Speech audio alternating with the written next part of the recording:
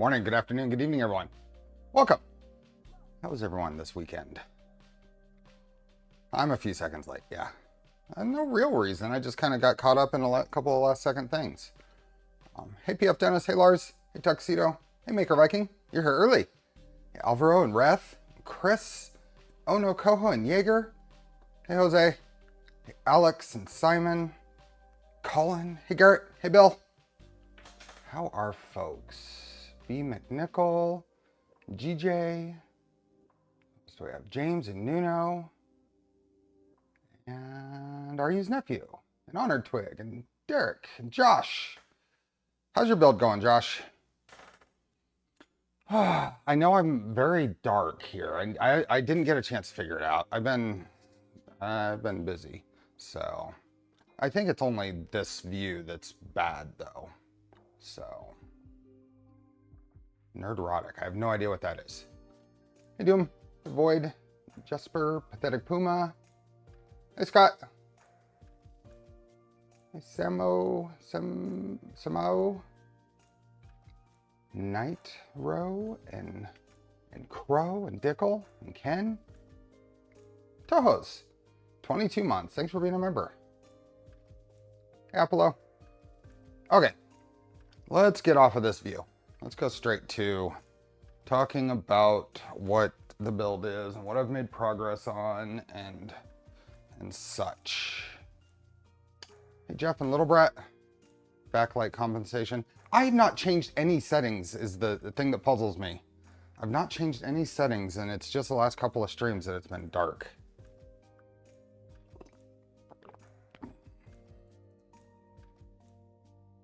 So, hey Nogorot. Hey BBs.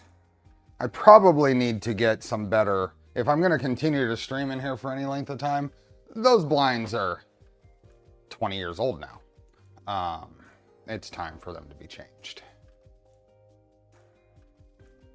Samoa, how do you say your name? What's that phonetically? Simo? Thank you for the gifted memberships. No change in ceiling lighting, no, nothing. So, hey Liz. It's really close to green. Oops. It's really close to green. I am disappointed in myself because I intended to wear obvious green. And I have a salad fork shirt I could have wore. It's very green. And it skipped my mind. I forgot.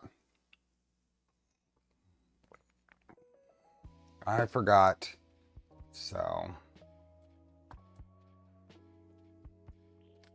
Simon?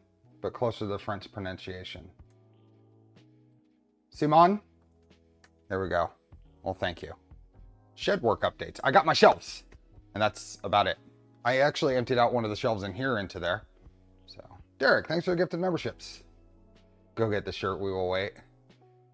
As a pad, I forgive you. Hey, Peter. Okay. So, between streams, I did a couple of things. I planned for some wiring and I rebuilt the entire Z column. And so let's go through them. Hey, Dave. Had you on mute, wondered why it hadn't started in the background. So speaking of Dave, there's a couple of things. Let's do a couple of house cleaning things. So Dave, 3DP and me is streaming right after, and I've actually set up a raid for the first time. If we get all the way to the 5-hour mark, we will be raiding over to 3DP and me, who will be doing a live serial request, right? So that is going to happen. In any case, we'll make sure to put a link in the chat closer to that time if we don't make it all the way to the 5-hour mark. I suspect we will. I don't see any reason why we wouldn't. There's a lot to do here, even if it's pre-flight checks before we actually get to a point of being able to cut. We have a lot to do. The other things is there are giveaway links in the description. Pinned post points you there. That's a tongue twister. the usual Polymaker filament and the CNC starter set from LDO are in those links. Let me hop over here real quick and make sure we're getting responses, which tells me that the links are working, and they are. Never wore green on St. Paddy's Day. Maybe a little bit. Hadn't faded too much in 25 years. Hey, Maurice. Hey, Greg. And Mark. So, a little bit of wiring. So the tool setter wiring from LDO isn't intended to go all the way through the chains. It's not chain rated. It's not the motion chain rated. This is the cable that came with the kit. I opted to make my own wire harness from some PTFE wire I have that should be long enough to go through the chains.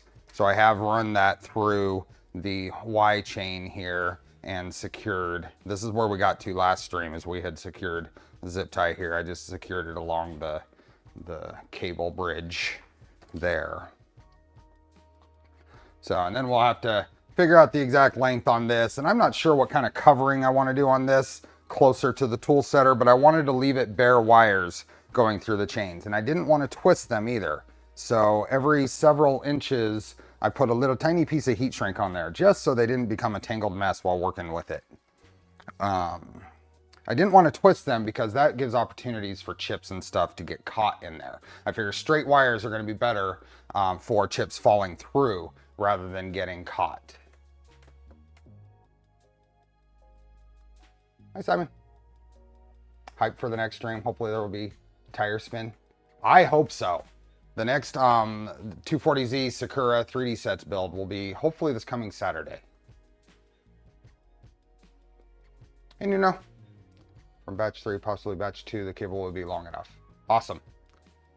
If it's long enough and if it is motion rated, then we're going to want to make sure that all the path is large enough to accommodate that. Nice, welcome. As such, LDO, I couldn't tell. I don't think this is part of the Milo, of the Millennium Machines parts, but LDO has a little wire cover, wire cover. It's supposed to go down here. It goes right here. Now, as it's provided by LDO, it is not nearly large enough to accommodate all of the these two cables, and especially not the one that they had, the tool setter wire they had included. So I just remodeled this. It's a simple part. I remodeled it from scratch. It was easier than remixing the one that they made. Made sure there was enough room back here for the cables to come out the back, and then it bolts in here and just kind of cleans this up. So, do you have a use for a CNC custom made blender attachments? There you go. The other thing that I noticed as I've been working on this is trying to provide options for somewhat proper cable chain wire management. And what I mean by that is, if we zoom in here, I think it would be a good idea to have a way to secure this end of the wires going through the chain. The idea when you run wires through this chain is to make sure that the wire path follows the center of the curve that the chain follows. So with that, I remixed this piece. It's going to go in here and provides a little anchor here for a zip tie. So we're going to put that on right now as a little tweak. We can just slip this in here without too much drama. Hey Zarp, hey Redacted. Got some errands to run, but I'll be tuning in from time to time. Have a great stream. Thank you. Hey Shadell.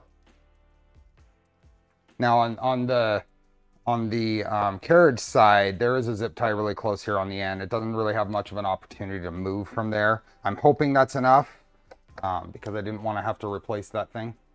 That's a pain. Hey Tuguya. Love the little improvements. I'm glad to hear that because a lot of this is just me kind of working on it as I go and thinking, okay, well, what little points am I seeing? And I really would have preferred to be hosting these more actively, but I'm doing them kind of on the fly. So if we swap this out, I've already put heat sets in it, so we can try to be somewhat efficient today. And I did put on this half of the table, I put the LDO slot covers in there. But we need to still put them on the other side.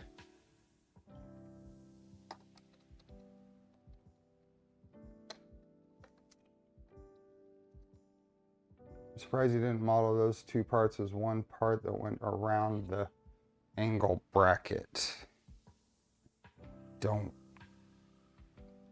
know. We'll get them merged offline.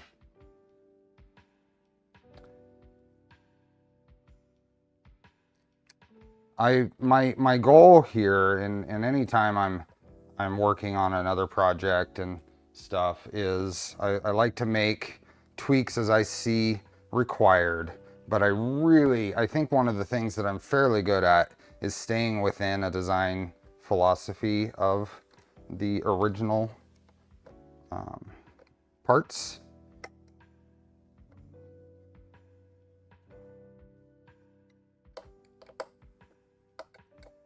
Okay, so that's gonna go there, and then we're gonna grab my zip ties. Oh, I had actually kept them out. Some somewhat larger zip ties than what come in the kit. Hi Pedro, welcome. You had a very valid reason, and that's good for me.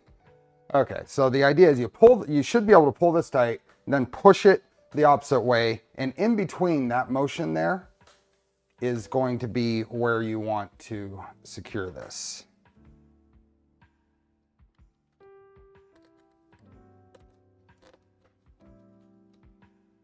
Lots of cable to allow for enclosure. There is not really. The intent, I mean, if you had lots of cable to allow for the enclosure in the kit that came from LDO, you would be in a nightmare of wire management.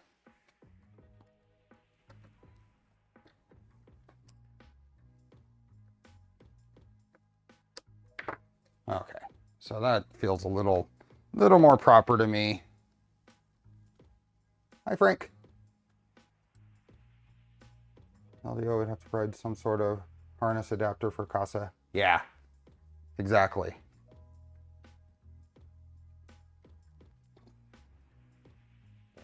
CASA kit, when launched, will come with cable extensions, new longer. Perfect.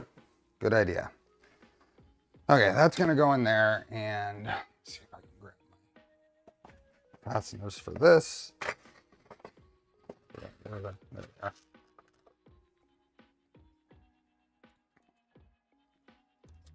Still waiting for my chain flex to arrive for motors and limit switches.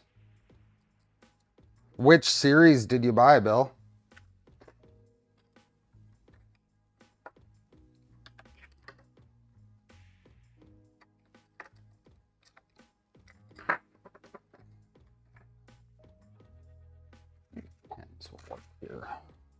So this is still a tight fit. I think if I was doing this again, I'd make this another millimeter wider, but it does seem to work.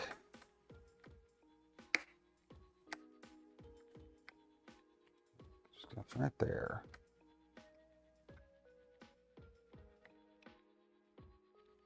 TF 240.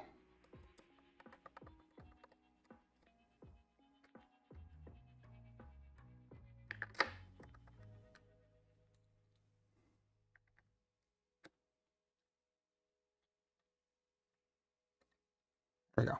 I also printed this standing up, so the layer lines are this way, so it's nice and strong to hold this. When I did try to push the other one on, it prints in this orientation, so the layer lines are going this way. It did snap. There was no way that the wires were going to fit in there anyway, but yeah, that's nice and clean. I like it.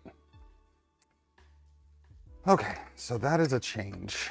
This, we'll talk about this a little later, but just while we're talking about the remixes that I did off camera, this is a remix of the Millennium Machines version, and the reason it's remixed by LDO. So LDO did this remix, and if you have the cable chain here for Z, and it's going to go somewhat like this, and this is the spindle, right?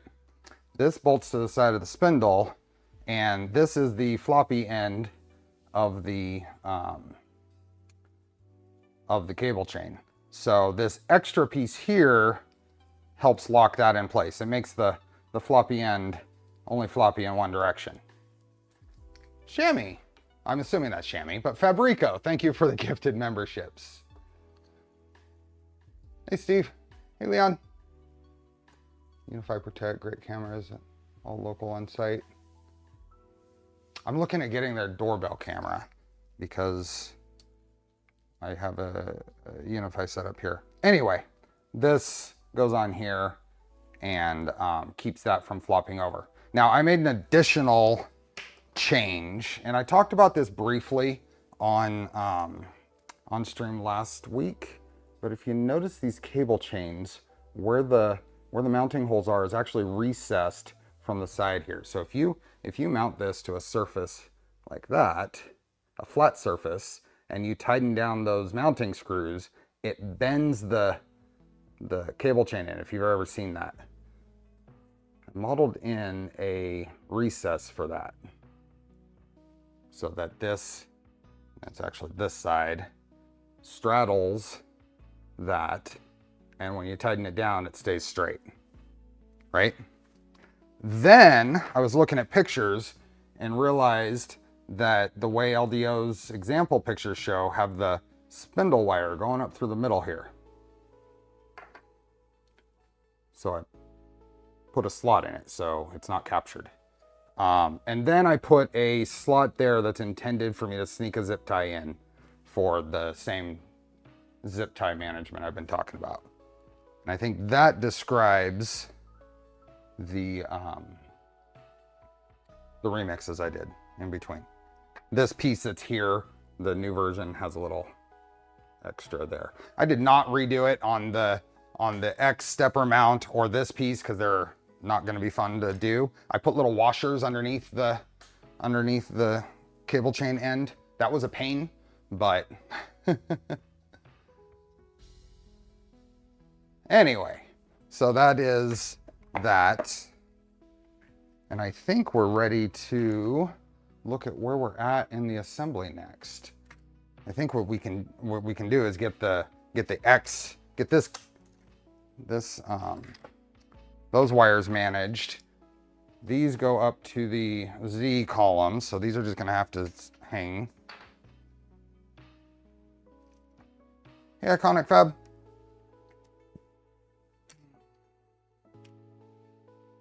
Okay, so we have an X chain. Grab it. I don't know how many links we're gonna need here. So,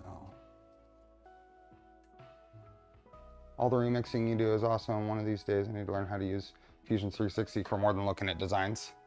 It's fun. It's neat to be able to have an idea and go in there and have some idea on how to tweak it. Where did this screw come from? It was just sitting there.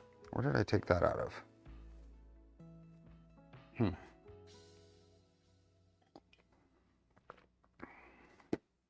Did I grab a? Okay, well, it's gonna go over there. So, X cable chain is going to do something like this. And we can use our handy dandy wheel here. Welcome, Jake. To move the X axis to its max. There we go. Now I have published these now on my GitHub. They are about 90% there from where I want them to be.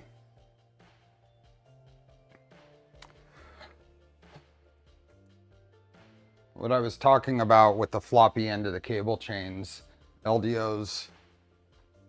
Let me do a little more action here.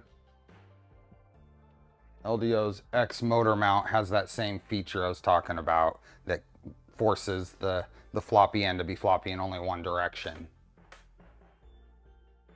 Grant's here.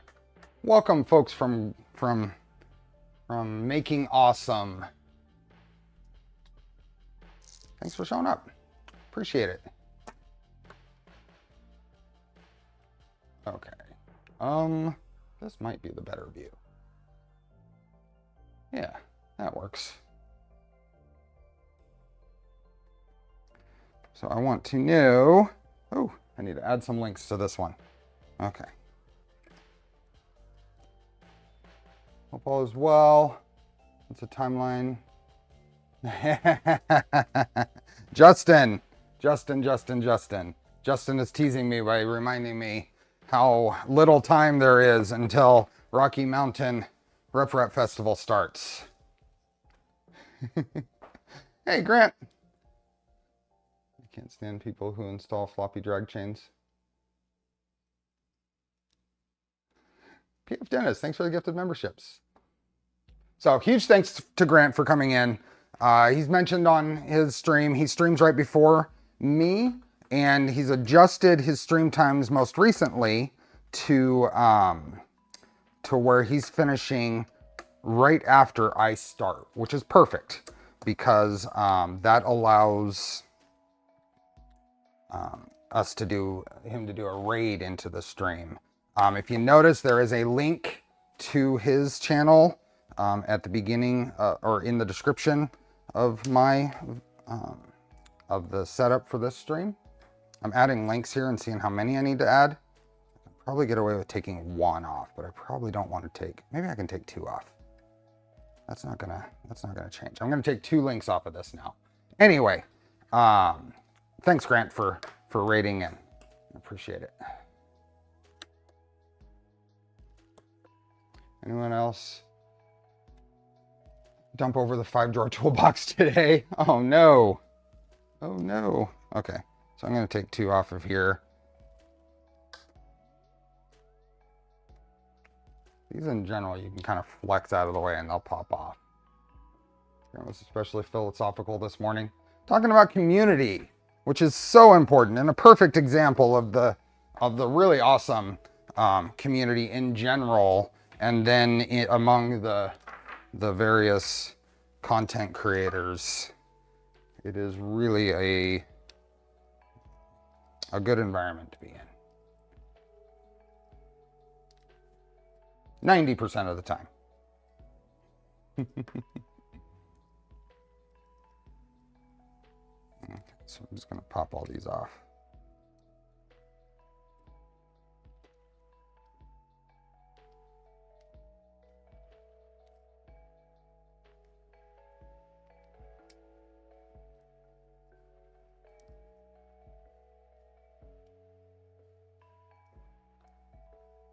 Karma streams.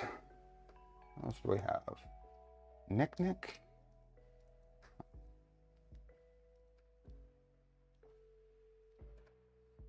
Welcome all the new channel members. The active content on the member stream, Charlie's Angel streams, is a 3D sets build. It's an RC, basically a 3D printed RC car from a company based in the Czech Republic called 3D Sets, and it is a really cool build. Okay, so that is going to go right like that. So I just kind of keep the alignment of the wires.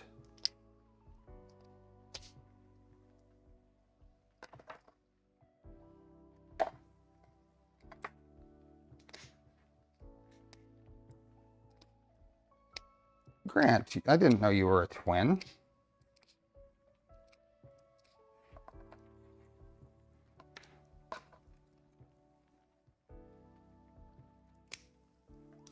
Hit the like button.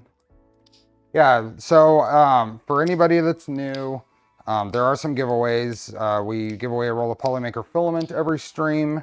And for this build series, LDO has been kind enough to provide one of the CNC starter sets, which is a little box that they've put together with a dial test indicator, a holder for it, some 1, 2, 3 blocks, and a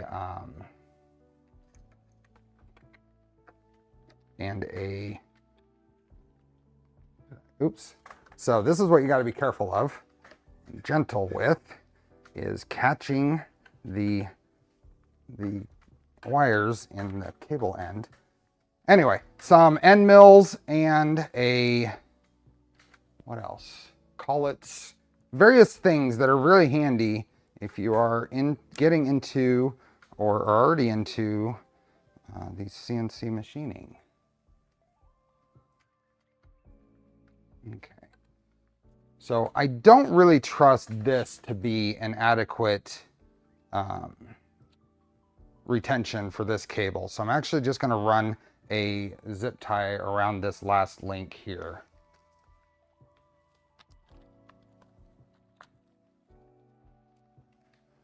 So what I was getting at, we do some giveaways. I always do those at the 3-hour mark. You have to be here to win, but it's at a consistent time at the 3-hour mark, plus 3 seconds. And we really try to hit 300 likes by that 3-hour mark. That is our goal. So this is going to go right there. Maybe we can get a view here.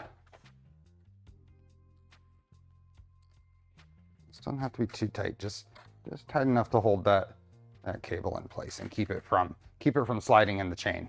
Otherwise, our efforts to make sure it's centered in that in the radius of the chain won't be very helpful.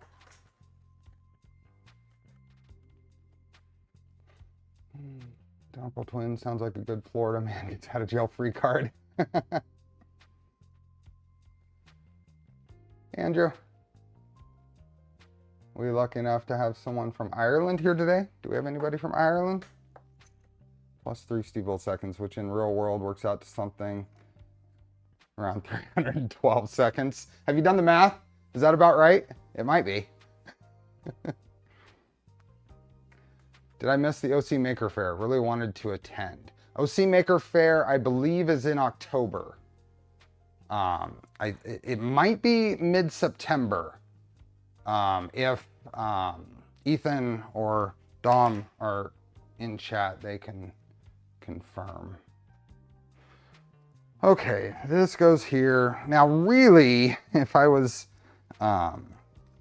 what I would have liked to have done is set all this up and pull any extra wire here back into the table, but I didn't do that, so I'm just going to connect the other end.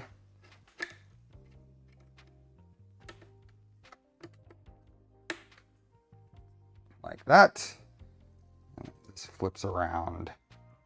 We'll plug in right here. But I would have liked that to have been a little shorter.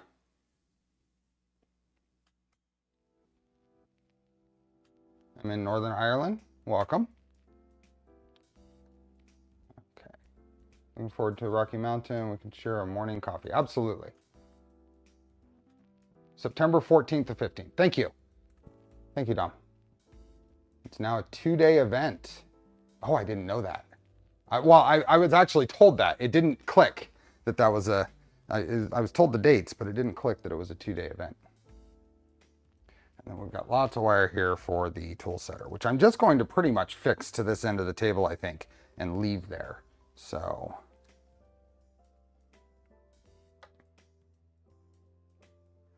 and the reality is, between streams, I will probably pull this wire back through the whole thing and shorten up the distance here. But I don't want to take the time for that on stream because we want to make build progress. Okay, this is another spot where there is not a way to secure the cable here, so I'm going to run I'm going to sneak a zip tie through. I think it'll be okay. There's enough room there. It's not ideal. It's not ideal at all.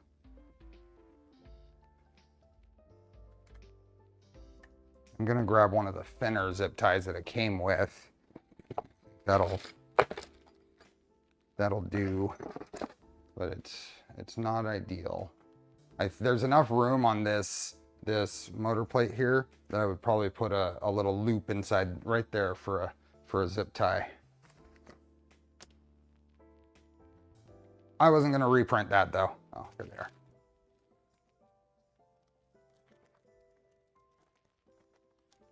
Hey, Dom.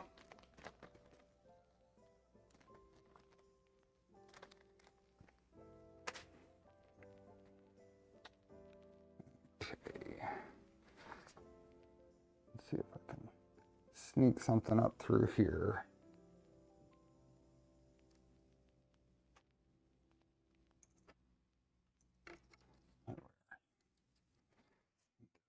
Underneath everything?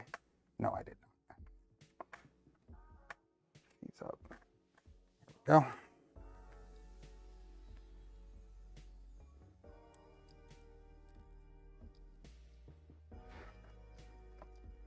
Okay, and the same thing. Push to either side. And crack down the middle. There we go. Yeah, and that doesn't seem to be impeding the motion.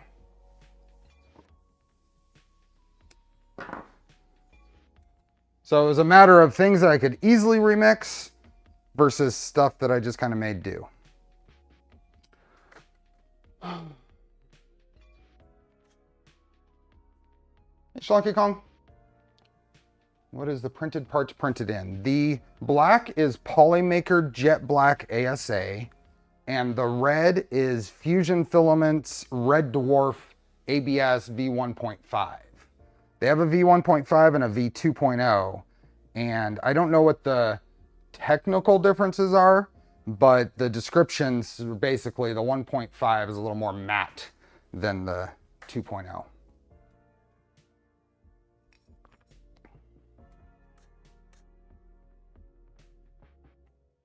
Oh, welcome, Zart. Hey, Rushmere. Looking forward to the stream when strips start to fly. What's the first thing you plan to make? Probably the metal tie downs that are the example project that they've created will be the first. The first project I'm going to use it for will be hopefully the Tic Tac. So, okay, that does that. And that seems to work.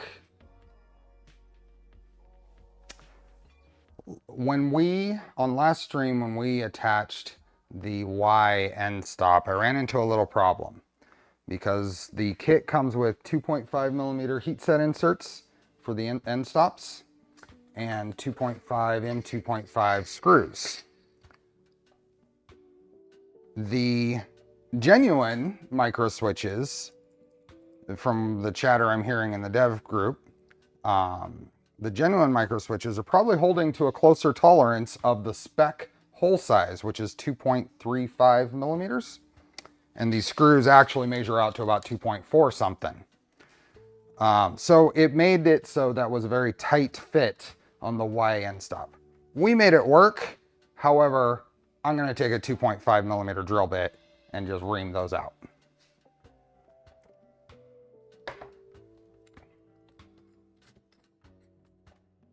And while we're here, we'll do the Z Endstop as well.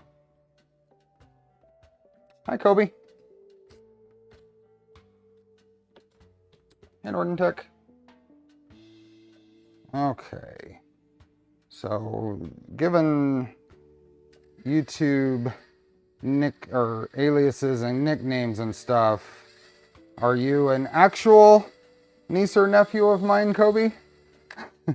So just very slow, and it's not removing a lot of material, but just making sure that this will, those 2.5 millimeter screws will slide in there without binding up. Also, we'll flip the quills to the other side. I'm a big time righty. I'm not sure, Static. I would have to think about. What is the hour estimate for building Milo from scratch, not including printed parts? For building? Well, I mean, we're on part 5 of this, and that is with the typical hang out and build strategy. So I don't know. How many hours is this right now? Probably about 20 hours into it right now. And figure you could probably do that in half the time if you know what you're doing on your own. Okay, while we are here, let's double check. I want to see what direction. I have an idea of how it should be, but let's see what, is this where it is? What direction that switch should sit.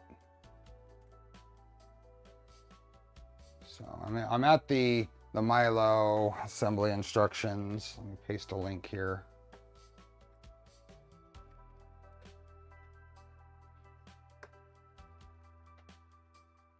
I don't know where it is in the instructions. So I'm just gonna kind of scroll through and see if it's indicated. I could also go to the LDO of docs and probably look at a picture. I bet you that might be the quicker way. So let's go LDO guide. So here's where we're gonna be. Does the spindle come with the kit? The early kits, the first batch kits for the US did not. I'm unclear on when or if they've started to include them. Okay, this is the LDO wiring kit. I think I can get in here to, that's the tool setter, spindle motor, Z motor. Let's go to X motor. So we should be able to see it in this picture. I'm gonna have to refresh.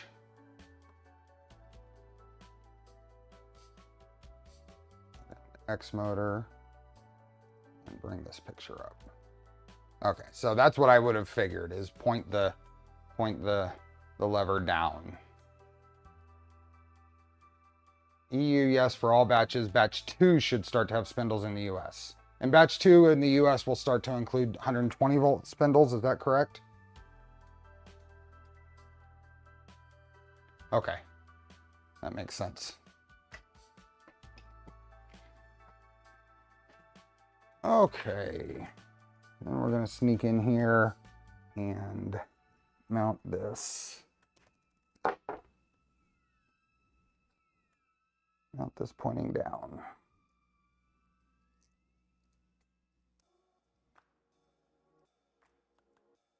There we go. Much better.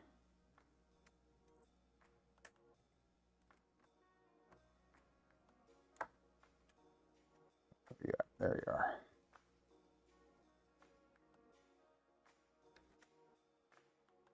You notice the tool setter is essentially a sex bolt? Of course.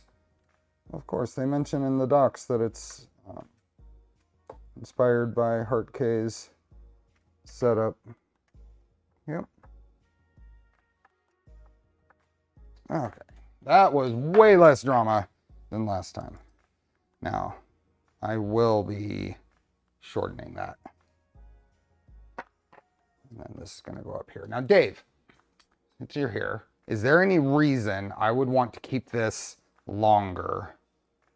I mean, I could loop this around just to kind of give myself some options. If I did that, I could move it.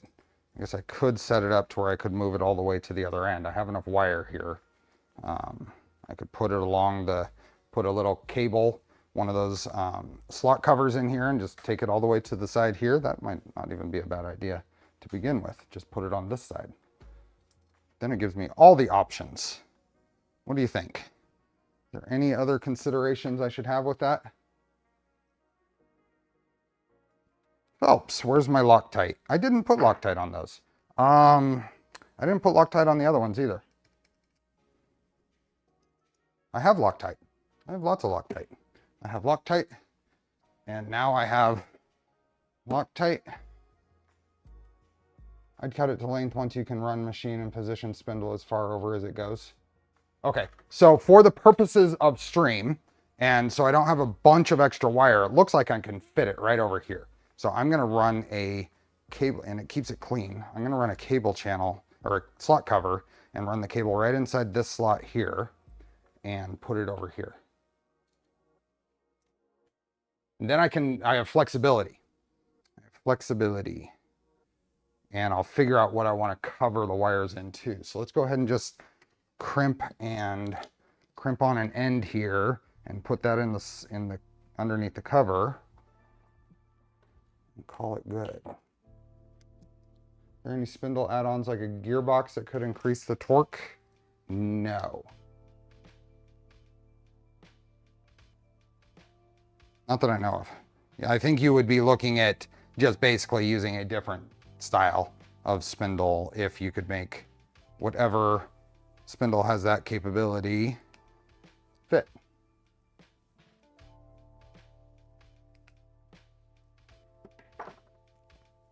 That here.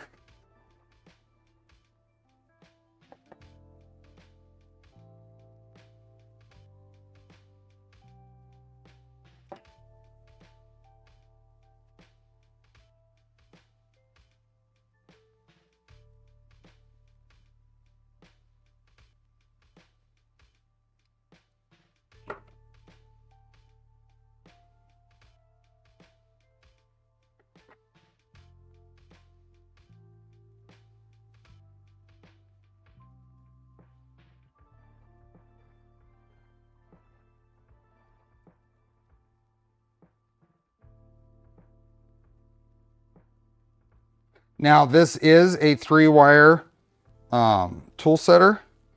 I was wondering why when I first looked at it.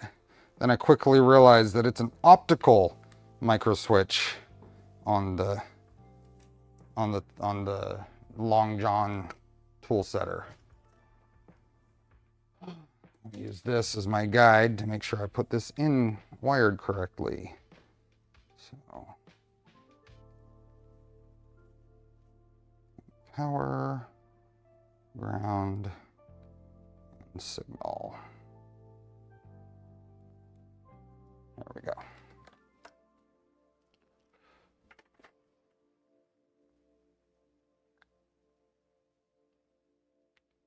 Increasing the torque requires increased stiffness in the frame, which leads to a different machine. This is true. Very true. Okay, and then where did I put all those? Did I put the channel covers? There they are. The kit came with a whole bunch of these channel covers, and I have more that I had purchased from OpenBuilds. Let's just go with one of the longer ones. Oh, that's an OpenBuilds one. Okay, so I'm gonna put this in here, close to where that's gonna enter. Then I'm gonna cut it right about there. We will adjust as needed. And this stuff cuts really easy. You could probably even use scissors. It just doesn't cut as nice.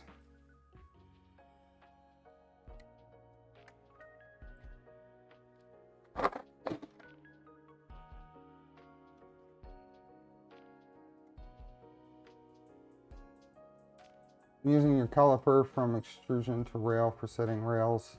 The clip's got it really close if you tension to one side. Hope you have a place for it. Sort of. Not 100%. Okay. That's good. That works well. So OpenBuilds, there is a link in the description. I did set up an affiliate account with OpenBuilds. I really like their extrusion slot cover for 2020 builds. It's really handy. So I buy fairly often from there. So I figured it was something that was justified in getting an affiliate link. So, okay. That finishes this part, I think. So that is that. We have the Y motor already ran. Isn't tool setter usually on the left side? I mean, you can configure it for wherever. The only reason I put it here, Josh, is because this gives me flexibility. If I put it on this side, I can put it anywhere for my final location. If I clean it up to where it's over here, I'd have to extend wires to get over here is all. That's the only reason.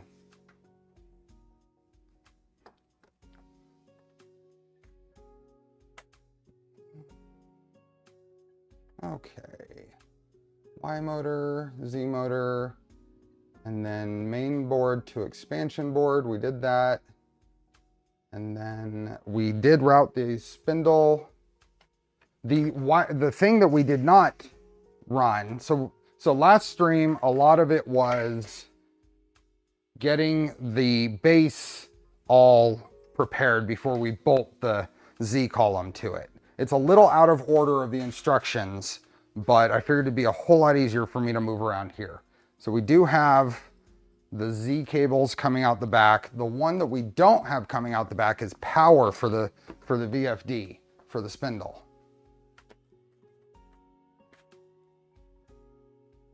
Yeah, that's the furthest location. Yep. So this is the power cable for the spindle. I did give some feedback to LDO on this because I noticed it has ferrules crimped on one side, but it's tinned on the other side. And the reasoning I got was that this is intended to be flexible. They're not sure what, and I get the feeling that they tinned them to keep them from fraying. My advice would be to just leave them cut without any exposed stripped wire and leave more of this exposed for flexibility in the builder's needs. I'm gonna strip back a little bit more of this jacket, cut the tinning off, and crimp on new ferrules for this build. Welcome, Ajax. Use your metal hole for power to VFD. Yeah, I can go in here. There's enough room here. I think I'm gonna make a TPU plug to go in here. The LDO files actually don't have this hole. I based my 3-piece skirts here on,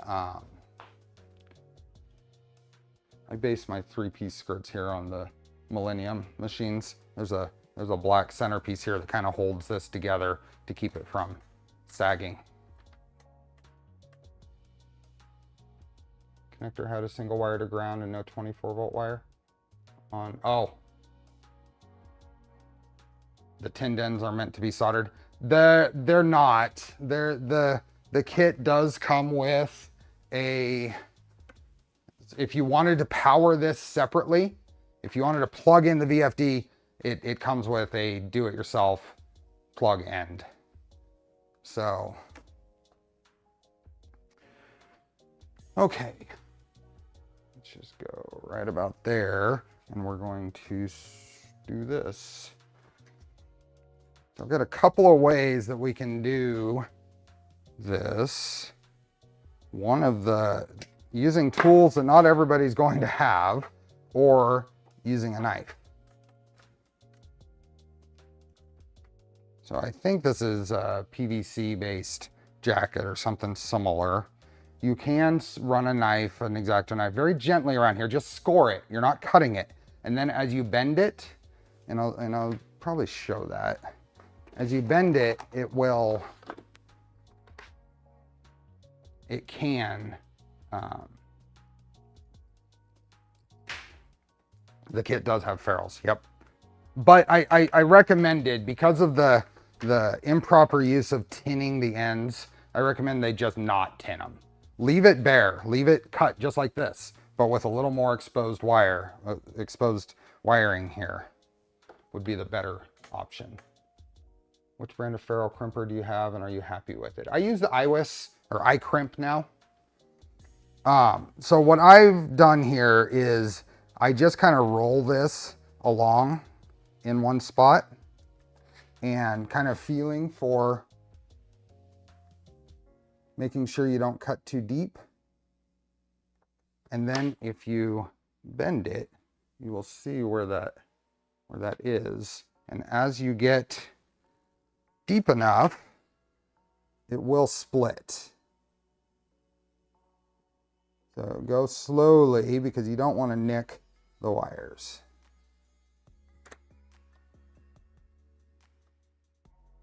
All right.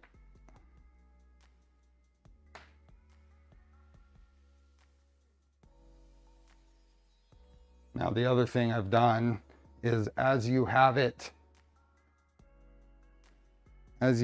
bent, you can kind of touch it with your knife and it will split right there, and just kind of work your way around. And you don't even have to, there's no pressure there.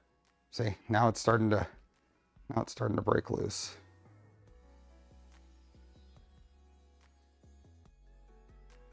Find those stubborn spots, and since it's under tension there, it just pulls. I like that. It is the same as iCrimp. They rebranded not too long ago. A semi-dull knife, yeah. I don't understand why we need the Milo. Can't I connect the spindle to 220 volts and cut manually? You mean a router? I mean, I have a DeWalt router around here, if that's what you're talking about. That's a whole lot cheaper than going and buying a spindle.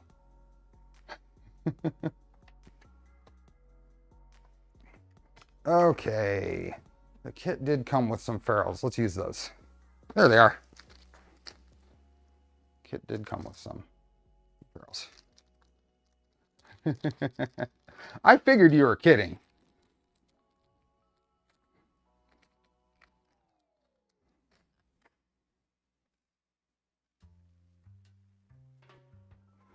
Okay. And then, I mean, I don't know how much wire I'm going to need here. I'm going to just go with it, just for the...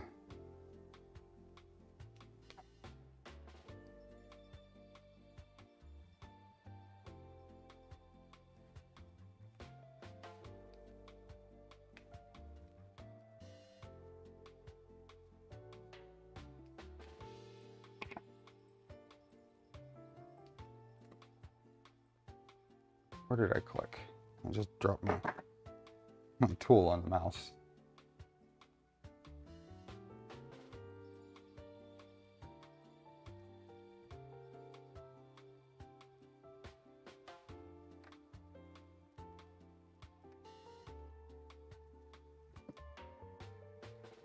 Yeah, these are the...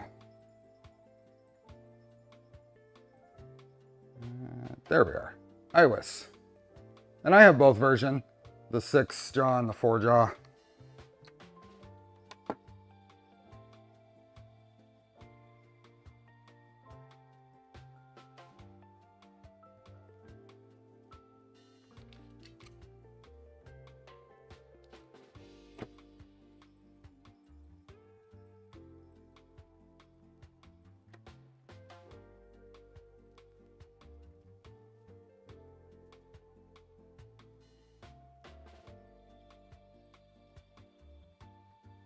And I am going to put this unlabeled side in the electronics bay. So let's get an idea for how long this needs to be. Let's zoom out and get a better view here. And the other thing I was going to do is drill out this switch. So let's do that before I put the drill away.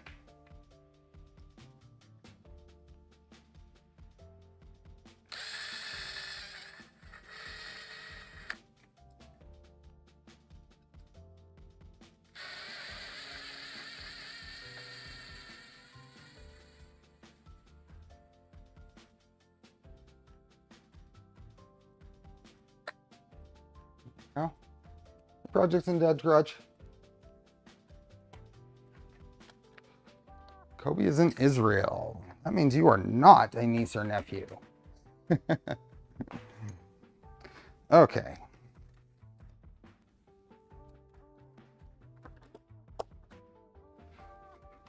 So this cable is going to go up to the VFD on the back of the column. So let's get this out of the way.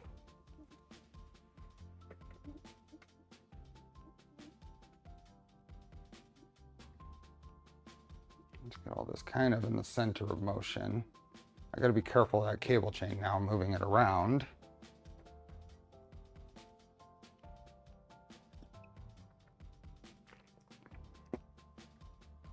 And then we will mock up.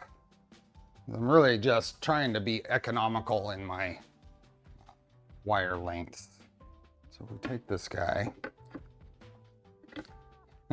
before I put this on, let me talk about, I had mentioned earlier on stream that I had completely rebuilt this, took it completely apart and redid it. And what I wanted to do, it worked, it was fine.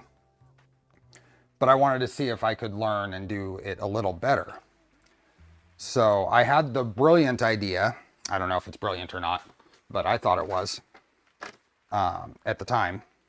I had the idea that if I took this first C extrusion here that the rails bolt to, and I clamp that to a small surface plate that I have this little 6" by 9" surface plate.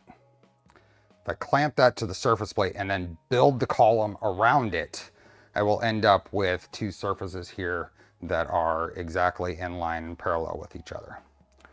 And I didn't end up exactly, I ended up closer. This moves smoother than when I started.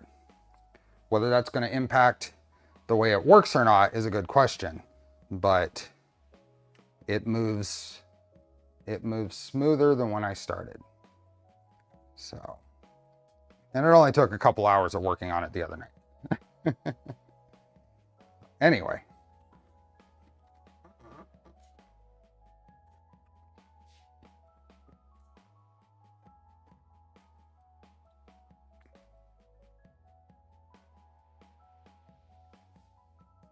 So this will slip on here. Pretty much stays in place. There we go. That's gonna go there. Got a project idea. Could you install a load on Prusa just by the next extruder and threading holes, for example? Did I? No, wow, I got chat scrolled and I read 2 comments and what happened there? Oh, you retracted the message. That's what happened. Wow. I got a message retracted in the middle of reading it and I couldn't, yeah. Okay, so that goes there. Let's see if we can get a little more light back here too. This is why this exists. Maybe I'll do it over here. No, that doesn't really help that much. Hey, J.A. Hey, the name of 3D. Okay, Spindle. Let's look at, whoa, what happened there? Oh, that's what happened. I closed, when I dropped my tool on the mouse, my cursor happened to be on the close browser button. LDO, no. Docs. That's funny. Let's go to Milo, kit, and I think we want, no, we want this. The navigation here is a little weird. This is what we want. And then wiring guide. Yeah, what are the odds of that? I know. Okay. Let's go down to the inverter wiring. So, connect the end under the deck. This is inside underneath the electronics table. And then on the other side, we have the wires for the signal and then power down here. That's interesting. I'll have to figure out which. Are the parameters preset in the VFD or do you have to program it still? I have no idea.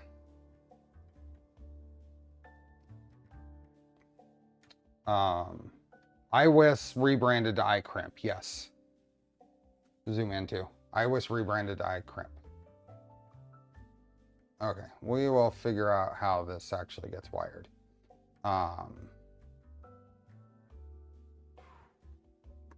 Anyway, let's go out of here. We're looking at wire length right now. Part of that is installing the inverter. So you can install the inverter by aligning the grooves and slide it through. So we need to put a rail on the back here. Should be labeled U, V, and W from the spindle.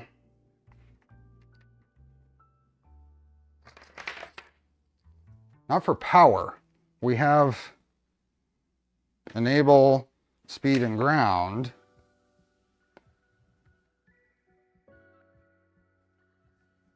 Oh, from the spindle. That's what okay. I'm sorry. I was looking at the wrong things. You're right. I would have figured it out. It's a different cable that I was looking at. It was a different cable I was looking at. I would have figured that out. I was looking at power. Okay. We are going to duplicate this, is what our next bit is. So we need a couple of T-nuts. Couple of T-nuts. And I think probably the M8, M3, M5 by 8, possibly washers. We'll see.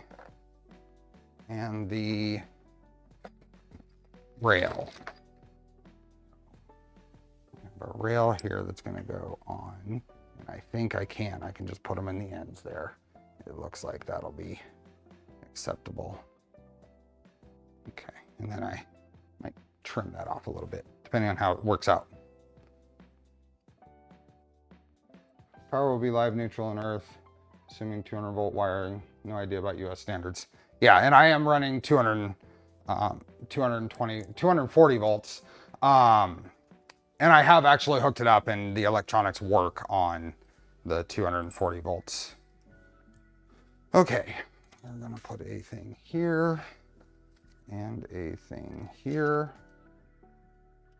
And then we are going to see, yeah. So even the 8mm screw bottoms out in the slot. This needs revised. So let's see what LDO actually says about this. You can install the inverter by aligning grooves and sliding it through. It doesn't say what size screws to use. I wonder if I have anything that is smaller than M5 by 6 or M5 by 8. M5 by 8s are too long. They bottom out in the extrusions. And I need to double check, make sure there isn't anything included. Aha, there we are. Good. Good job, LDO. They included something. They included some M5 by 6s. Awesome. Good job. Those do not bottom out. Those are perfect.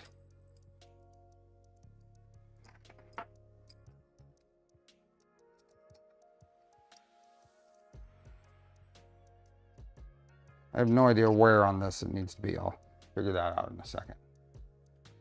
I'll give it to the decay. Into the decay of the light. Needs to be. I don't know what I said. Don't know what I said. So.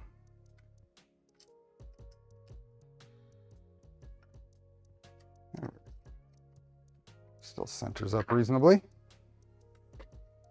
You prefer the square crimpers over the hex? I'm not sure. I honestly don't know. Okay, here is our fancy little spindle with a din. And those look to be spring loaded. So this is going to go on here, and then press down and into place, I'm guessing. But where should that go? Should that go about even with the top here, Dave? Doesn't matter. Needs revised. It's the hip thing now to drop the verb. Got it. You know, languages evolve. We going to see some CNC today? No. Not likely. Okay, I think I'm going to just install this towards flush with the top. I don't know any reason why not. So we will quite a bit lower if your cables are the same length my alpha kit was. Well, that's, wow, what do we, all these cables are what go there. That seems, oh, this one goes over here. Let's see what any projects lined up for the first CNC test? The wires seem long. I can always adjust later, I guess. If I move up here, worst case is I'll end up with a little extra slack if I have to move it down, right? So I am going to move this up, move the rail up by about right at 30 millimeters. Let's do this. So we're going to move this up to 45 millimeters from the top.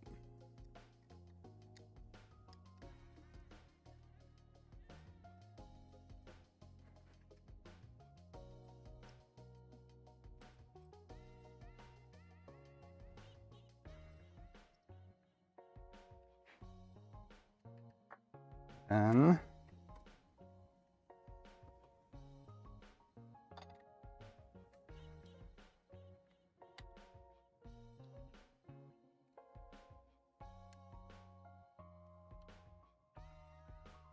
there.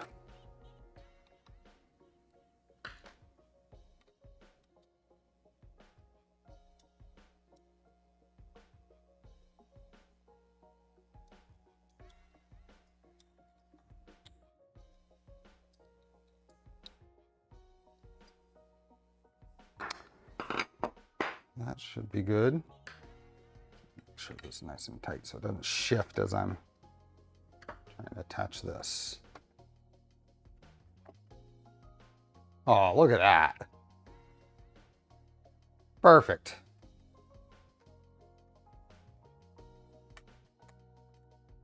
Now let's get it centered.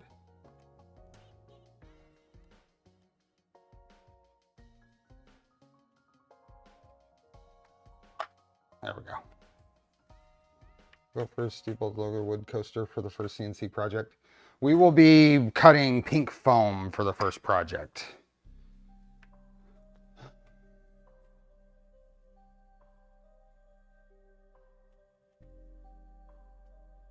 The dock show a wire running in a groove behind the DIN rail. I think I can get through there. I'll find out. I'll pull it off if I have to. This is the 220 volt VFD. Okay, so that's going there. There is a wire. Let's see. You're right. It does show a wire there. Which one is it?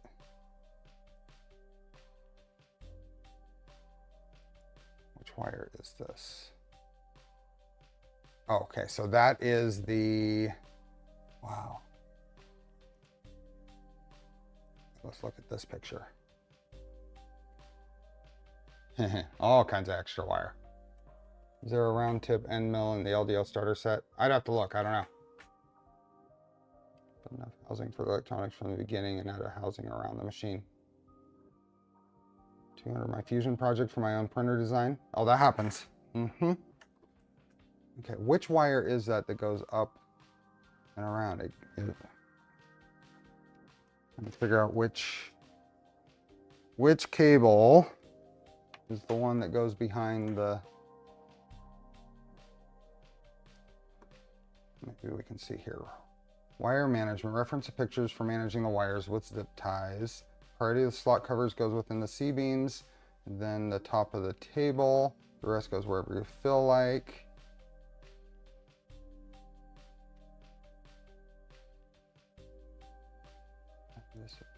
Which wire is this? It goes that way, which means it's got to be the Endstop wire, which means I can't. Which means I cannot put that in after. I'll have to pull that rail.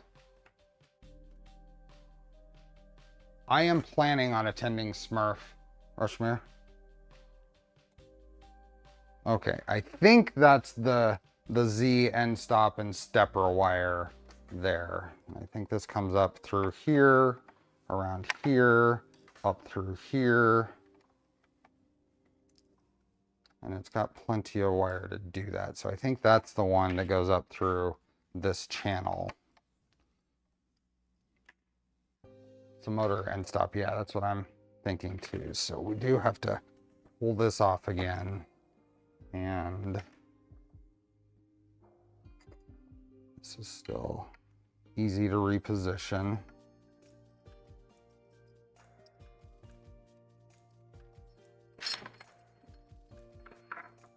So this is going to go up through here, and that goes there. Are there any other wires that I can just run up through the other one? Is there any reason not to? Just do like that.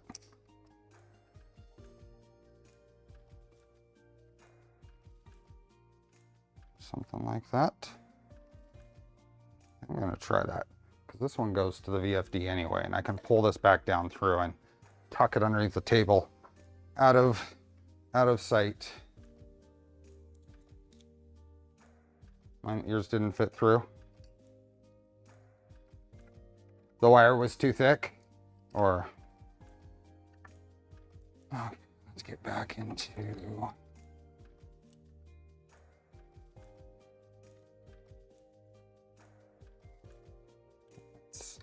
that's correct. It didn't shift.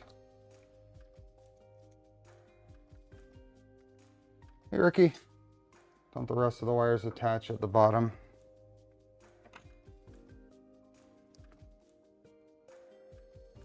It might.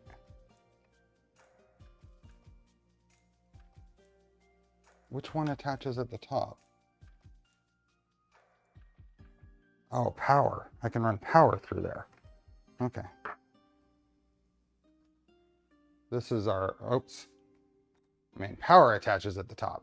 Okay, good call. I'll run the power through here instead of the signal one. Let's see how that works. Do this again.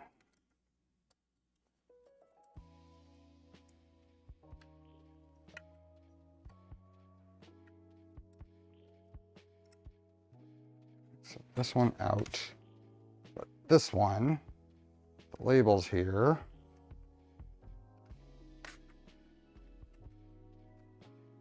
And that is a tight fit. So that means I want this to actually be able to reach. Make sure I have enough. It's a tight fit, but I think it's a good fit, because that will press, I think. Okay. So this has, looks like your two legs of your 240 and then ground over here. I don't know why that's taped over, but pull that.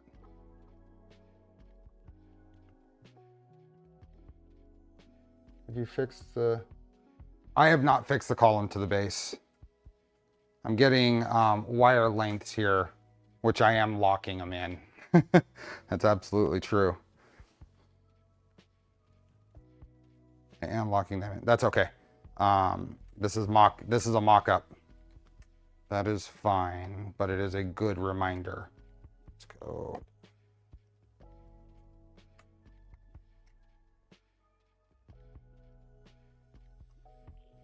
Yeah, a little bit of loop there is probably good. And then this comes around. And it comes through here and up here. And that ends up being a little short, huh?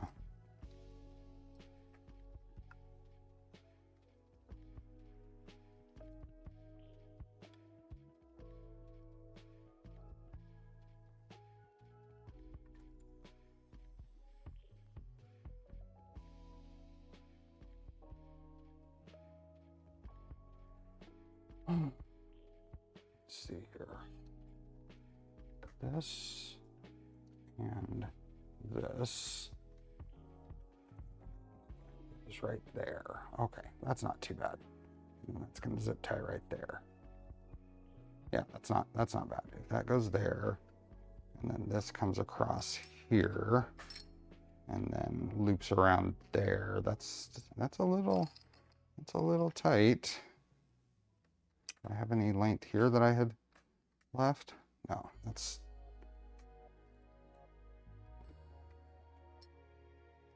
Okay, I don't need to pull any more of this. I've got enough wire here on the stepper and end stop switch. This doesn't need to change. That's going to stay exactly as it is. This one, it is a DIN rail. It's for the VFD mount. This one just comes down here like this, and I've got this much extra wire. Holy moly. I feel like I should cut this and strip a new section. That's a lot of wire to deal with. Look at this. That's like 4 feet of extra wire. Is there any reason not to cut that? Is there any reason not to cut that? If I do there, and I do there, and I leave about that much, that's a lot of loop. Do you plan to enclose it later? I don't know. I don't know. But I think my preference would be to, I get that. I get that it's, if you move it outside of an enclosure. And I also get that this is power for the VFD. And with what I mentioned before about their intent for this to be flexible and how you plug it in, this should be long. But for my install and cleaning it up, I have no problems with dealing with making a new cable later if I put it in an enclosure and separate the electronics. That's a very large service loop, yeah. So I'm thinking of making a medium service loop or a short service loop inside. And I am going to double check. And you guys ready for it? Are you ready? Are you ready to cringe? Are you ready to cringe? I mean, this is either a really bad idea or a really good one.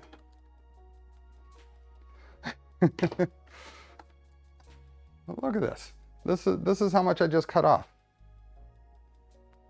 That's a lot of wire to tuck under there. It's fine because it was meant to be flexible. I'm making a decision on my build to shorten it so I don't have to deal with that much wire. Yeah. So we'll do the same thing. However, I'm going to use a different method here this time. So I showed you just using a blade. I have this I just bought at the home store. It's Paladin Tools. It's a coax cat cable stripper, various functions on it, but it has an adjustable depth blade here that I have been using for cutting jackets on this kind of stuff. I think the wires practically had all the parts for a new build. So I am going to put this through here. And we will see. You just twist it.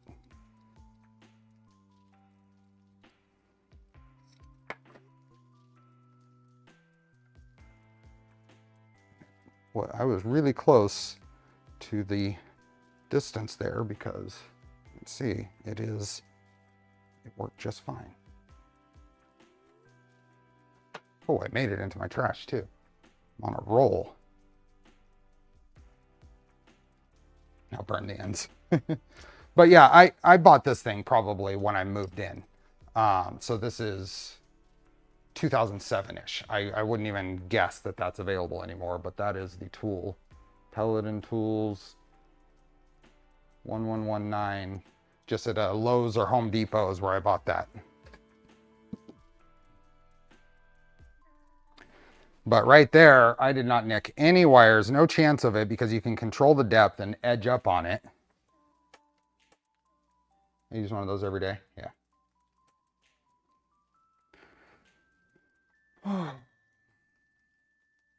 My first job, my first real job, was working at a local computer store up in my hometown, and the network there was a coax BNC connector little thing that we did all our own crimping and stuff, and I have a bunch of the tools from that. I still have them. Okay, so let's pull these.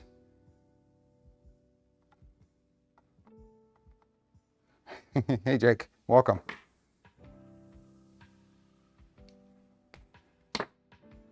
I am hoping to make this move today. I am not expecting to cut anything today.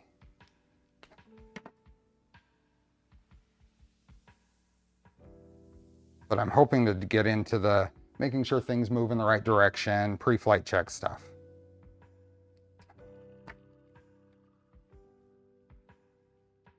It is on Amazon? I hadn't even looked. Hadn't even tried. Does it look the same? That went down into there. Through one of the off strips and it went into the frame. We want that cereal. Oh, it will. But I kind of want some company when it makes the first cuts. I want some company. Are we going to be able to do that? Where am I at? I'm looking for the barrel ends it came with.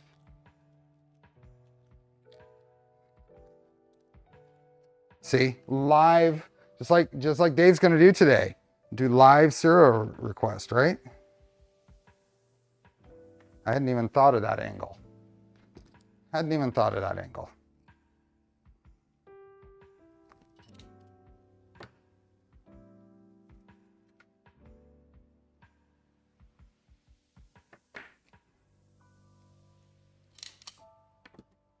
I think I might know a few people who could attend.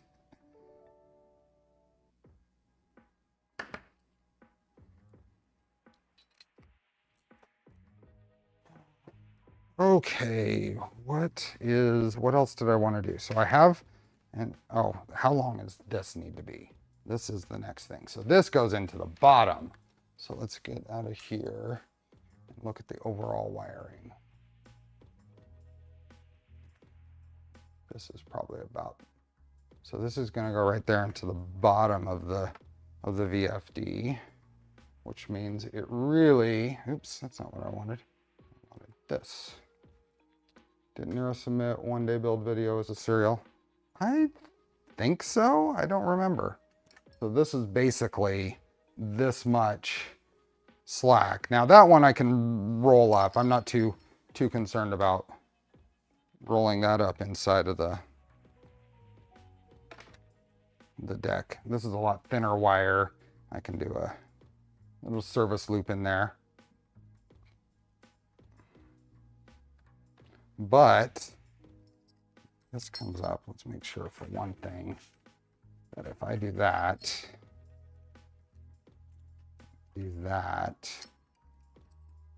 this will tighten down.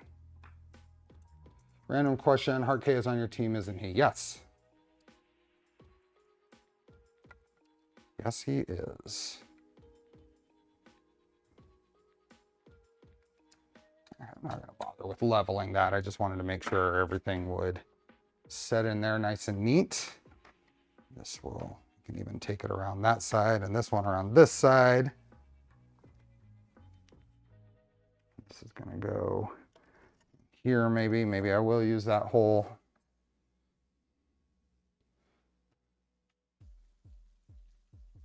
And then this here, like that. And then this, I can probably take it into one of these other channels and secure it. And then it's going to come up to about there, right? So if I take this down here like this instead, go at it from the other angle. This can have a little bit of a loop under here. It's a good idea. Somewhere, wherever it goes, that seems about right. So this is what I want to, this length here is what I'm going to loop into the bottom. Now, in order to just grab a piece of tape and mark about where I want that to be.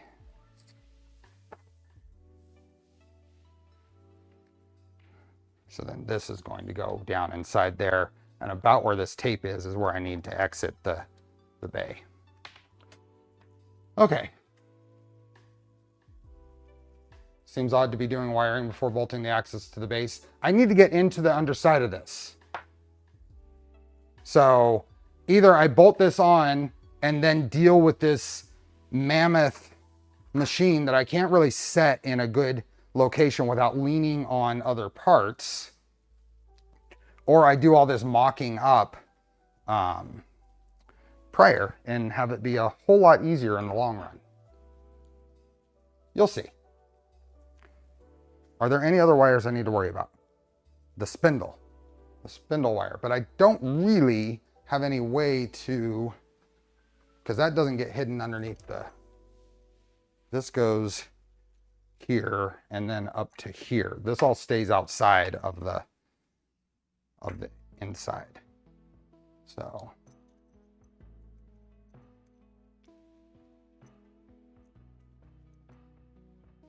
this I'm not going to worry about right now. So we are on to, let's take all this off now, and now that I have everything set up,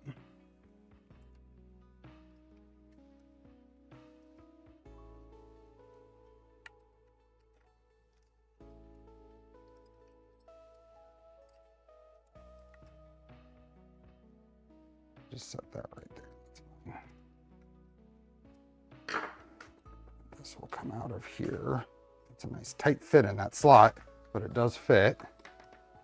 This one comes out, and then this can come off. There we go.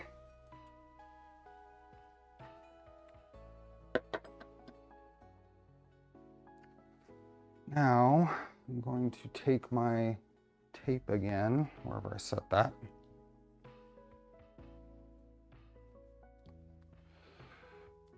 Wind in the x-axis until the x-stepper motor is closest to the center, and you can then lean Milo sideways on the motor. It's the way I've been doing it for ages, and the stepper can take it. Good idea. What about the cable chain? Is it, when it's on the full length that way, is it out of the way?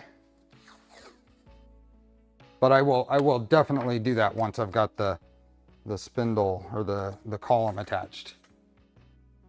I'm just going to give some protection to these getting scratched up.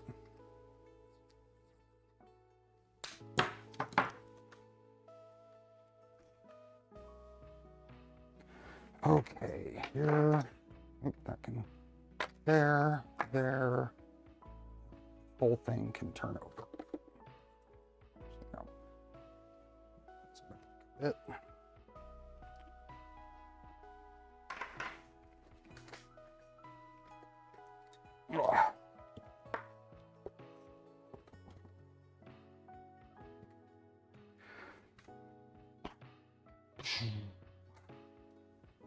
Camera. Pull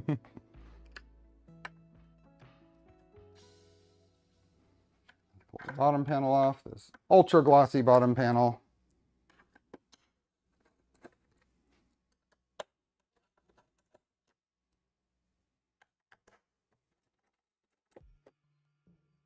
Very cool.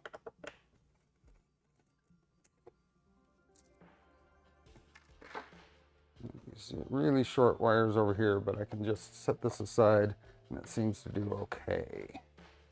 Okay, here is the, let's just go ahead and unplug these. There we go, get it out of the way so we can really see. So I did a few things off camera. Let's start down here.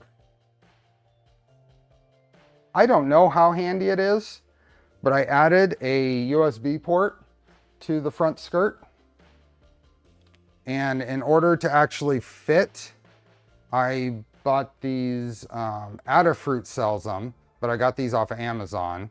It's a right angle PCB USB-C connector, a little ribbon cable that goes to the port on the front. Now, I've heard these are really hit and miss on whether they're decent or not. So I have no idea if it's decent or not. So, were you able to fix the bottom panel? As far as, no, I didn't even try the GPs. And welcome. Glad to see you here. Anyway, I put this here. I don't even know if it works, but it's on there. New tool setter wiring, which I forgot to put the label on the other side, which I do have printed. Oh well, I'll have to clean that up anyway. Everything else is going in here, so I think we can. Oh, and I printed the new power supply brackets. So I had printed the wrong ones before, so I reprinted those and installed them. Now we get to the power. So. Dr. Dave, welcome. Quadrangles Robotics is in the elimination rounds. Wish us luck. Good luck. Awesome. See, I'm showing my support. Quadrangles, $34.94. Oops, this one. Where did I want? Yeah, I'm gonna want to enter from this middle hole here. LDO does not. Let's see what this looks like. Keep the USB cable away from motor driver. Not shielded. It's not going to be running at the same time as USB communications. So, Sanjay, trying to figure out, I kind of want to just plug this extra hole because LDO doesn't actually use it. So I think I want to do this. And run out one of those, but that doesn't really fit. So maybe I won't do that. Come around the end here. That's another option.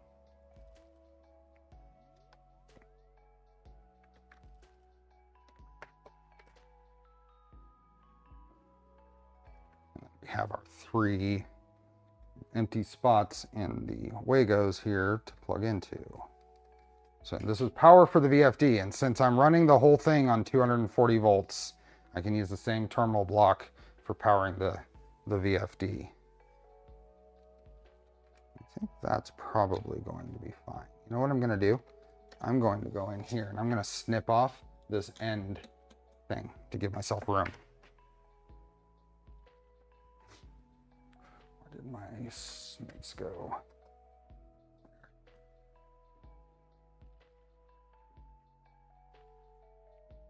Cut off one of those tabs to run thicker cable through. We're on the same page, Tuxedo. But you are absolutely right. Maybe I don't do the end one. Maybe I do one of the further ones in.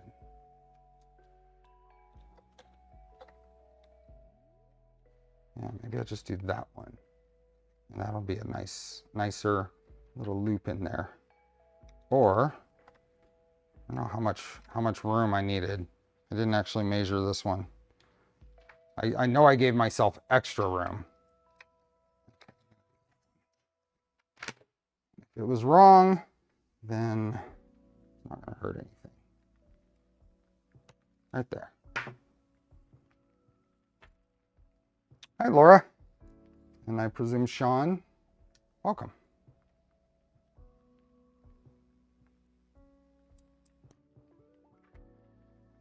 Okay, so now this coming through here, into here, ground, tug, neutral, tug, and live.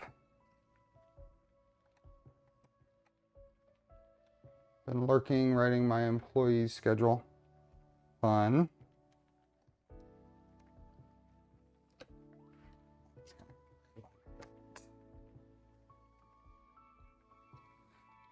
Right like that. Any extra we'll worry about on the top.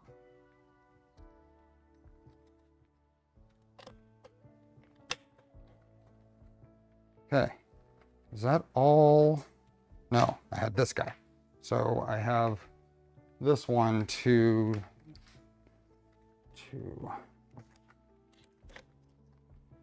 pull back in and do a little service loop in here. So pull this out. Maybe I just loop it right inside the cable chain, because this is a nice wide raceway. It can go right like that. I can take this tape off.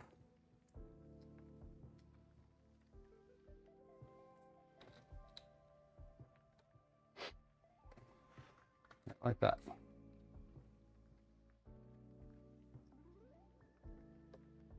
And then, and then that way, if I really need to, I can pull on that and it will just pull this wire along inside the raceway.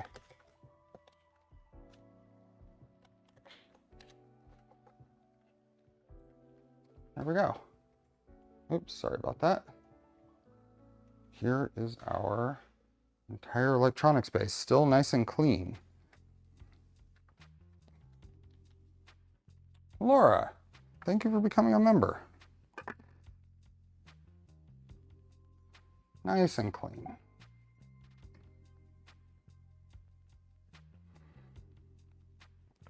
Quick question on sourcing wire for a Trident. The guide says 20 and 18. Should I go with 18 for all the mains wiring? 18 or 16, depending on the size of the printer.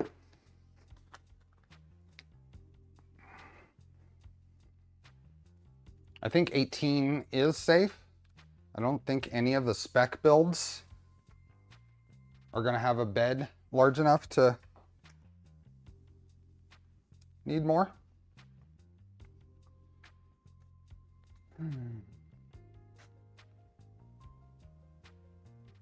Okay, is there anything else I need to do in here? I shortened all those. Once this goes back together, the hope is it doesn't come apart.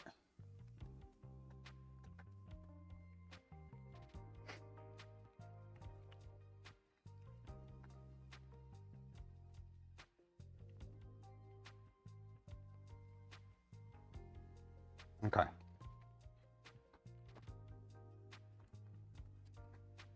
Now this thing was a bit of a pain to plug in because these fan wires are short, but it's not really that bad.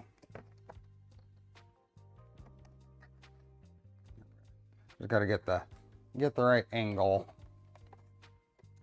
It is all flashed. Yep. We did that last stream. Oh, I got these in the wrong sides.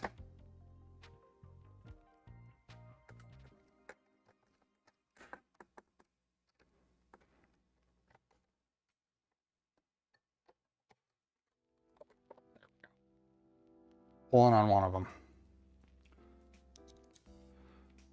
Shouldn't you fix the mains wires to the extrusion so they don't pull out? There is no method right now to do that.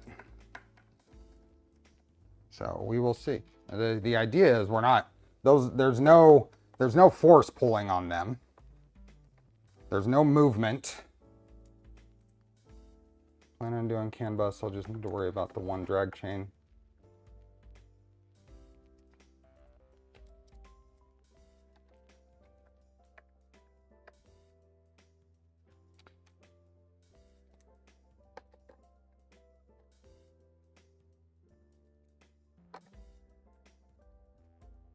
Okay, we are going to call that good.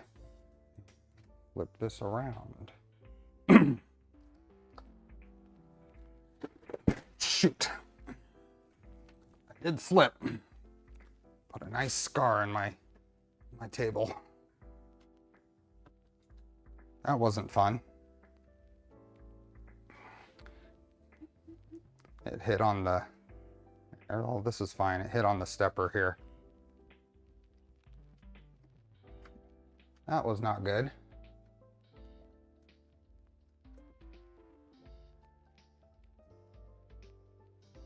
Okay. Can it still move okay?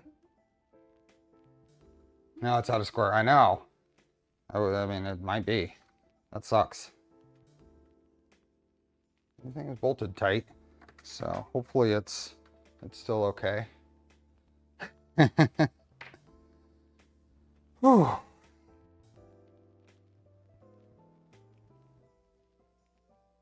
Okay. Where are we in the instructions? Since we've skipped around, it's a little, I think the next thing we should do is get back to the Millennium Machines instructions. And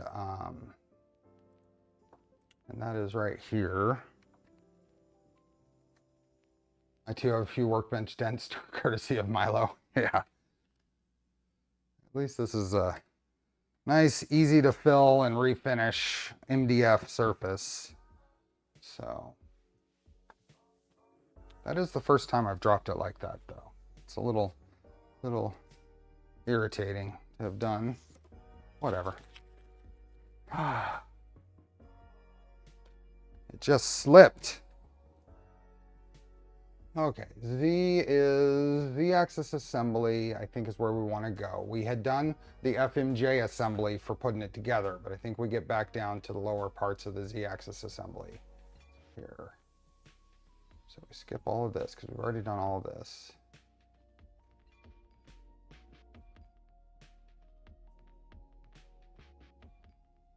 Okay, so joining the Y-axis and Z-axis for the FJM, and that's what we're going to do.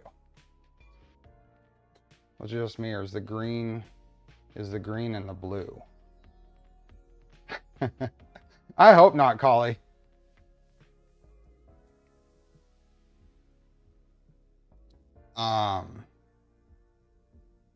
Why do you have to go there, Collie? Now I have to check. I wonder if I can see. I wonder if I can see through this little hole in here. Because now you've said something and now I have to investigate. I have to investigate. Cardboard and bench, trust me, it's worth it.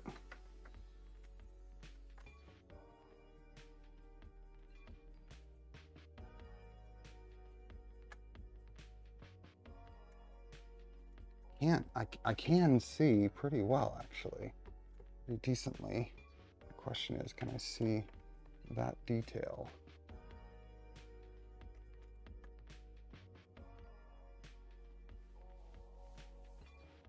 Marble. I saw the green go to the far end right by the other green. Problem is, you're talking about mains wiring, and if I screw that up, then things go poof. You said something and I can't confirm. I can't guarantee that it's right. So.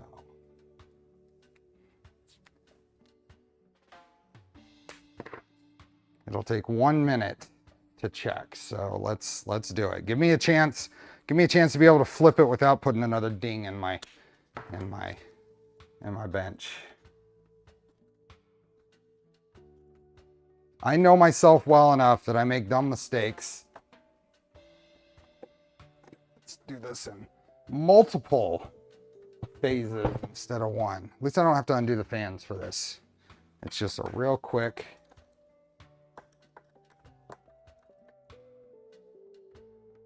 Next turn, resurfacing the bench. Someone could rewind and check, but nobody's done it yet. I think Nargaroth has a great idea.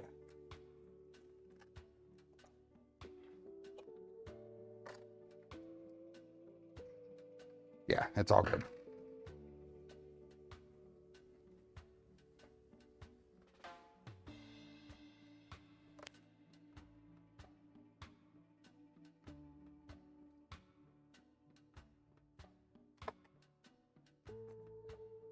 I have a quick reference in case there are any other questions. Last check, everything is good. Neutral alive.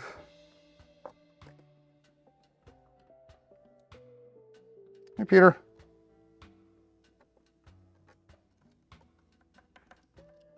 Hey, Rhythm. Yep, it's all correct, but now I feel better.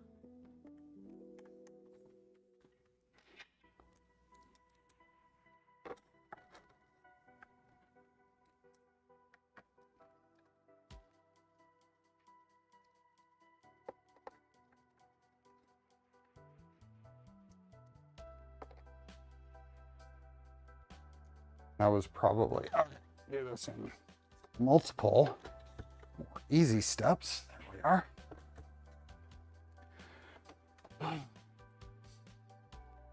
Looks so badass. Does an SSR trigger the spindle? No, there's a VFD, the control module for the spindle that manages it.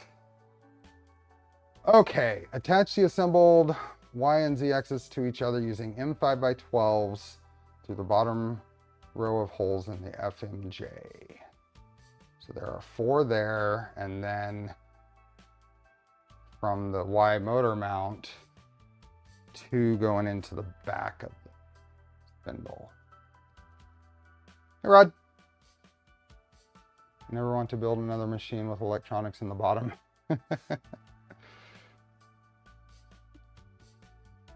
Okay. Oh, so there is that little, are you talking about, so going back to Hex's question, there is this, where is it? Expansion board. This guy is what does all the, yeah. So what I'm told is, where's hosting this LDO documentation doesn't have a lot of bandwidth. And when I stream, there's more people accessing it, so I'm gonna run into more problems with it. But this expansion board is what the relay is on.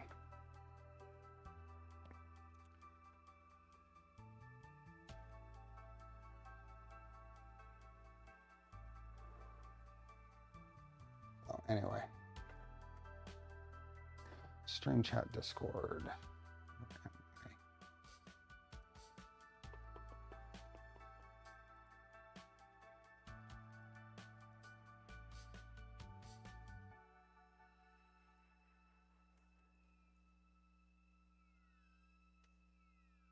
Oh, okay. Okay, where am I at? We are at almost 400 people here, but we're not at 200 likes. We have an hour and 10 minutes, 11 minutes until giveaway time. We only accept bodybuilders around here. Back to this. So let's set,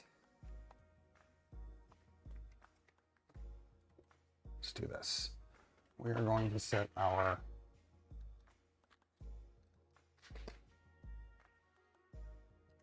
T-nuts in here.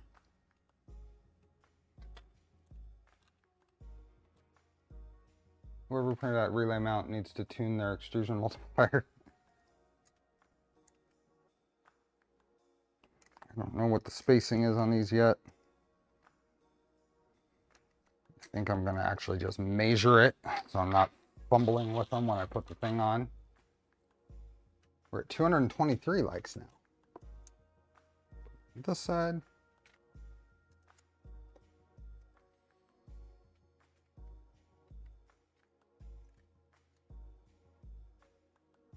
And once again, YouTube doesn't refresh well on some platforms for that, so. Okay, what is our spacing on this? It looks like we put it at 10, 50, 70, and 90. 10, 50, 70, and 90. 10, 50, 70, and 90. And that will get us very close. And we can at least shift them around. Yeah.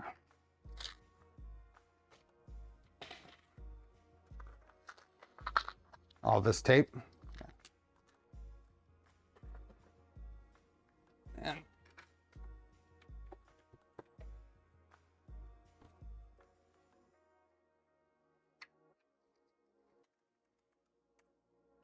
$10, $50, $70. Oh wow, I was really close on that one.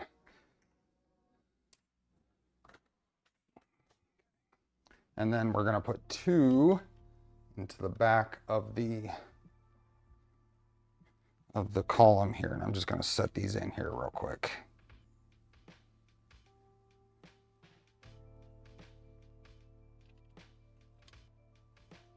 measure this. So just measure up, and it looks like 10 millimeters from the bottom.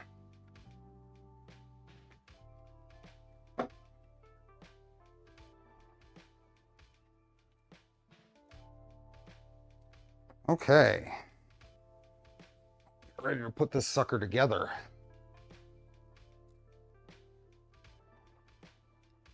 Ow. Didn't realize sharp. Warning.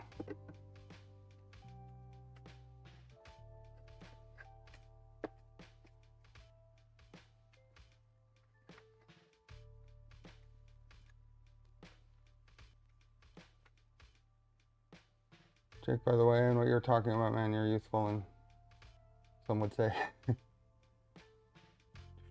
Wish YouTube would fix the live stream likes thing. Yeah, we're up to 234 now.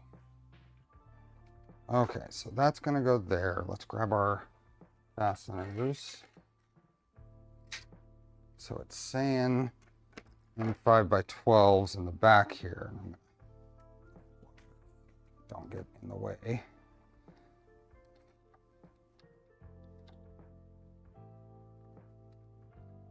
That needs a ball end.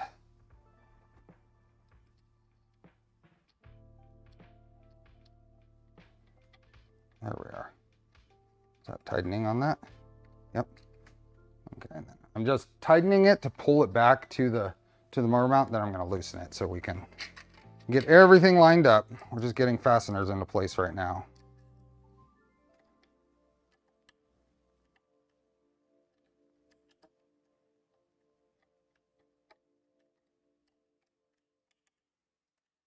There we go.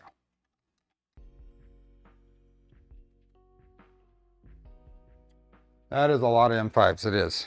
Absolutely.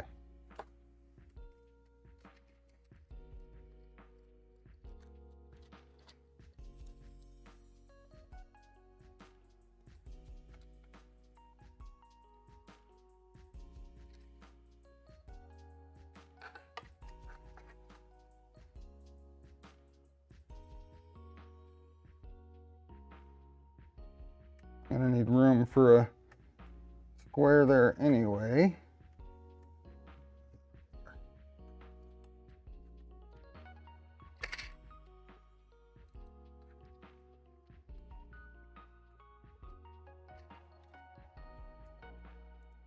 I like all those M5s. Reminds me of an old iron bridge. It's like rivets, huh?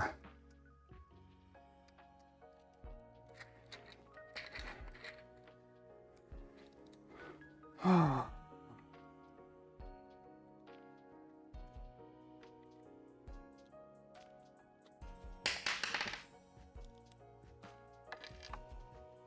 originally thought the quill was on the left. It was so unbelievable as to why it was on the left, and I realized which direction the machine was facing. Oh. Question, why do you think the FMJs require washers? As much as I know, the profile of button head screw does much of the same job as a washer. It's not that, it's the washer acts as a bearing surface, a consistent surface to tighten down on. You can get more consistent torque across the fasteners that way. I don't think that it's something that is make or break a build. I think it's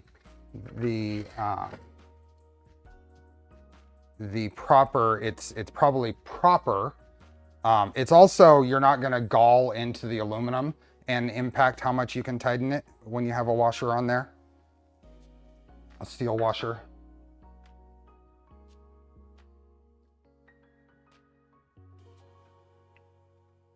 Okay, I don't know what's gonna be the best angle for this, but this definitely gets heavier now. Let's see what this says. Attach the assembly. Attach the Y-axis motor mount to the Z. And then we're on to the spindle mount. I think I'm going to, right now, I'm going to basically use my square against a rail here and here to tighten this down.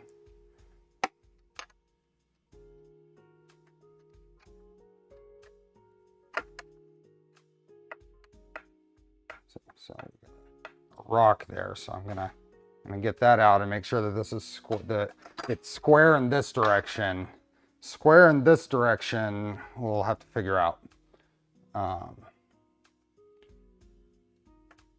if we pull this, let's see what happens if we tighten this. Does it pull back? Washer is a good practice separately with metal on metal. Yeah. Okay, get in here. So now this has to, yeah. Here's what I'm gonna do. I'm gonna see if this is gonna work.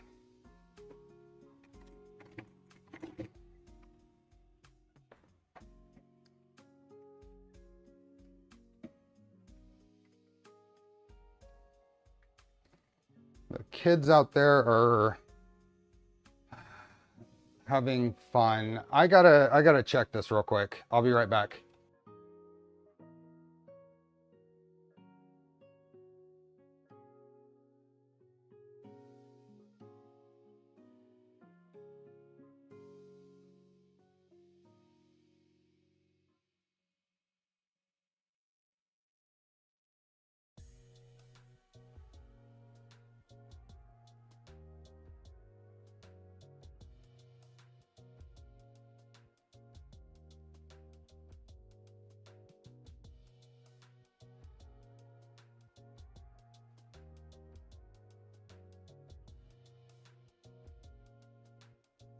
No, it was fine. I know the kids have been on like Power Wheels and stuff, and I didn't know if they were spinning out there, but it ended up being a little drone that they had crashed against the garage door, and it kept spinning, so it was making a lot of noise.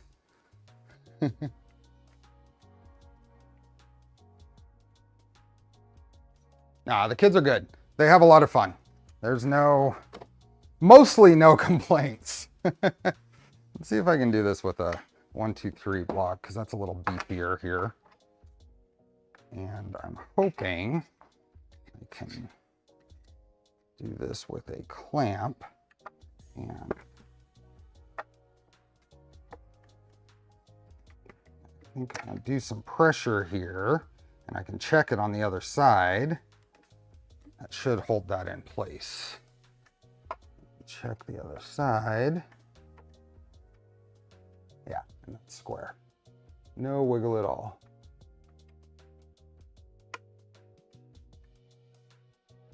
Yep, that is good. So I am comfortable with tightening that in place, and we can make fine adjustments later. So honestly, Jose, the concern is if they were driving a Power Wheel, if they had hit the car. Yeah. But they haven't to this point.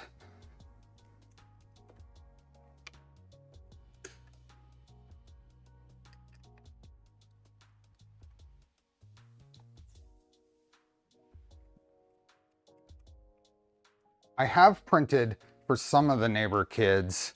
There were some neighbor kids that were into, what is that little spinning top battle game thing? I actually printed some stuff for that. And I showed one of the neighbors that used to live in the area, doesn't anymore, how to use their Ender 3 they got for Christmas. That was a lot of fun. He was 11 at the time, and he was having a blast with it. Beyblades, that's it.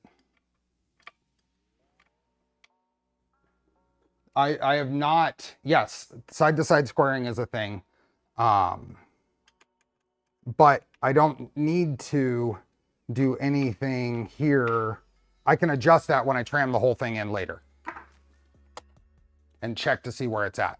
Right now, the bottom of the extrusions is what it's indexing against on the Y extrusion here. We will find out later if that's enough. But now it's one piece. As if they hit the car, but how many times they have it.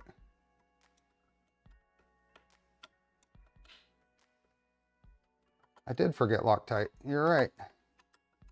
I'm going to remedy that. I'm not going to remedy that right now.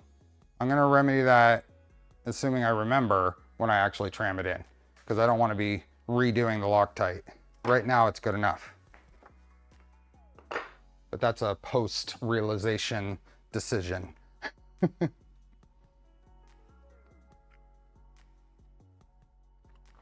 Those printed Nerf blasters are not kid-friendly. You can make some kid-friendly Nerf blasters.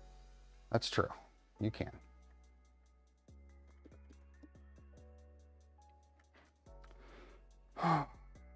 Okay.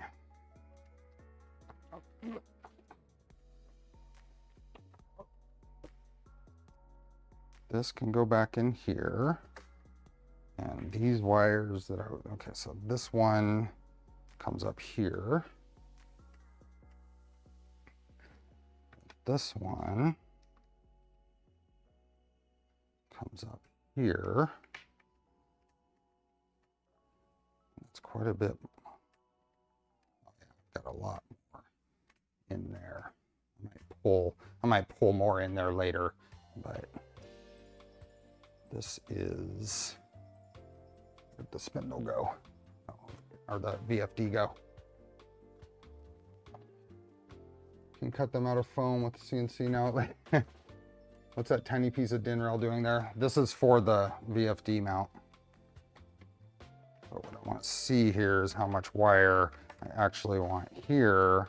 And that's probably enough right there. So we are going to now see if that works. This presses in here.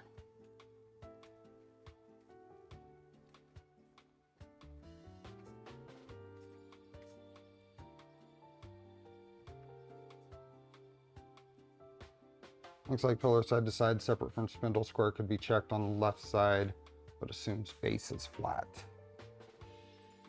Some of the tramming in things I'm gonna have to figure out and learn. There is some, I think the raise guide on the Millennium server is helpful. I need to review some of the later steps in that.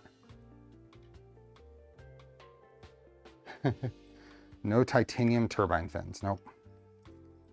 Okay, so that goes in there. Spins around here. Hey, my tech review, welcome.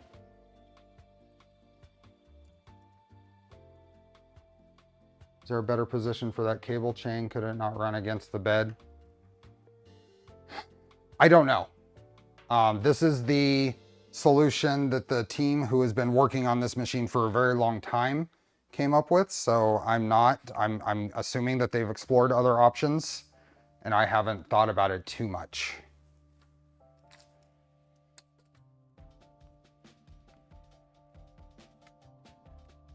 So this is going around here and like that. Okay. Then I have determined this should be 45 millimeters from the top.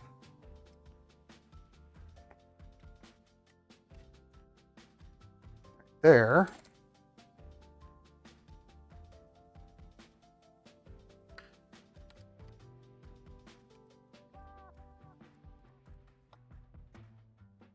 Ogre, thanks for becoming a member. Okay.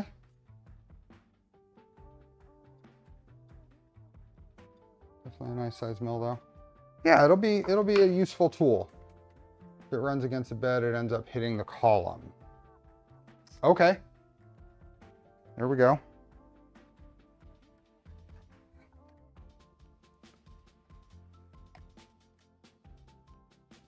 So make sure this is centered. This does not slide along here, so press down and in, and that's on. It is nice and flush on top. That's nice. So 45 millimeters from the top of this extrusion to the top of the DIN rail puts this flush, if anybody wants to know that.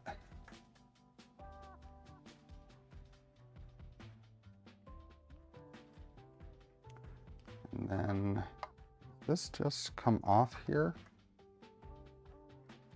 I don't know why that's taped over as ground. It's labeled underneath there as ground. Does anybody know why there's tape over the ground port on that?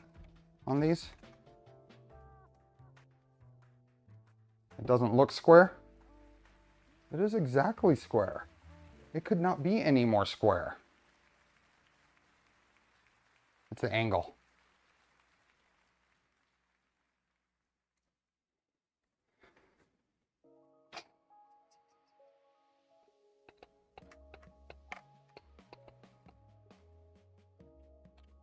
Okay, and then this is going to go here, but I'm going to grab a little piece of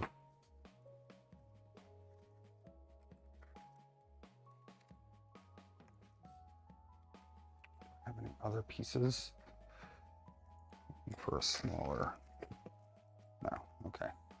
So I think probably about that much.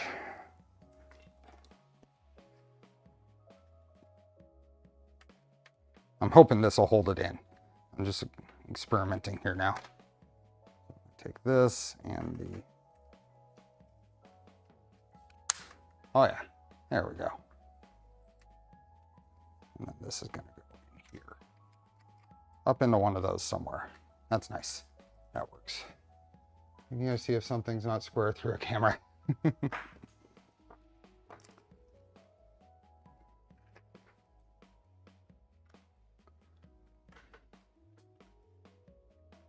It's off by 0.00037.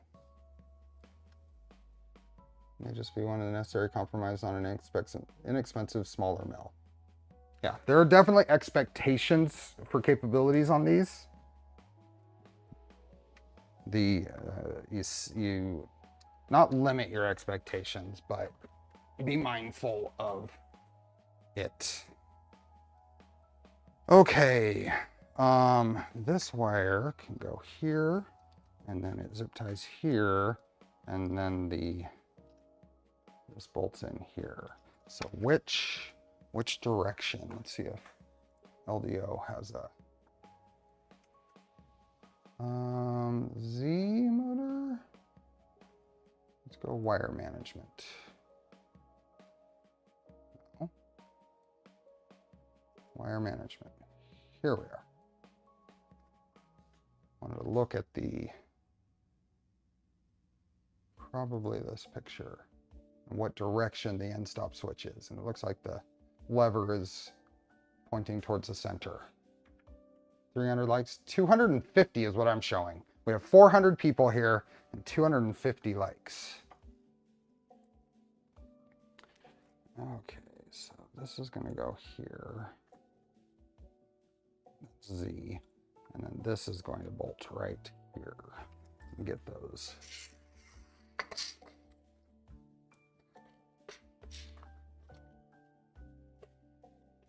One extra, nice.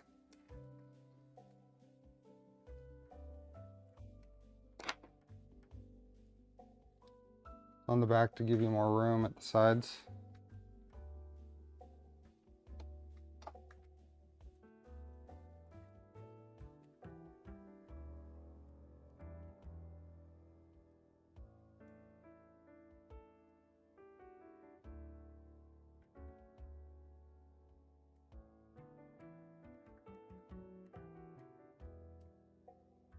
That one, definitely watching Phil's vids, see how well mine will perform.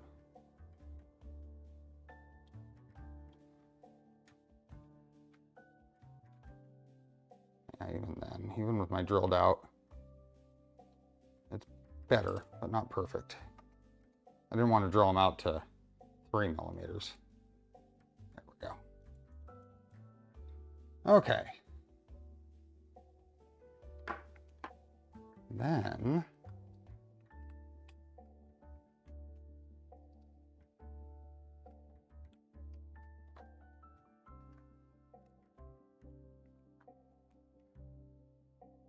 get a view of the OBS screen in the background. There we go.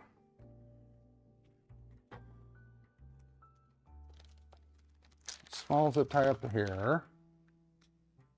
Phil's machine is like steel plates and extra everything, right? It's extra. Letian, did you really get married today? Congratulations. Why are you here?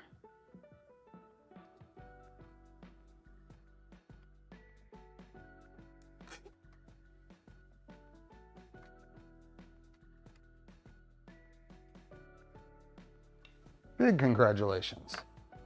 But why are you here?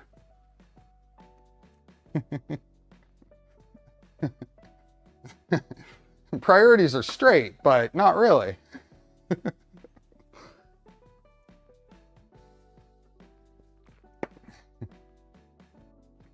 that's there. It's got to go right there. This can come down a little bit.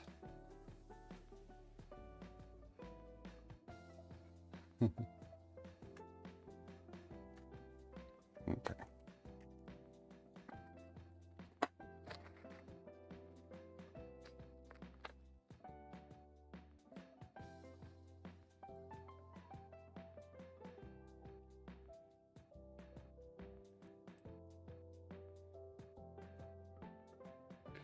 Needs that free filament.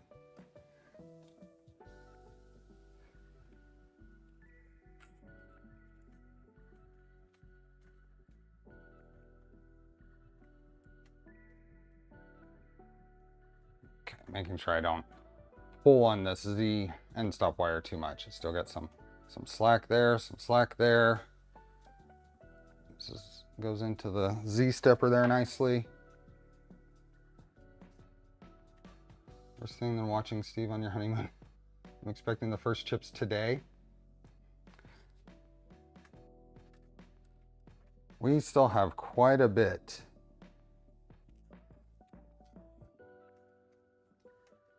Not in a hurry. I really want, I mean, I don't want to be cutting chips at the end of a stream, basically. I want proper time to set it up, go through things, learn. And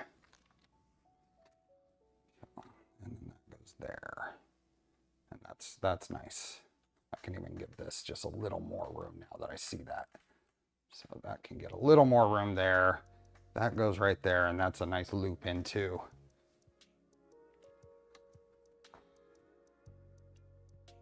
Yeah. And that's a nice loop into here. So that matches LDO wiring here, because that's this one. And then the spindle wire goes up through there. So do we attach the spindle now? Can we attach the spindle? What CAM software are you running with this machine? The plan is Fusion 360. What did you end up using for weight? I did not yet. I am planning on making that a post-build project. Okay.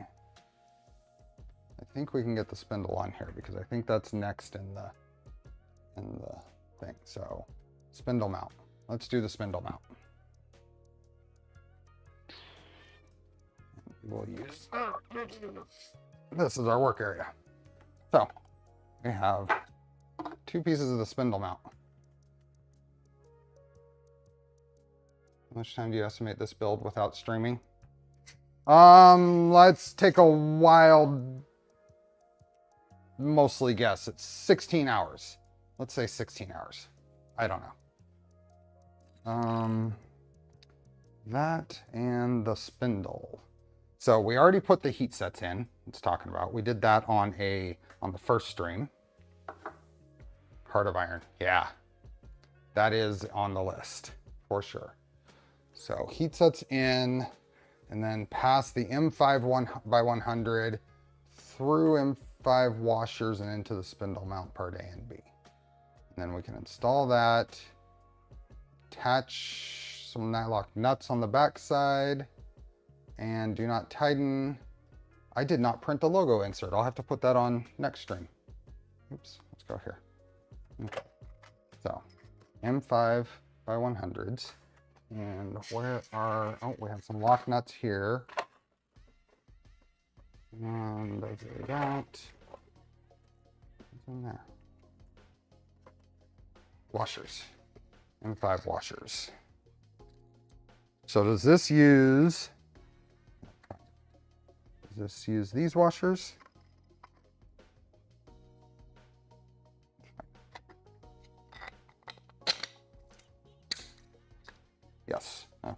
Good.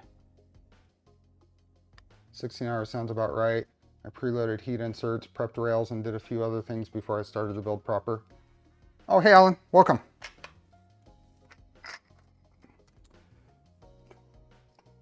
I think I can do that. All of these. That's it. No logo insert. Throw it away. So I don't have a logo insert there yet, but I put an extra logo on the front just for you.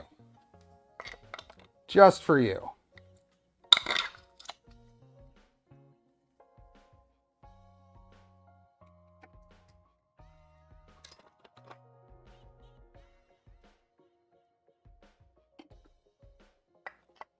Did I say hi to Nappin? Welcome. All is forgiven then? Perfect. That was the intent.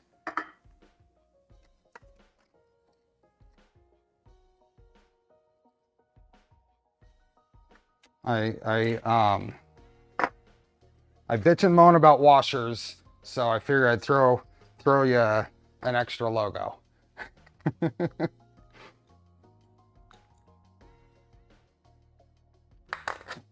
Tight. Built the long john tool setter, height. Oh yeah, we're gonna do that today too. Okay, so I put all those in, and then this will all bolt into here. I want to make sure I don't have any. See, I've got some dust and debris in there. I don't want that to stay in there, so I'm just gonna wipe that out. I cheated and stretched the logo in the slicer, made it way easier to fit. I actually made it shallower. It was 10 millimeters, the cavity for that. I made it shallower. I don't know if that's going to bite me or not.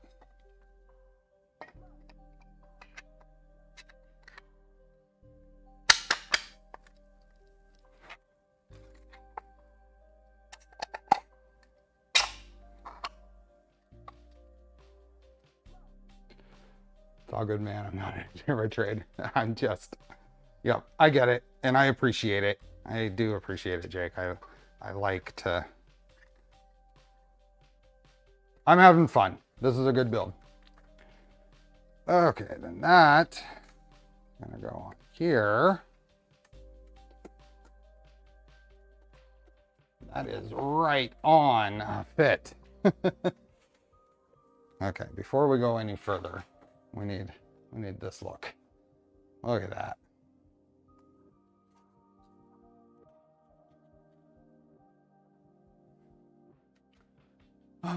I am going to use washers on the back side here because it looks like I have room. I think it'll even still engage the nylon. So we're assuming the spindle will not exceed 90°C. I don't know how warm these get. Well, that's a good question, but I am using washers underneath the lock nuts on the back here. We will see if that's a good idea or not.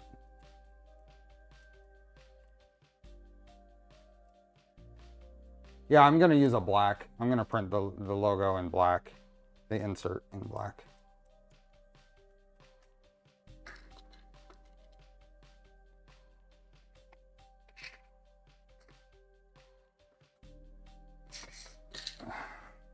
This is just going to get that much heavier with the spindle on there. Hard iron is definitely in the plans to set up for this. I'm pretty sure I have plenty of aluminum stock to build that right now.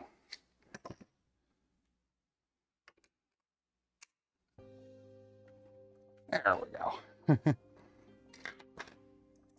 Oh yeah, there's plenty of. As long as there's still plenty when the spindle's in there.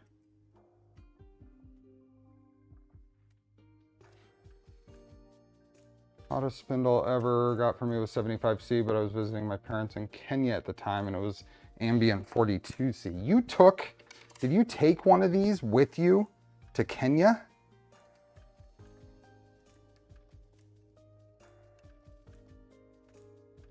Yeah.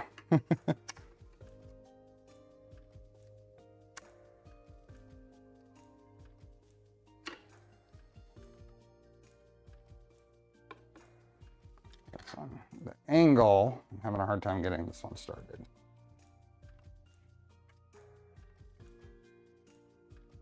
I have twice. Yeah, I am having a good time getting this one started.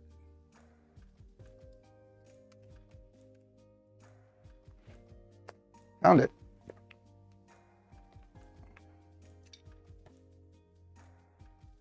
Well, yeah, there it is.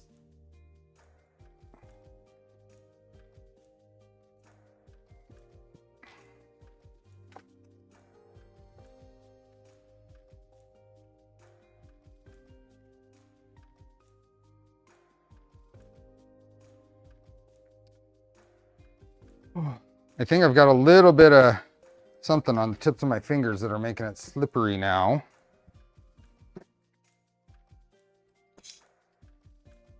Let's get in here.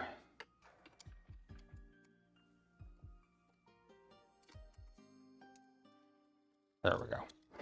Okay.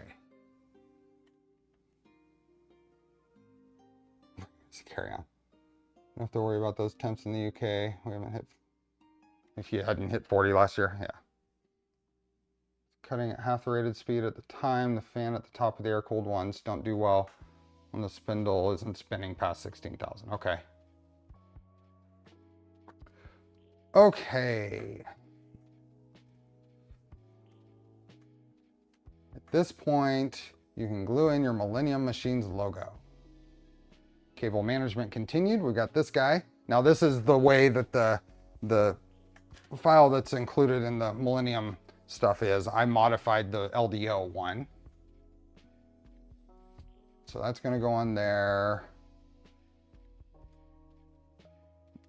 That needs M5x12s. Wow. I have a ton of M5x10s. I'm just going to use those. And then we're going to put the drag chain ends on. Okay. Show a bunch of M5x10s. And while we are here, I'm going to put the drag chain end on. So this is the floppy end that's going on this side. So that's going to go in here.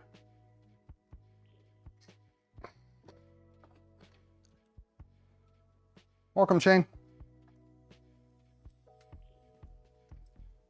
Okay, so this is going to go here. Now, if you remember, I put a little groove there in this part, along with the other features to compensate for the shape of these cable ends. But I put that groove there to give me a spot to zip tie the spindle wiring.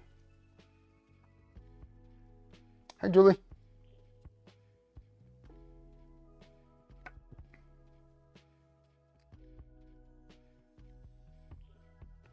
We aren't a company. We don't make any money other than through donations. Whilst I'd love to do it, we don't have the resources.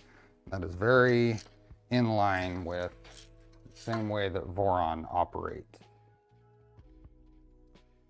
We operate under donations. There are no per kit kitbacks.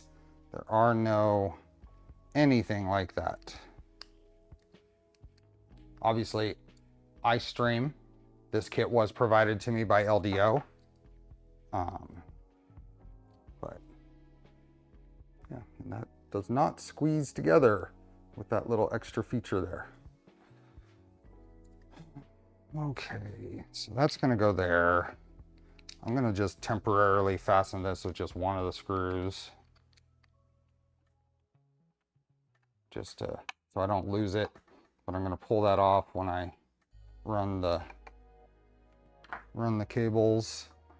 This one gets the other cable end. Where did the cable? Ah, there it is. The build is going really well. Company infrastructure that can make it happen.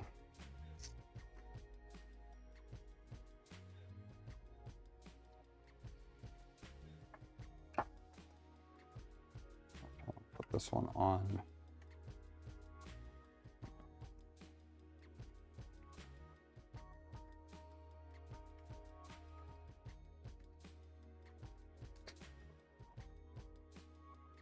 Hey, Simple Electronics.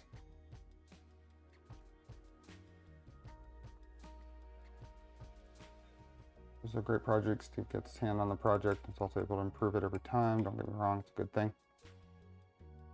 This paste will be tramming and cutting soon. We will.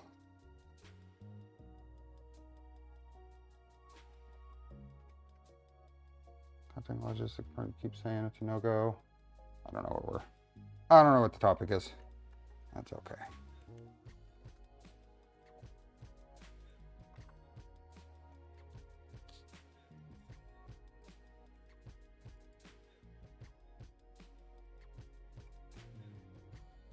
Okay, that's on temporarily. That means that we can, the only wire going through here is the big, thick spindle wire, right? So we got this guy. And this is gonna go up here, then down through there. Now I feel like I should put the spindle on before I figure out exactly where this needs to go through that chain. So. And given that, I'm gonna run this through, so I'm just gonna go ahead and bolt this right on, because for future maintenance, having that slot there is gonna be useful, but in the initial install, I'm gonna be able to just run it through there. So that goes there. Okay. Clip the drag chain, and then where is the... There's no spindle instructions, but that's okay. We can figure that out. Is it in the electronics? Let's scroll down here. Nope. What about the LDO instructions? The spindle. Yeah, there's no actual instructions for installing the spindle, but it's not like we need them. Okay, spindle time. Now we add another several pounds to the build. And hope I don't drop this on my desk.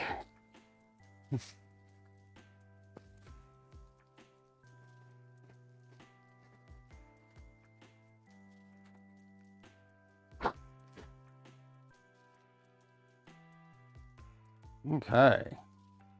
So we have a 1.5 kilowatt maximum, I think it says 24,000 RPMs, 220 volt. Spins in that direction. It is an ER16, call it.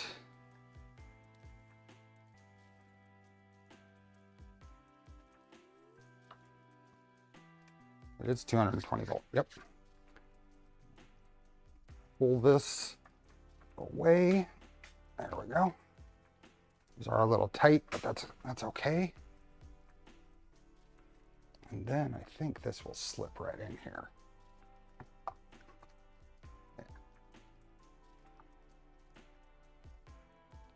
I don't know. It looks like on LDO's pictures, the plastic on the top is pretty much flush with that. The spindle I don't think is rotation reversible, but I could be wrong. Okay, so this is the direction that we are expecting. Let me set this down and get a wrench to be able to grab onto those.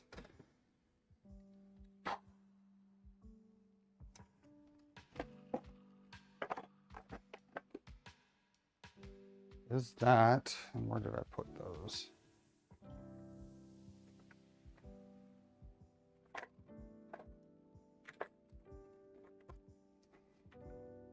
A little old cheap wrench here. Let's see if this will. There we go. Yeah, that's correct. Okay, that and this. And let's put this back here. And put a 2-3 block on here.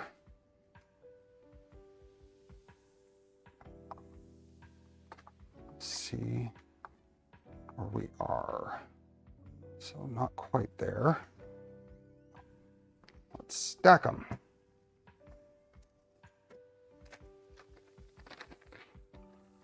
There are two 1, 2, 3 blocks included in the kit. So we are going to stack two 1, 2, 3 blocks.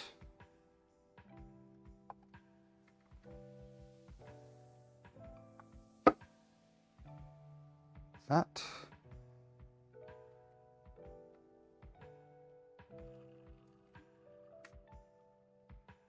See if we can get, yep, we'll be able to get high enough. That works out pretty good. I like that. Okay. We got 6 more likes, 440 people here.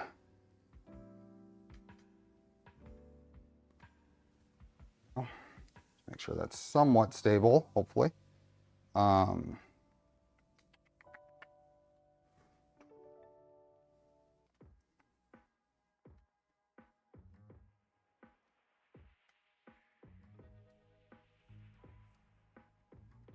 This is straight.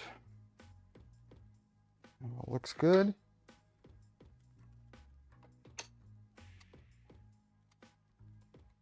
Do this slowly without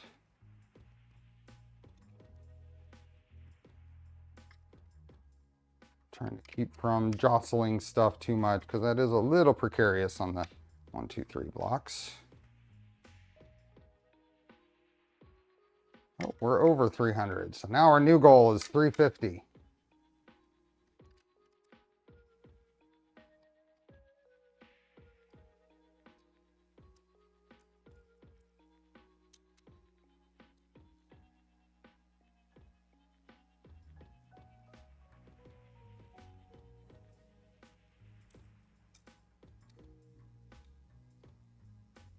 I'm gonna do a little manual press just to close the gap.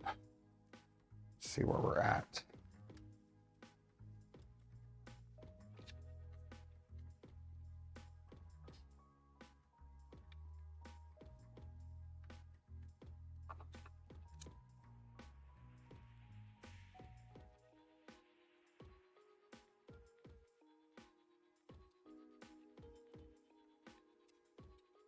I want even pressure on each side on this.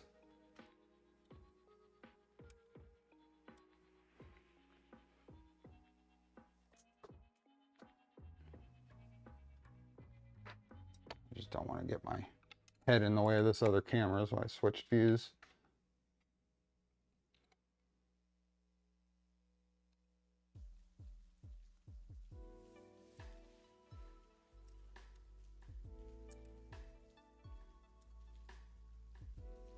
Yeah, I'm just getting it to the point where it's even moving.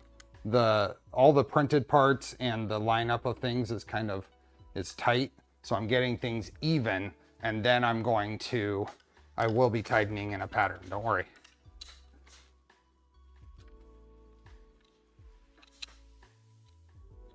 There we go.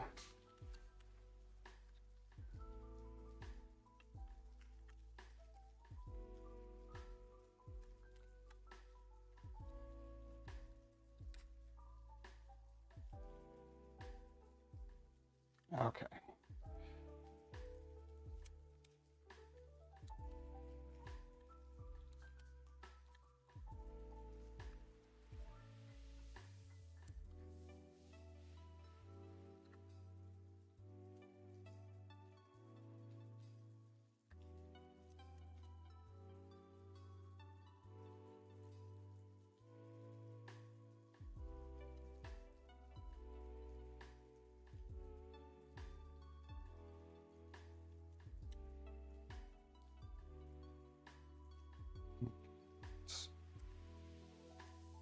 Very hard to know at what point we are tight before actually cracking, but I think we're probably pretty close to there. Okay, is there a torque setting for the spindle? No. Go up a bit more, pull these out. It doesn't move. My whole desk moves when I try to torque on it. Oh. Whew.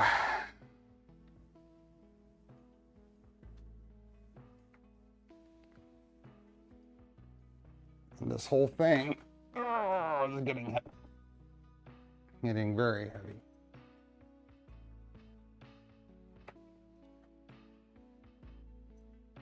Take a look at REI's build log from Millennium Discord. He has references and good notes on tramming. Yes, and we've been following that.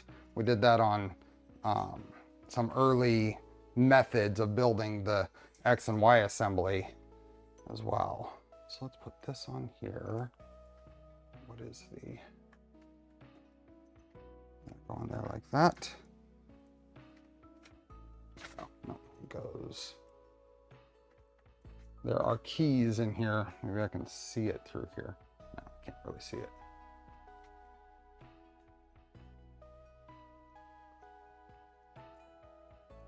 Looks like,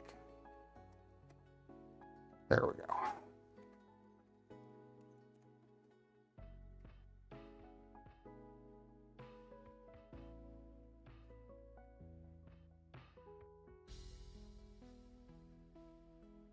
Okay, is there there's protected earth right there. Now these are supposed to be grounded, right? So I should have continuity between PE and the housing, right? So the one labeled PE, yep. Awesome. Hey, Christian. So that's something to check. If you buy your own spindle, they're not always, the ground inside internally isn't always hooked up. It looks like it's fairly easy to pull the cap off and hook that up. And other folks had confirmed that the LDO one was hooked up, but it doesn't hurt to check. So,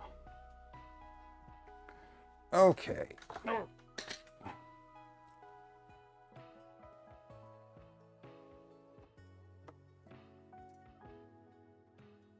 So this is going to go through here and then pretty much probably a decent little loop down there to go back up through the cable chain.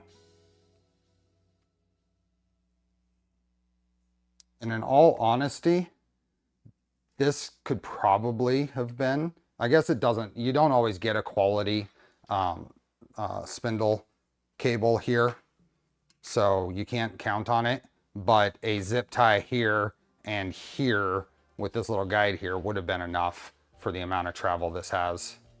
The cable chain probably isn't required.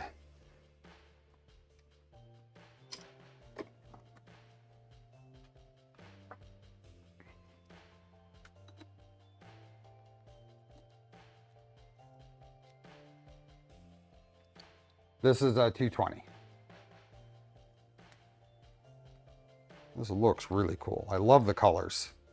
I love this red. And I wanted a dark black. That's why I went the Polymaker Jet Black, because I didn't want to, I wanted the red to pop as much as possible with this black frame too.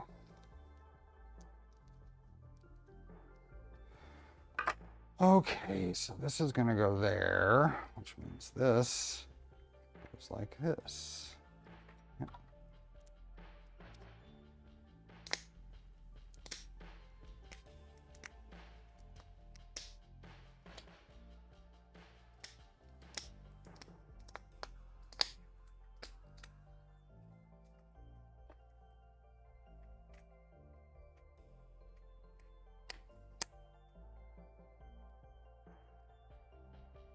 I don't know. Let's move this all the way to the top until we trigger that end stop.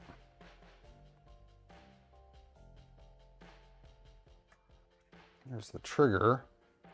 And, yep, that is just at the right length.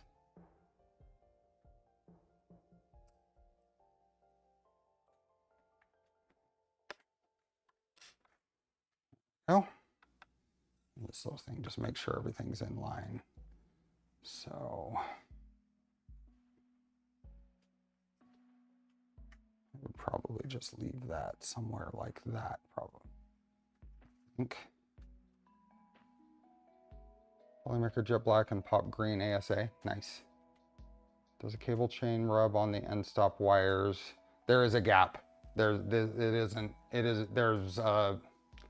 probably a 4mm gap there.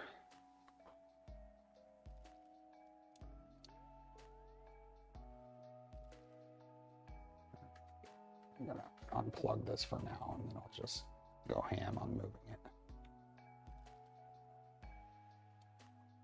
Just making sure we have good range of motion here.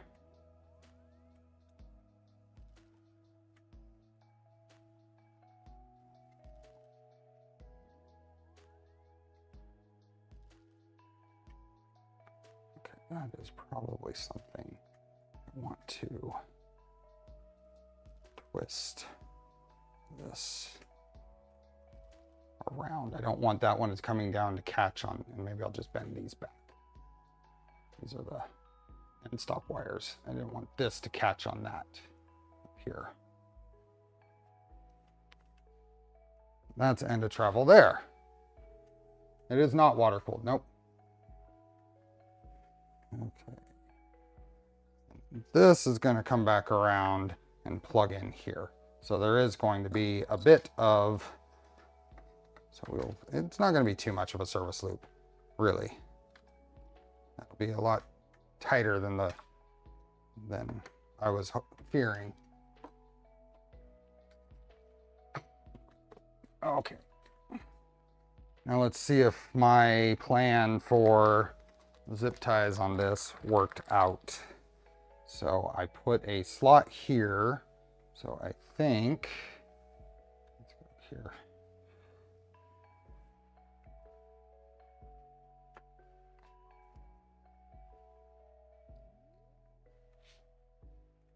Oh yeah, it slid right in. It went right in. Just kind of aim and push.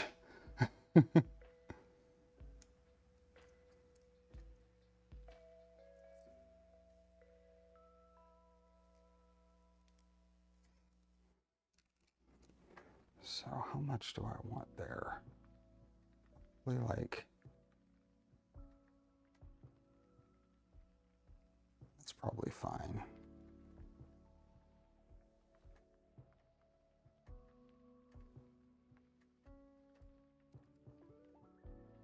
Yeah, this is going to kind of help to push that way when it's tightened. Yeah, that worked out really well. I'm pleased with that.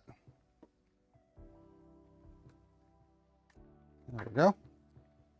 And then on this side, we're going to do our, but we're going to have to go around this first link to tie it in place. So I'm going to keep this somewhat hidden by going through, I think, the back side of this.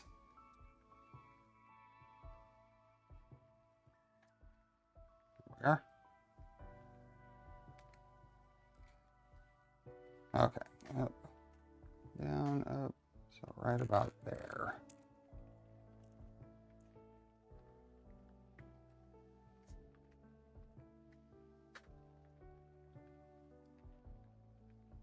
There we go.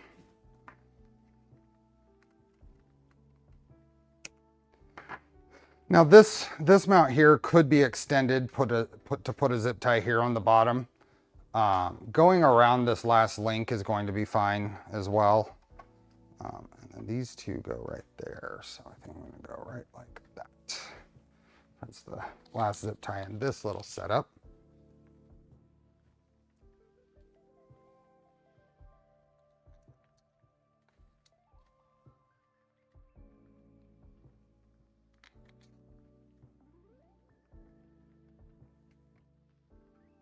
Yeah, that's pretty darn clean, I think.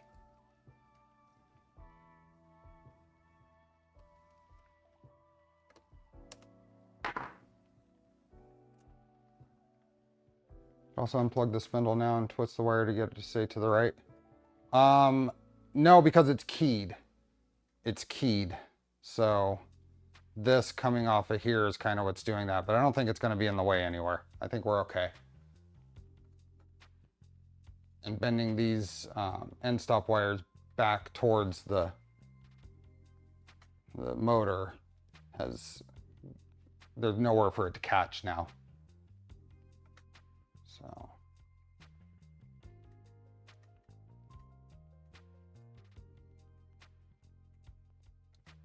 I think we're good.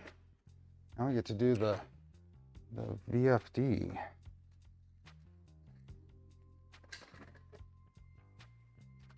Get things.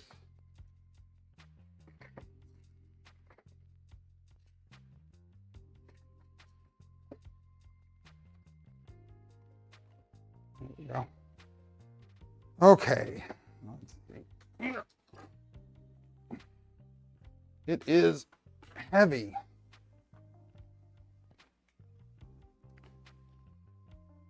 What are we at?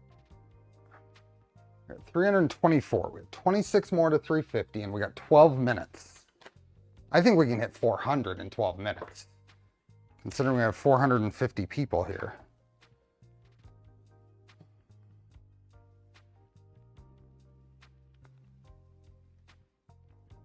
So let's look at 3.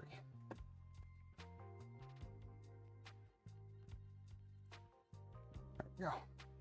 So we're going to copy that for the power to the VFD.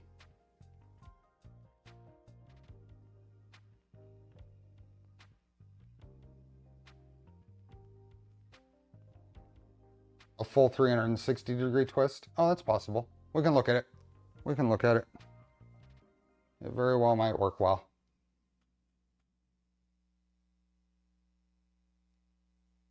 Oh, it goes low enough. It's within, well, we'll see. I don't know what the stick out on an 1/8 inch end mill is. What screws do we have here? Just a...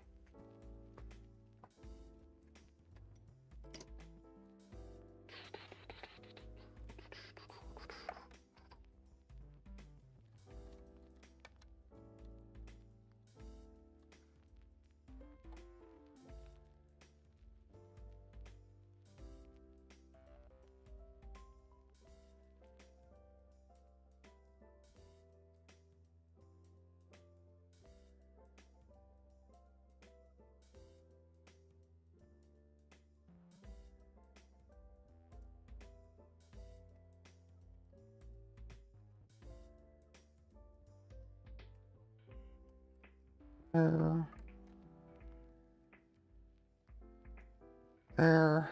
How slow can you run the spindle with good torque? I don't know. I think Jake or Dave can probably have an, or others with more experience with these. It's gonna stay right there. That can't really move anymore. It's there. It's there.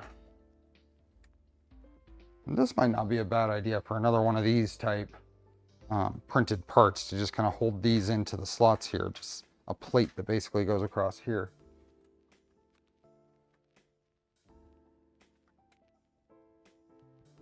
The vise will definitely make it all fit for sure. Okay, and then we have the bottom. So we have, let's see, is there a better picture of what that looks like? So here, we'll start here. So we have the red, yellow, and then W and PE on the bottom. That's the spindle wiring. Red is U. That's it. Excellent idea. Get on it. You know, when you have the spindle at the right height, if it can destroy your fixture plate. Yes. Recommended don't drop below 12,000. We have had people go all the way down to 9,000. Don't try and mill anything without carbide drill bits because the minimum RPM is just too fast. Okay.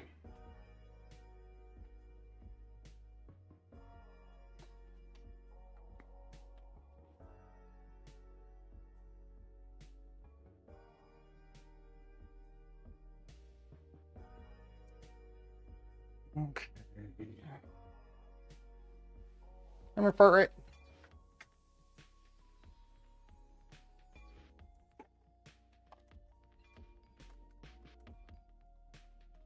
We got another piece of tape over the ground.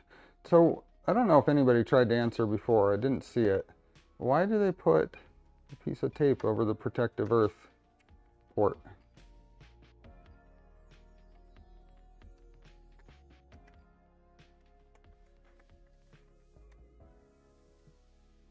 Oops, I'll do this.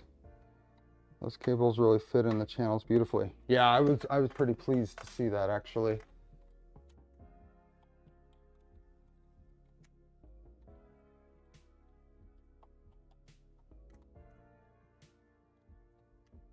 Where are we at? 344 and 7 minutes to go. Let's go for 400.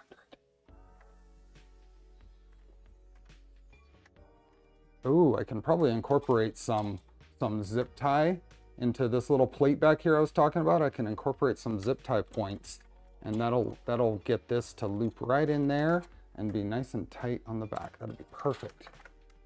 That'd be perfect. Okay, so thread right here. All right. I don't know on the ground tape. It's critically important for EMI reasons. What did Alan say?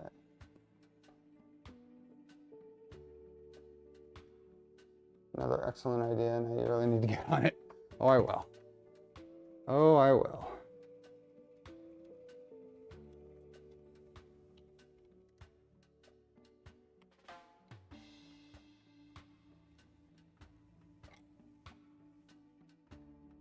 W. What is this labeled? Okay, so these are all labeled correctly because this is U or T1, this is V or T2, and this is W or T3, and those are all labeled U, V, and W on the cable here.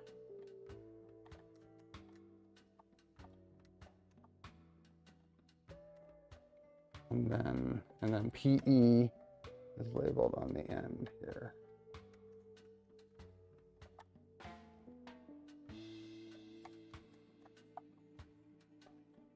This is exciting. It's almost ready to move. Oh. 348. Come on, 405 minutes. Can we do it? And then the last picture here shows the control wire. So enable, ground, and spindle.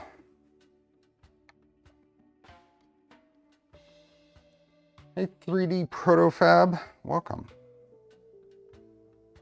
Oh, this one has 2 wires crimped into 1. Interesting.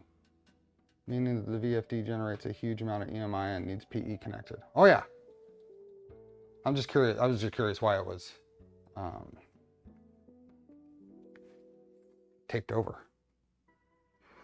Okay, I'm going to make sure that all of these that I'm not using are tight. I don't want them rattling. So the third one I use, let's loosen this one up. And the 4th, 5th, and 6th I don't.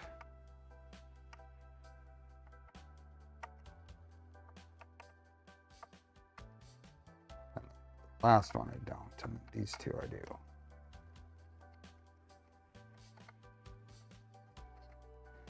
And then enable goes right here. I need to learn a little bit more about how these spindles work and get connected. If I was going to go and buy a buy one for just a project, I wouldn't immediately know what I'm doing. So the various settings on here and stuff, what they mean and such. Okay, so that is right there.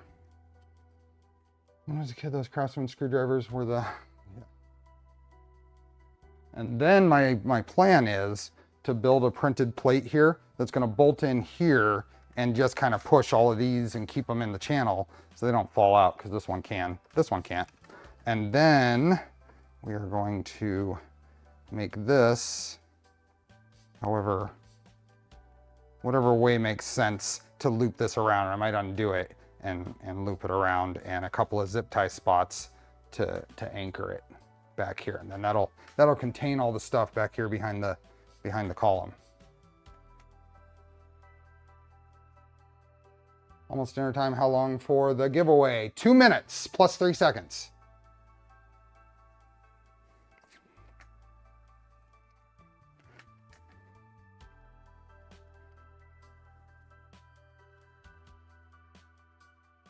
Yeah, for wire control, what I'm probably going to do is once this is in place and anchored, I will probably zip tie both of these together.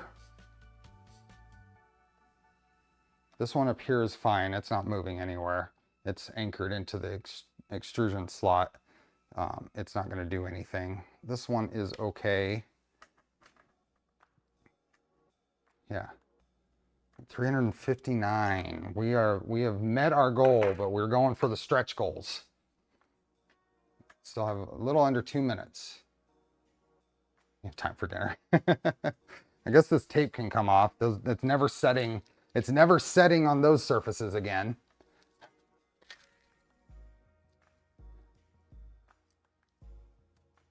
Hey, Turtle, welcome.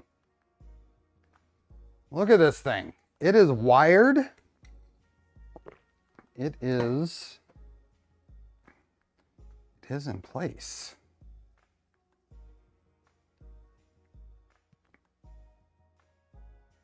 Never say never. You're right.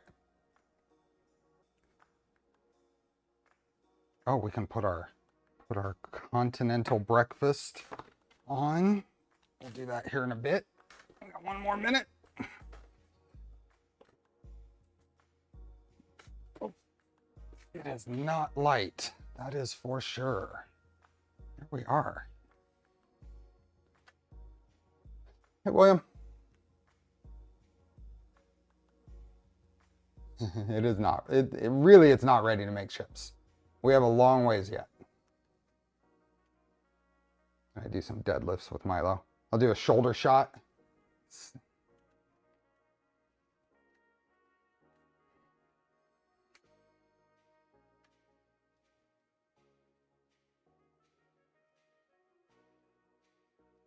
I want this about the middle of travel when we do some of our pre-flight stuff anyway, so move that up there. So the entire mill 220 over its split. It's all 220. Is the VFD pre-programmed by LDO? That's a good question. If Dave or Jake know, that would be interesting to find out. There is a little document in here. This is the extent of the instructions, or a document.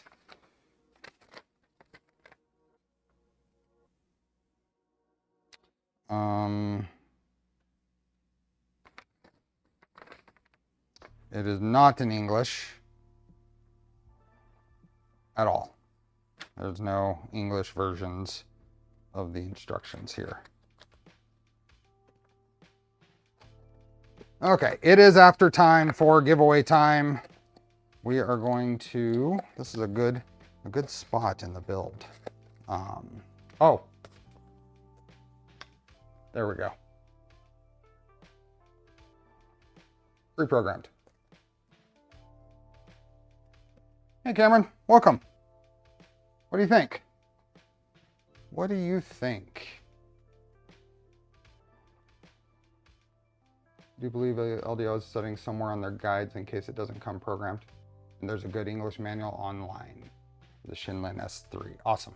We will look that up. Okay, filament giveaway time. Filament giveaway time, and then LDO CNC starter set giveaway. Wheel of names. So I actually have the there we are. There, good. Close the ad.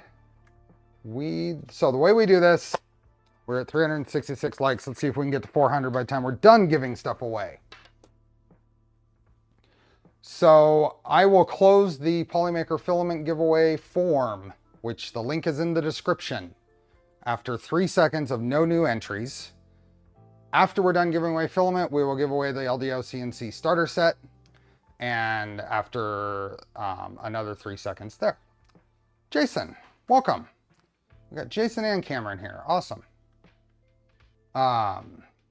So for the Polymaker filament, I'm going to close it in 3 seconds. So I'm going to start the countdown now. 3. And then we're going to see if we get any new entries. So there was one right there. So we're going to start 3, 2, 1.5. There's one. 3, 2, 1. There's another one. 3, 2. Oh, there's one. 3, 2. There's another one. So get yours in because I'm about to go fast. 3, 2, 1. And let me find my mouse. Done. Oh, someone got in at the very last second. 3. Oh, there's another one. 3, 2. New one. 3, 2, 3, 2, 3, 2, 3, 2, 1. 3, 2, 1. Done. There's a whole bunch of them there at the end. Okay, let me link this out. What is going on? Wow, they changed the interface. It used to automatically open. Now I get a little hard to see little pop-up that says it has an open button. Close the other drawer while you're there. Oh, no, we close it after we're done with this. So, who got in first? Gideon got in first. RU's nephew, you were number 2. And who got in the very last entry? Oops. Ultimate Coder, good job. Do I see any normal? No. There's a lot of names I don't recognize, so. At the very end, let's paste this in here.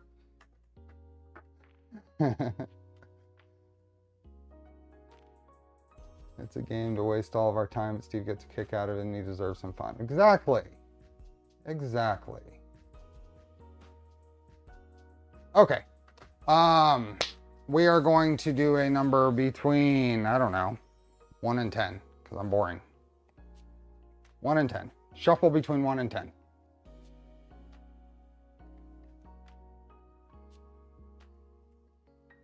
I'm just doing security updates, probably. Wait.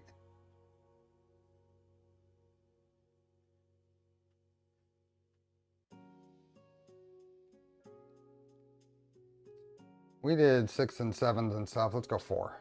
1, 2, 3, 4, and spin. This is for Polymaker Filament.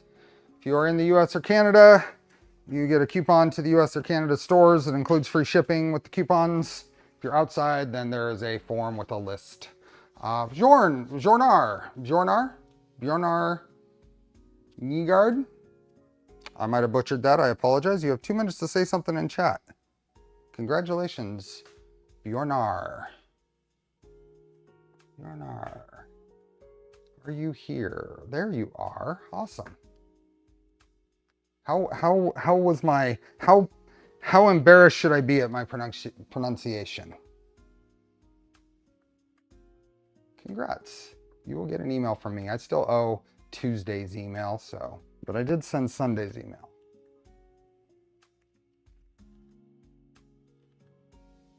And we are good. Awesome. Congratulations. Not too bad. Okay, let's clear this out. And now we are going to go on to the LDO CNC starter set.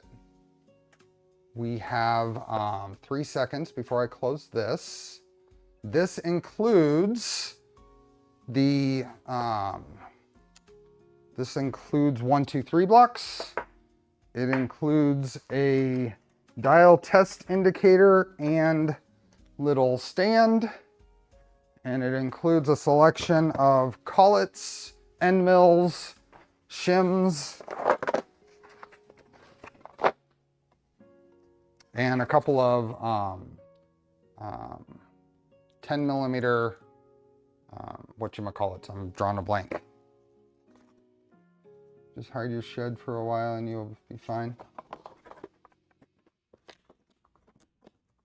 I think I put my old YouTube name in the field. Well, if you did, and the number matches, let me know. But the chances of us actually having to worry about it are pretty slim. So no new entries in 3. So there was 1, 3, 2, 1, 3, 2, 3. Get the Viking emoji in all the chats. 3, 2, 1, half, quarter. Okay, closed. Okay, create a new spreadsheet, create. That one opened automatically. That was weird. Okay. Mike G got the first entry. RU got the second one there as well. Who got in at the last second? Charlie. Charlie, and yeah, I feel validated in my methods. Let's just put it that way. How many entries do we have? Pasting. 428. So we're going to do a number between 4 and 28. Number between 4 and 28. 4 and 28. Pronounce. So much better at the giveaways than the first time you did one. Well, practice. Practice, practice. What was that?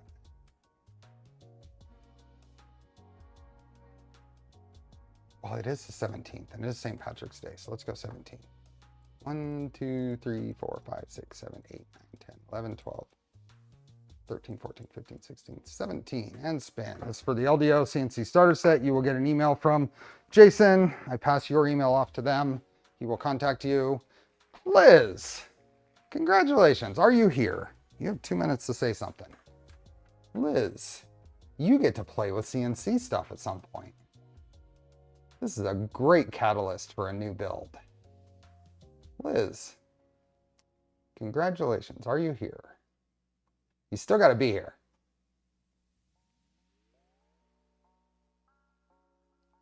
There you are. Congrats. I mean, I don't think you have a CNC now, but this is a good reason to do one.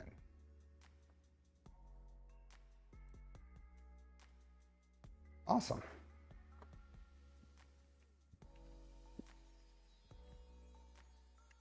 Let's see. I got your email. Everything's good. Awesome. Thank you, folks. Thank you to LDO and Polymaker for the giveaways. See, it doesn't have belts. And no belts. Yep. Different color shavings now. Awesome. Okay. Back to this monster. I want to put the top on, and I want to put the tool setter together.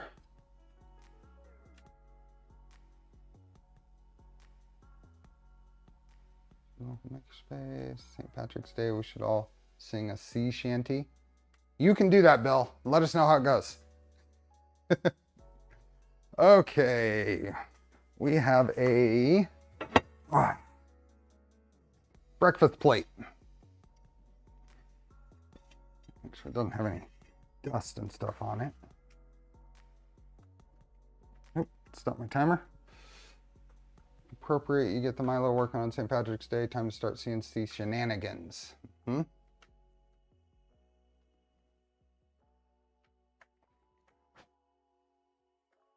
Bits of debris down in there. Okay. So the way this goes on, because none of these holes actually line up with the slots in here, or not enough of them. Sets right in there. And then there's a couple of printed parts. Now this is a first project that Dave has suggested and has a setup for. These go in here, and there's a first project for making metal versions of these. We're gonna try to home this piece today. I am hoping to home it today. I'm not expecting to cut chips. I'm also hoping that I can get my power over. We might be moving this to another table because my power cord is only 15 feet long. So, a separate item that can be purchased from your resellers. I think the idea is eventually to be able to sell some of this stuff, right? Right, Jason, if you're still here, or Cameron? Is there documentation on this? Not that it's needed, but I can tell that these are M3 fasteners holding it in. So I'll grab some M3 T-nuts. So we're just gonna pull this out, and we'll put some M3 T-nuts in these two slots.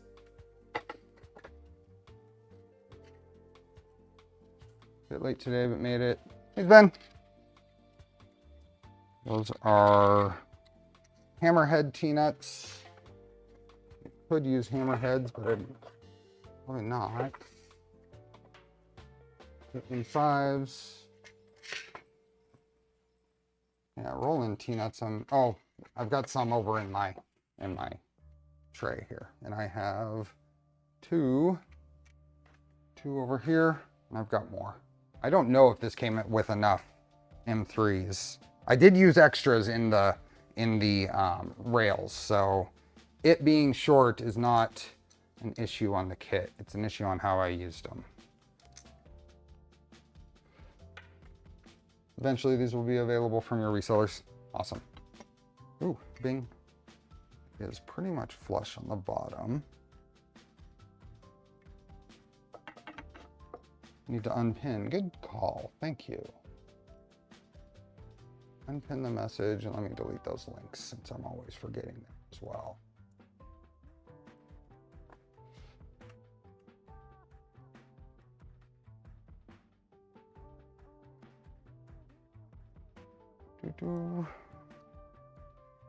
Go and save that. Okay, what size screws is this going to be?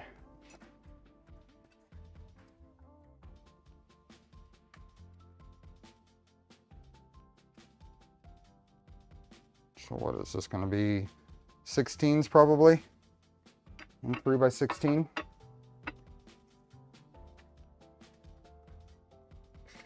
Let's see what came in this. What size are these supposed to be? Because I don't have stuff that came in the kit that appears correct. It looks like, well, I have one of this, but I go here. Oh, I've got, oh, there we go. That through there. Oh, is that supposed to stick up after out of there?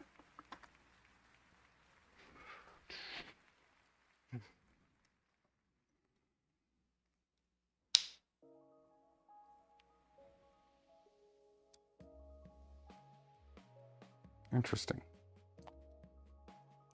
Hey guys, sorry for being late. How is it? We're doing good.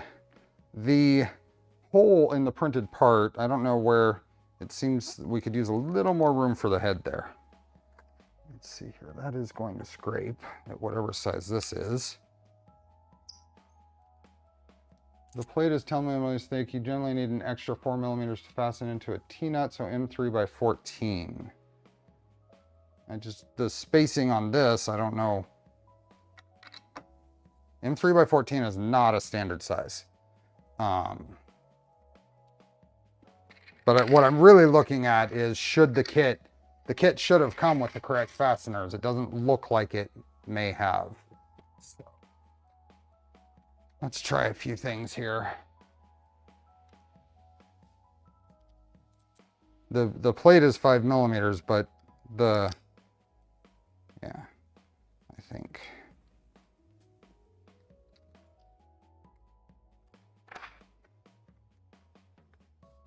$14 is not a typical length, so I would hope that we don't need 14. Let's try a 16. Yeah, the printed part could use a little more room for the head of the screw.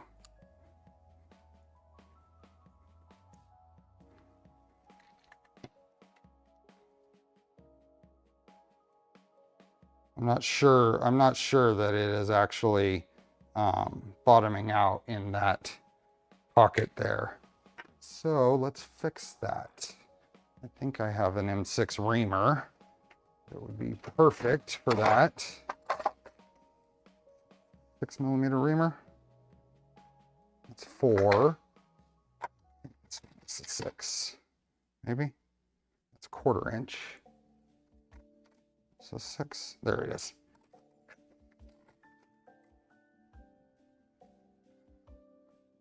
$6 millimeter reamer. A printed part holds the plate in place. Yeah, but the early project is to machine this. So I'm just going to ream these out.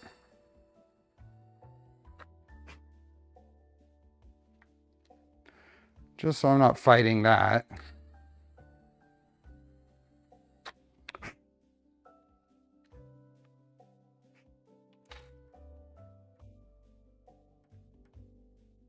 Which I didn't know M3 by 14 wasn't standard.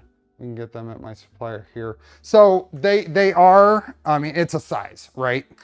But in general, you want to stick with the 8, 10, 12, 16, 20, 25, 30. 14 and 18 end up being harder to get for whatever reason. I don't know why, but there's reasons. Those reasons are why we avoid using those with Voron. Okay, now that I can actually fit those in there, I can get a better idea of what size is going to work on here. Aha, much better. So 12 is definitely, or 20 is definitely too long. And 16 I think is actually going to work. Yeah, so I think it's 16 is going to work. The other concern I have, just looking at this, is the size of that indexing feature or whatever there appears to be a little thick. If you push this down into the slot, it is pushing down on the T-nuts, which means that you can't get it actually tight. I think these can probably get reduced by half, probably. M3 by 20? M3 by 20 bottoms out in the extrusion. Well, let's see here. If this goes through here. Yeah, I think M3 by 20 would bottom out in the extrusion.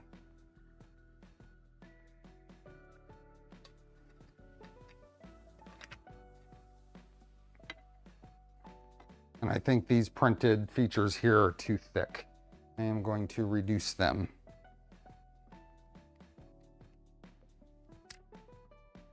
Good thing it's along layer lines. It's super easy. And I've even left them there a little bit.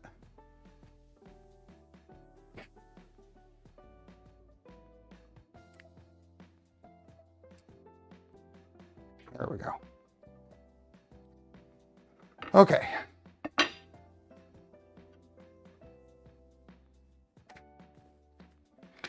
And I need a bunch of 16s.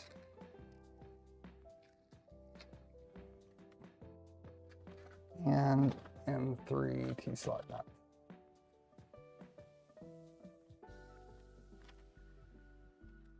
There we go. Oh.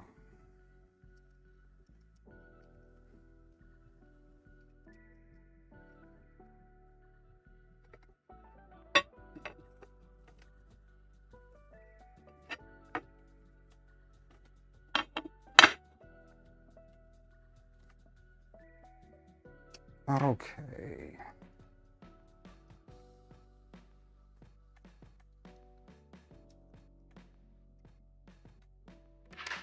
Now we'll get these put in.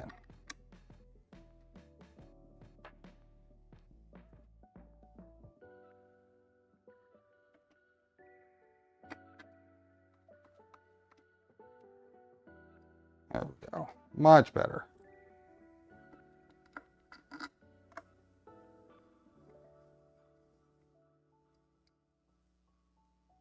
Took the cat and made the changes. Thank you.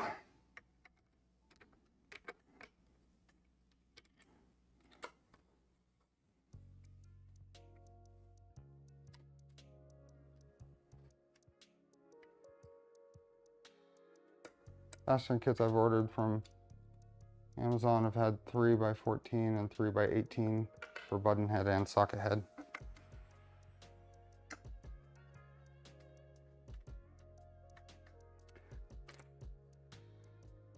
There is there is something between the DIN or ISO standards, right? Is there something in there that might be talking about that? See ya, Adama. Okay, that is pretty. Someone was asking about, once that's on, how close can we get at the bottom of travel?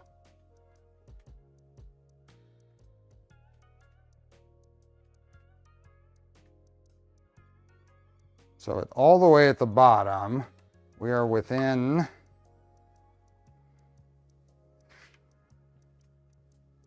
25 millimeters. So 25 millimeters. So you probably, I mean, you don't really want to be cutting into your board here, but it is a spoil bird. Is that normal? Is that where I should be, is 25 millimeters here? I can't really move this further in, and I guess I can, assuming that the this plastic is the same diameter. Is that the, do I want less gap here than that? I guess is the question. 25 sounds like a good distance.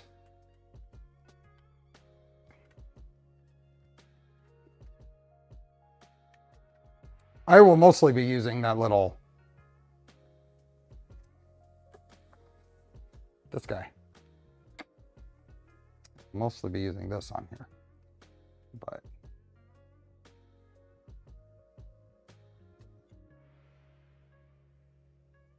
I don't have an easy way to do that, Jake.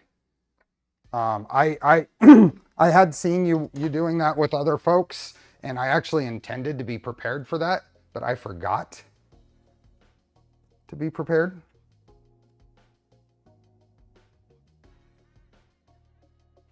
I'm not 100% sure how the sound setup would work with that without thinking about it for a second.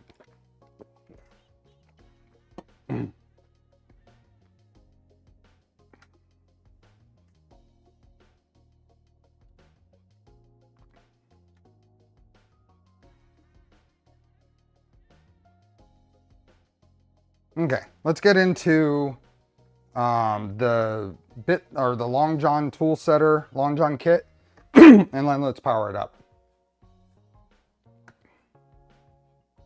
Let's see here.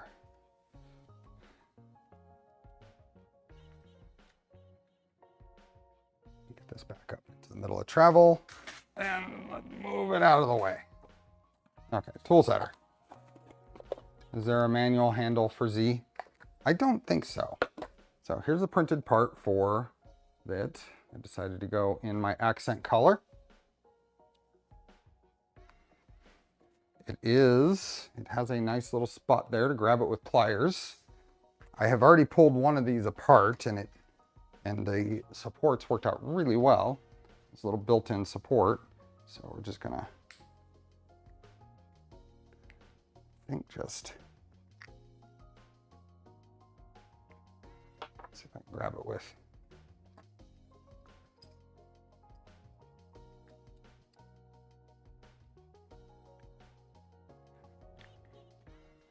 Wow, that one isn't coming out as nice, but I can get this. Let's just do something big. There we go. In there with the broad side of the pliers, so I'm not pushing on the plastic here too much. And yeah, it does look pretty good in there.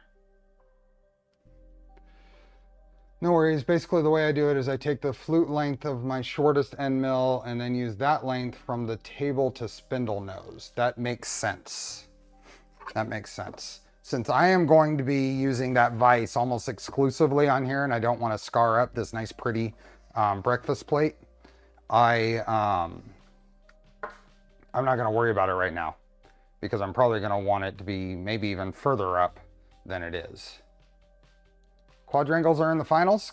Awesome. Congrats. So that worked really well. So let's see. When I checked here last, there was an error in the Long John tool setter instructions. I think the assembly manual was given a 404. However, if we go up here to the GitHub link that's behind chat and go into docs, and there is a Long John assembly manual, we can look at what was here. So, and it's nothing to it. It's a very basic sequence of assembly, but we will go through here. Okay. Long John stuff. So there is a kit. It has some hardware in here.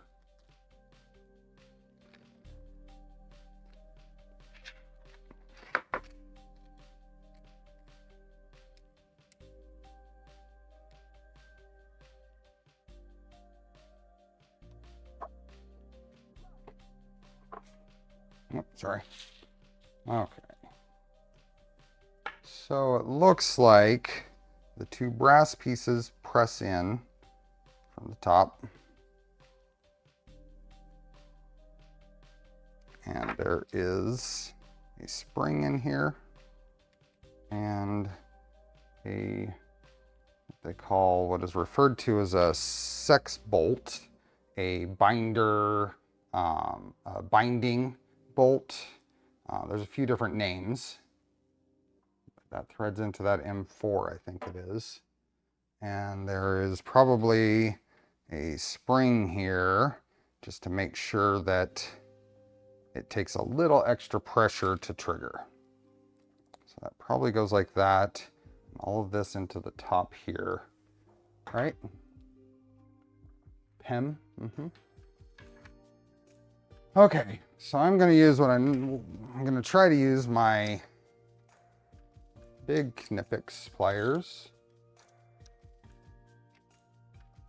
Yep, it looks like it will work. Get that straightened up. I'm pretty sure this is just press these in, and this gives it a nice brass bushing.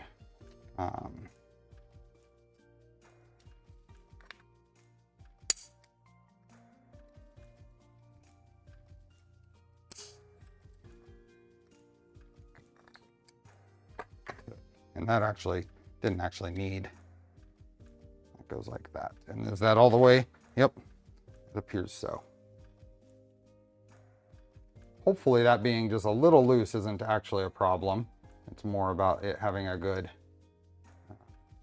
sliding surface. Chicago bolt, that's another name I was forgetting. That goes there. And then this is going to go around there. Goes like that.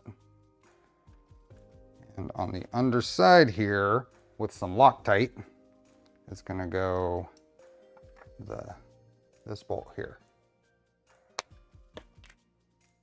I printed and built one of those tool setters for those building your own. If you can't find a Sex bolt, search instead for Chicago bolt. Yep.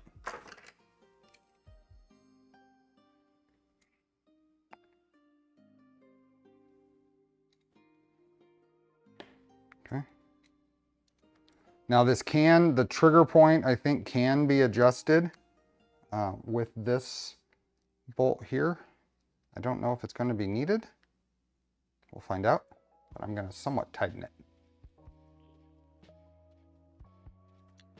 Okay, so now that's in there.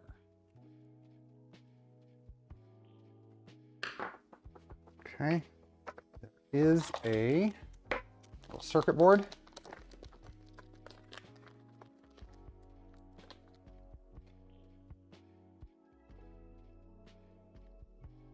And that is not just a regular micro switch.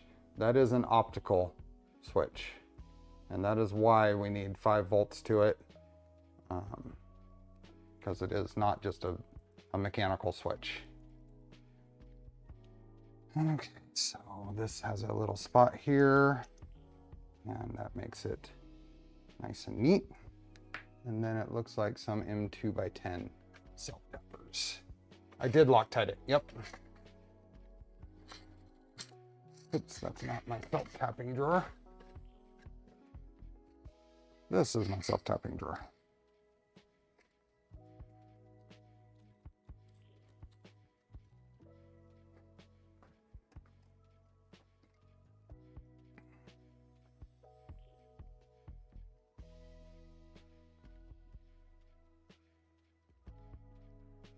That one. I'm gonna hold this down. Yep, it hits. It triggers.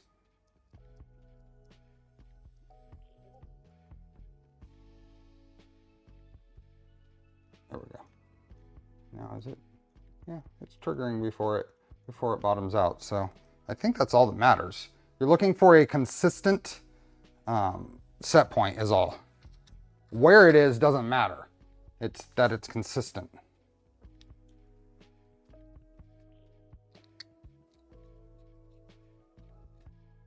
Where did you get that nifty parts tray? I've seen other builders with them as well. So I remixed it. But this has kind of originated the thing with me. If you look in the description, there's a link to my printables, and you'll find it as well as a bunch of additional remixes beyond what I've done. The story there, the quick story is, I was looking for a parts tray of some sort to print for my nephew for working on RC cars at his desk a couple of years ago. And I found one on printables that I liked the look of. It ended up being a bit fragile for me. So I remixed it into little thicker walls and put some fillets on it to make it easier to get parts out of it. And then I used it on an early stream and people wanted it. So I put it out on printables and away it went.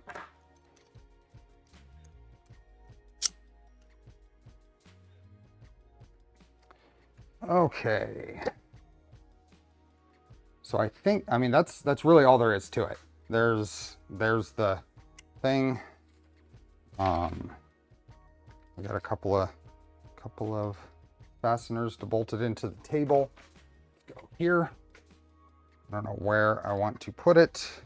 I guess right. It can't really go centered, so I'm gonna go that way from center, maybe like right there.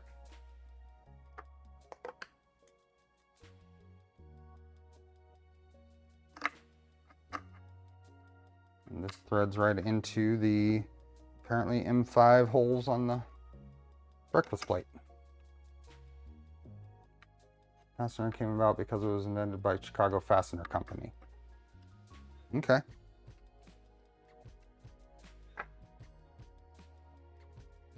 Yep, it's triggering. For about a dozen of those trays, very popular for a number of different hobbies. Awesome. I would have it go long ways with the table. It's not a bad idea. I can put it in the back corner there. Maybe I'll do that. It won't go here. It won't go here because it's too wide. But it will go like that. And I'm assuming that the tool can get there. I don't know that it can. Let's find out.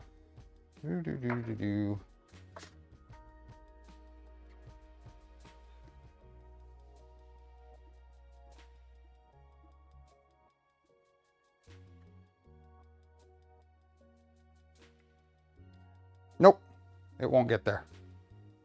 It needs to go another thing over at least. So make sure it's not in any of the dead zones. Yep, that's, we ended up in a dead zone.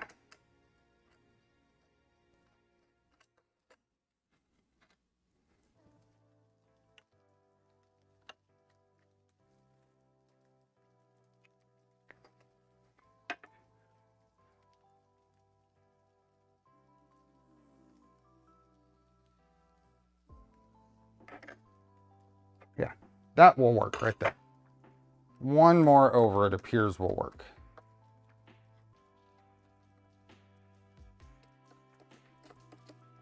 And this can be moved around. I'm just putting it on so when we do our pre-flight check and pre-flight checks, we can trigger it and make sure that we get a response in the console.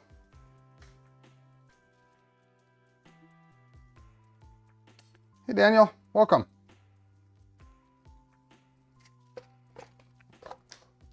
Okay, this can go away. More boxes I can get rid of. More boxes I can get rid of. So, okay.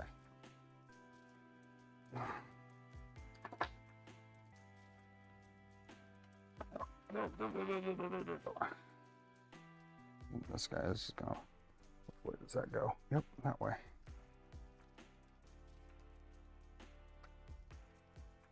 Is that correct? Okay.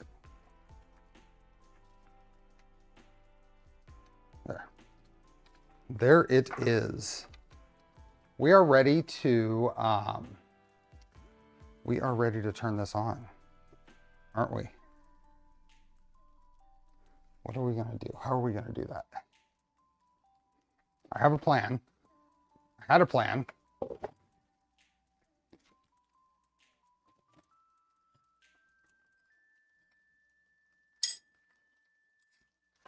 Clear off this table here.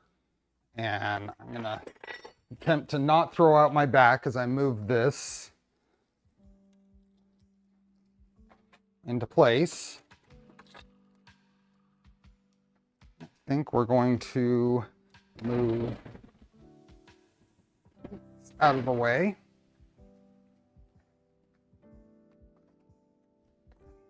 Get some extension cords out of the way.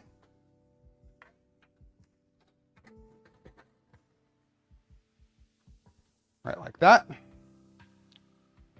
My 220 volt outlet is ready. Yep. Okay, are we ready to ship this? Yep.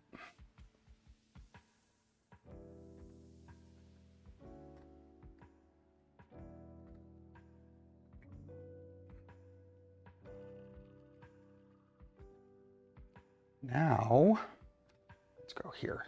There it is behind me. Millennium can't tag on mobile, but I'm in the Discord server, would love to chat. Yeah. Said it has the STL and step in the LDO print files has a thing inside of it. Maybe this PCB dummy was accidentally left in. No, I took it out. It's all good. It's a little, it's a built-in support and it works really well. Okay. Let me get this over here.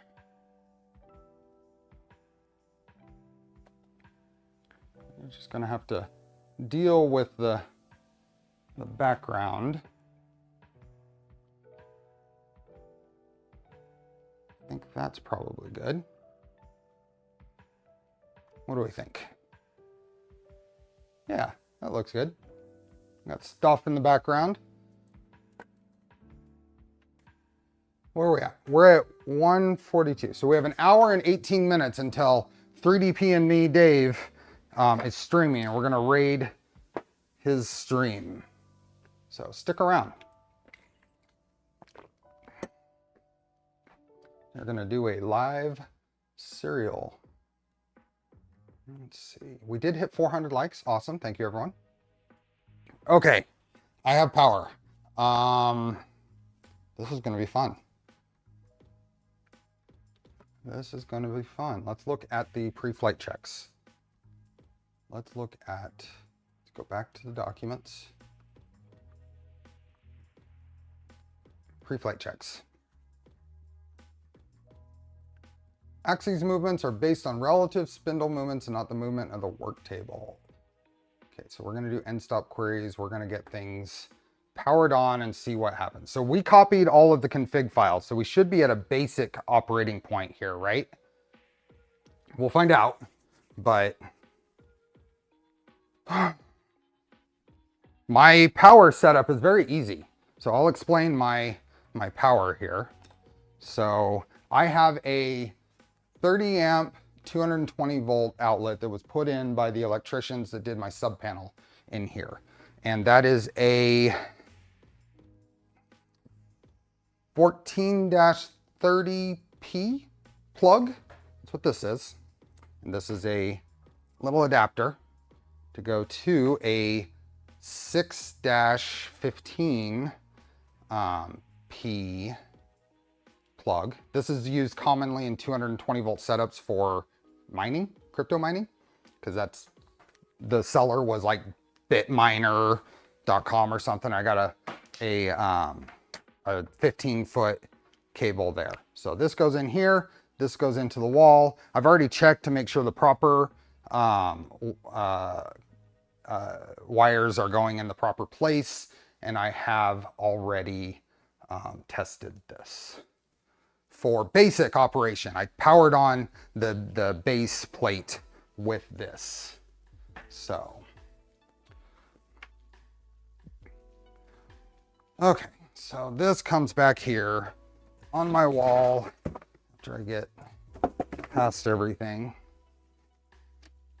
and plugged in there. And this is going to go right here. Make sure that's off. Plugged in here. Okay. Is there anything, just making sure, do a little walk around. Make sure I've got the correct terminals plugged in on the VFD.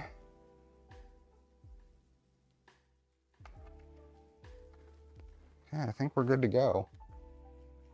Let me check chat, make sure nobody's saying stop. Normally closed dryer plug in the US. In Germany, the socket would not be allowed, just saying. Our sockets have it so the contacts are not visible before making contact. Oh yeah.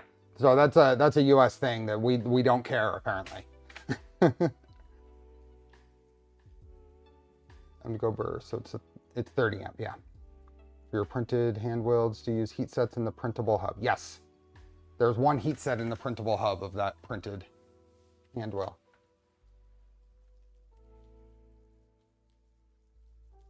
Magic smoke or not? Type your response in the chat. Here, let's do it. Let's do a poll. Is it gonna work? Start a poll. Will there be smoke? Start the poll. We'll give it a couple of minutes.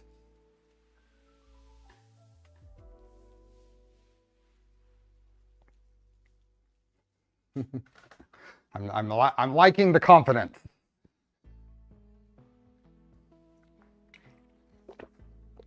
We care in the US. We know you only make that mistake once. You know better the next time. Yep. Welcome, Nero. It's about to turn on. I am very pleased with the overall look. I've got one little thing to clean up on the wires, and I'll be really pleased with that.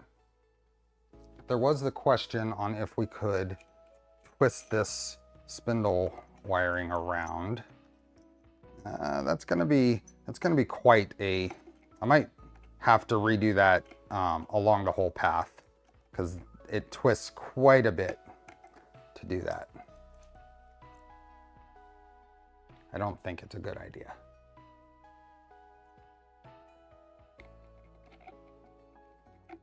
Finding the right spot for this is fun. Nope, not there. Okay, well now I've screwed myself up.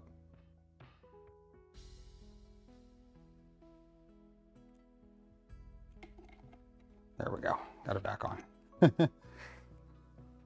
Yeah, I think it'll have to be twisted the rest of the path rather than right there. One rotation is too much. Okay, what do we have? 86% don't think there'll be smoke.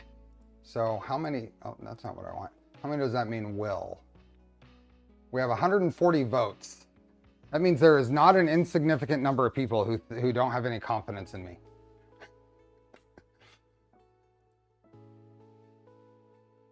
Okay, that's good enough. We're at a nice even. I end the poll. Let's turn it on. Yeah, let's turn it on.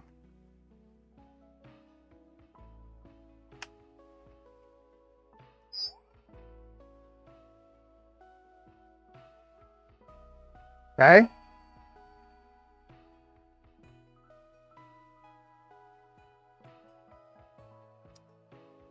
Not thrilled that that turned on first power up. Is that expected? You probably didn't hear. Did you hear the spindle turn on?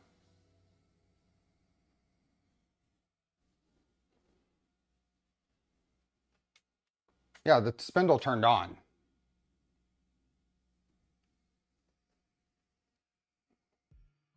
I turned it off on the button on the VFD.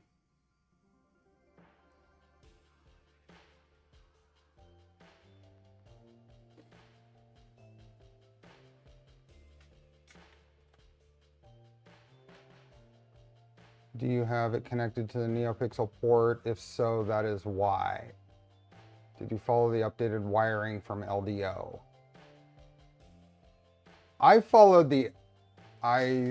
intended to follow the LDO guide here. I followed this guide. It was not short. It only turned off when I turned it off. I followed this guide.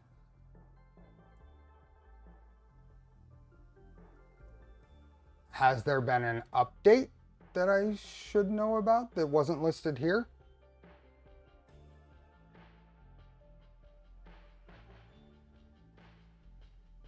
Move from NeoPixel to BL Touch pins. And this is for the, where is that? This is going to be on the, so it'll be on the controller. Is that this one? So this would be the enable here. Is this what we're talking about?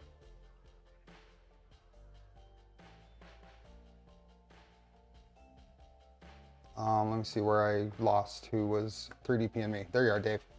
Yes, sorry, it did get an update. So this plug here, this VFD enable is what I'm talking about, right?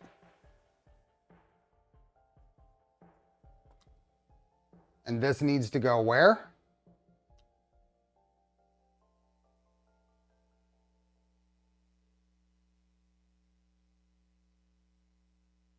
Hey, 3D Wolf Engineering.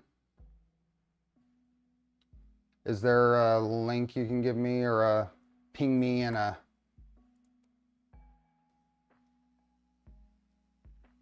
Remove the call out now before you start testing the spindle. Yeah, that's not a bad idea.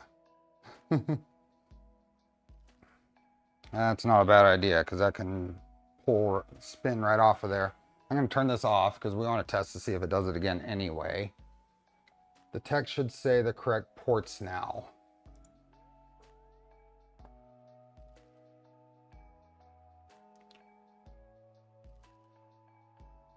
What text? Let me refresh. The NeoPixel pins can float and turn itself on since why we recommended the change. Okay. Where was that? Spindle motor, was that down here?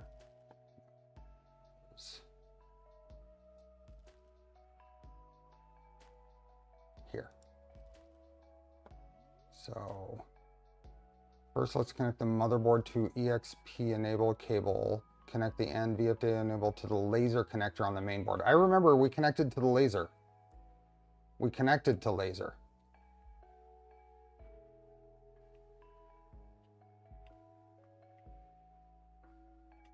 Then we'll connect the motherboard to EXP speed control cable to the BL Touch. And right now it's going to, here, there was a Fly CDY, I think Nurglerot sent me a quick link to the pinout on that. Right? Do you?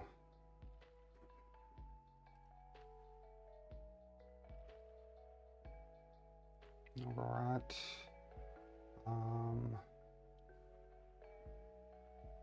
There it is. Open in browser.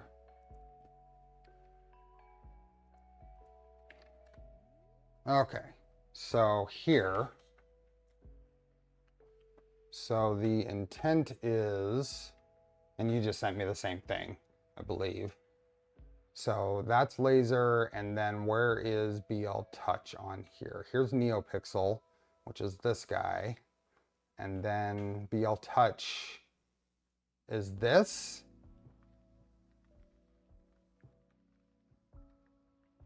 So I need to plug into this DuPont connector now instead of the JST connector.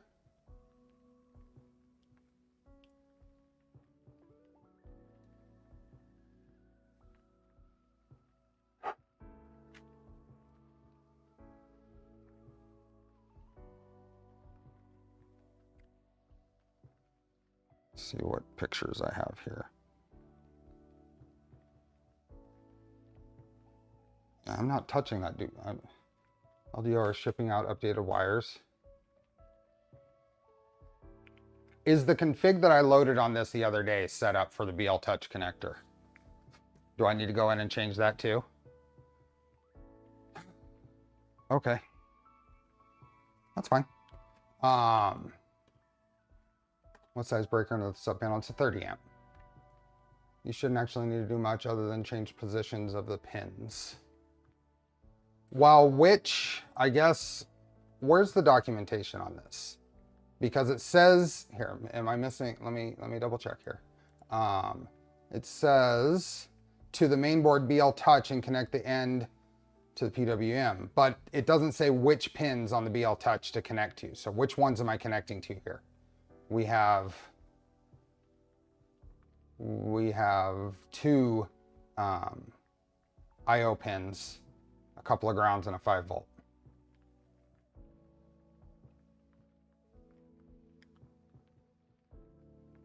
Should if you got it from here. If I got it from there a couple of weeks ago or last week, should it?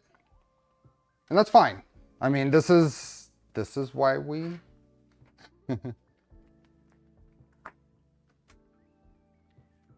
Thanks, Cameron. We are going to move this back to this table, flip it, which according to Jake, the recommendation is to move this all the way over, I think.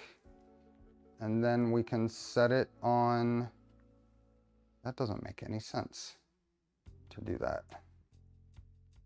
But maybe we can get enough access. Let's unplug it and move it over.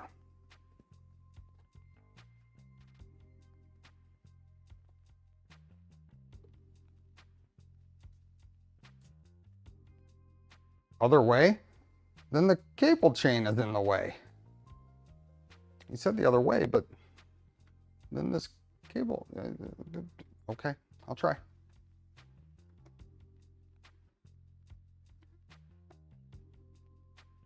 I'm sorry about the focus right now. I'll get it fixed here in a second. But but how am I supposed to put that on that side if the cable chain's in the way? I mean, am I missing something?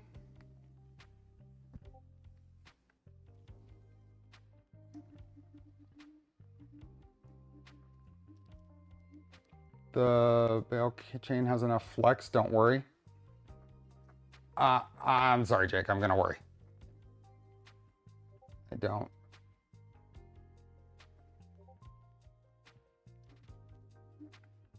I think my better case, how am I gonna do this?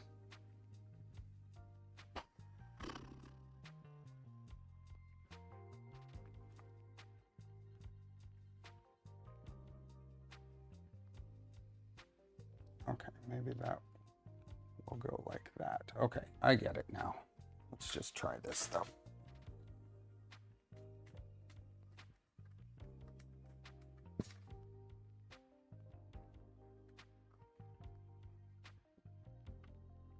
Wow, I don't like that, but I think that'll be okay. We'll do this. We'll do this and see if I can get in here. Just sent you latest config on Discord. Awesome. Well, this will be good. This will be good to learn about changing configs, and I know further, but I don't agree with the amount that this cable chain is flexing. I just simply don't. It's not okay.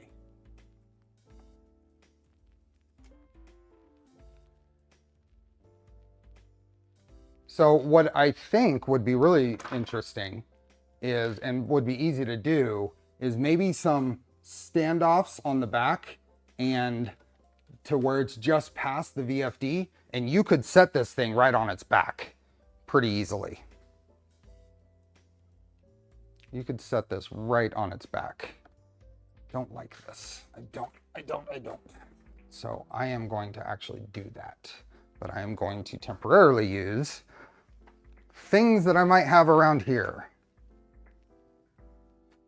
I've got various pieces of 2x4 cutoffs and things. That's fair. It's just the quick way. Yeah, valid. Very valid.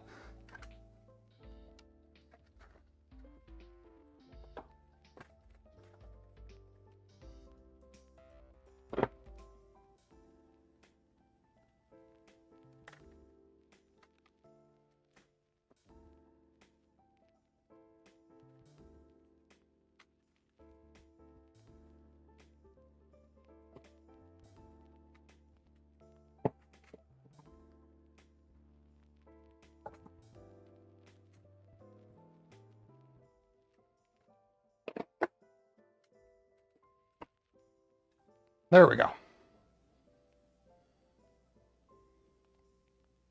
Now nothing is pressing on wires. It's stable.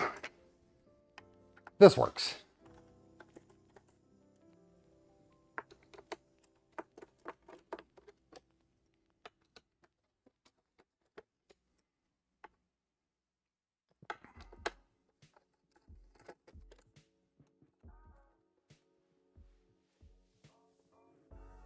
Okay.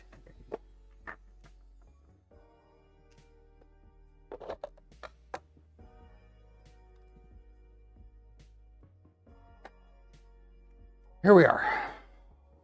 That was not too bad.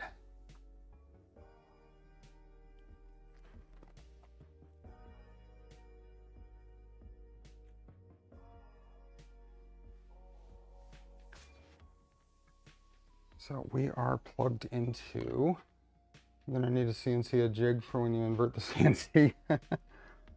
So that's Y-min. What do we have here? That's, what is it? Is this, that's the NeoPixel. So this is the port we're talking about, right?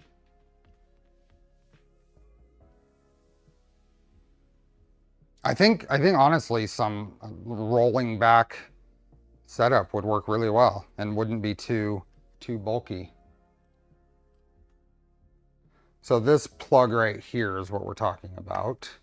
That is the VFD speed, and that plugs into the, so which pins were it? Someone messaged me, so let me find those messages. You consider a cloth sleeve around the cable chain to keep debris out.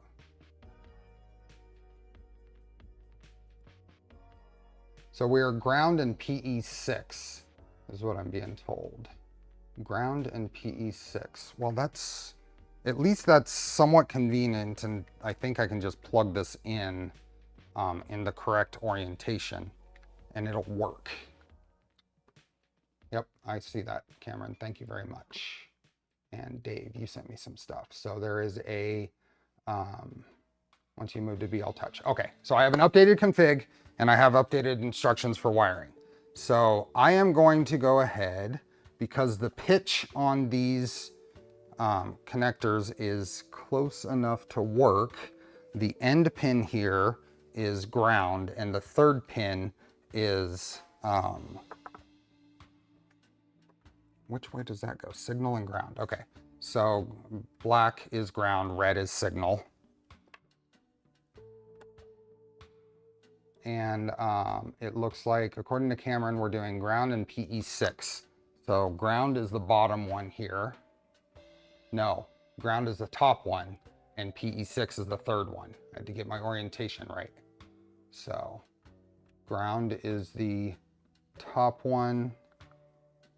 So this is just basically going to plug in directly into the first and third pin here.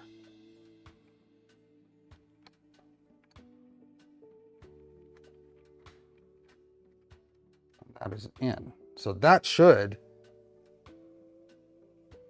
work. That's 1 and 3. Okay. The pitch is correct.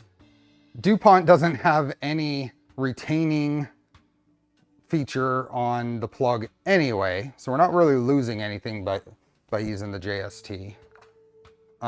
If anything, the JST pin is thinner, so I think that right there will be okay. And we're basically done. Hot glue would not be a bad idea. You're absolutely right. I don't have an easy way to do that right now. Okay, let's put this back together, get that config in, and make it move. That could have been worse, but it would have been nice to know about before. Oops.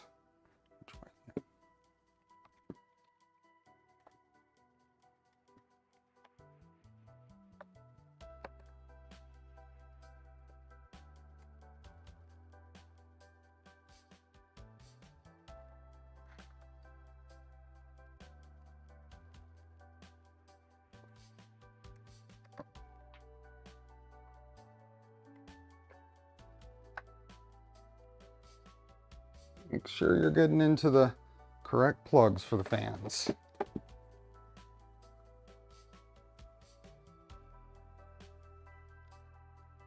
Apologies, we had talked to LDO about this beforehand, but should have checked ourselves. That's on us. The way these builds go, it's fine. It is something that needs to be addressed for customers, and it is a good thing when it's not fixed, at least for it to come up and get highlighted. So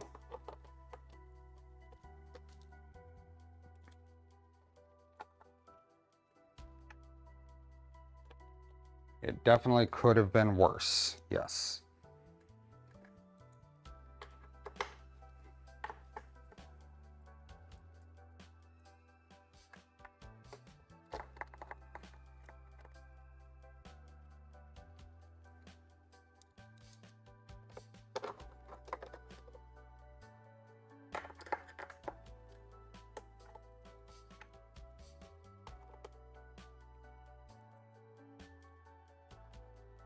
That's not going anywhere. Exactly.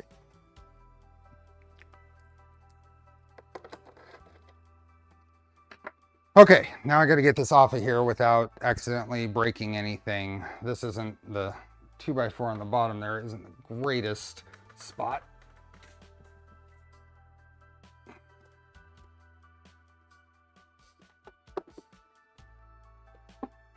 It's not all that heavy. It's just the distribution of mass is a little awkward. Maker Dave, welcome.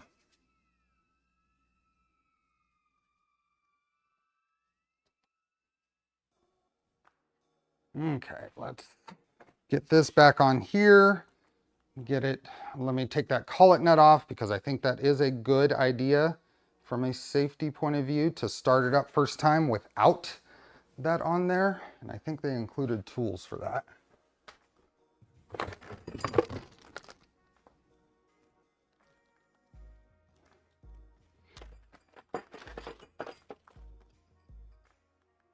Included a couple of wrenches here. We got usually a 14, nope, 17. Wow, I mean, it's not tight enough, but I still need to know what sizes these are.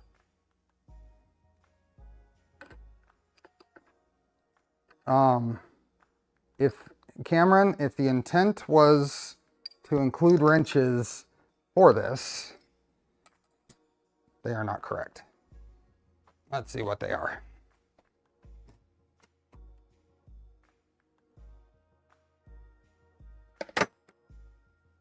Let's see, probably,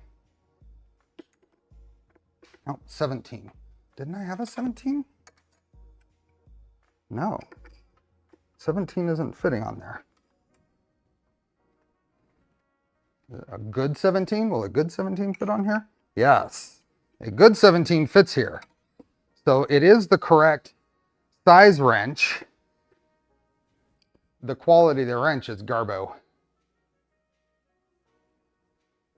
The 17 does not fit on the spindle. My good 17 fits just fine. So you got the correct thing. It's just the quality of it is not there. Okay.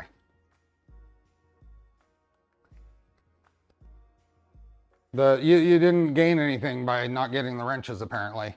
This 17 is not 17 millimeters. Let's see.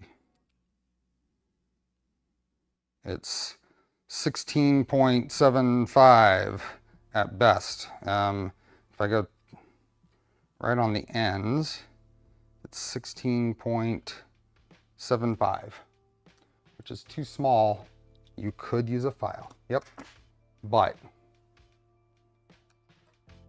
might want to source a better wrench. Collet nut toss could be a new sport right up there with the truck. Imperial wrench. No, it's labeled 17. It's labeled 17. It's just not very good. Okay. That is off. Let's power it back on. See if the spindle starts up.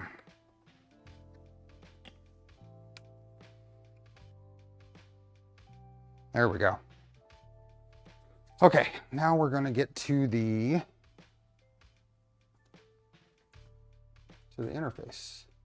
And I'm going to download the files that Dave sent me. And how much time do we have? We have 50 minutes left until 3DP and me live streams.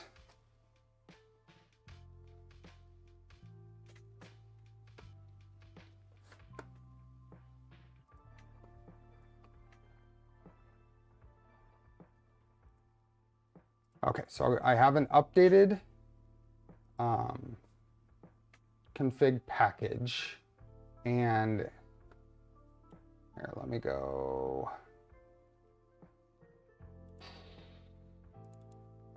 Let me go here. So we are going to save this thing here. If I look at that,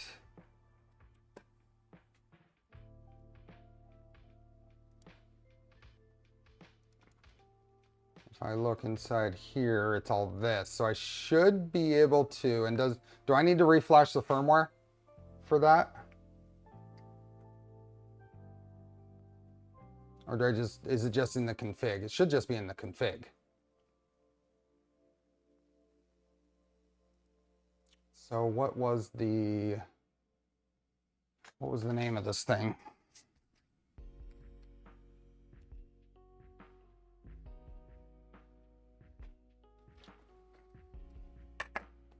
What was the name of this thing? I guess I'll look it up. Here,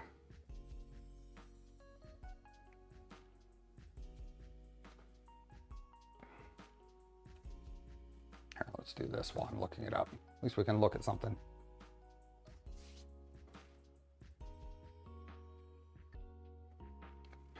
Clients. What is the name of this thing? Milo v1.5. Okay. Milo v1.5. Here we are. So being it should only be one line difference. Do you know which line it is?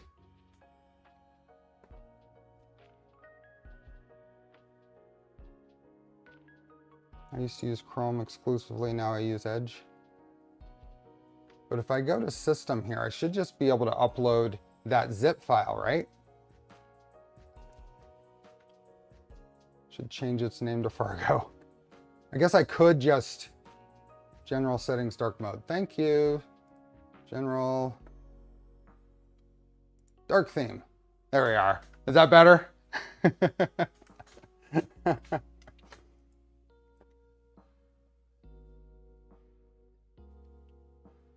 I could just copy, it's in the config file. I can just copy that file and download it. So if I go to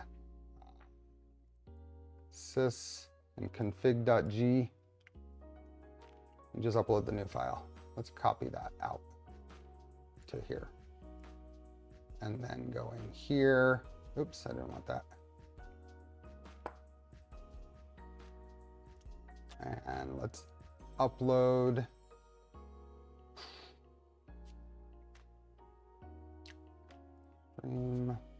Milo config.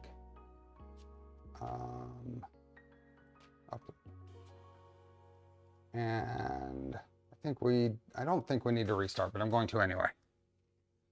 Now 3D printed chuck handle that ties into the lathe safety switches.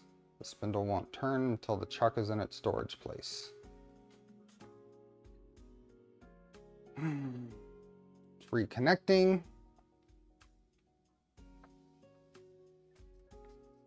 I think my next thing to sit down and model is going to be that idea about tipping this thing on its back. I think that will be new rear feet that bolt on to the side extrusions and bolt in from the side and the back, and then allow it to have a standoff, and then probably just a simple standoff off the other thing somewhere. Yeah. Okay, why is this taking so long to connect?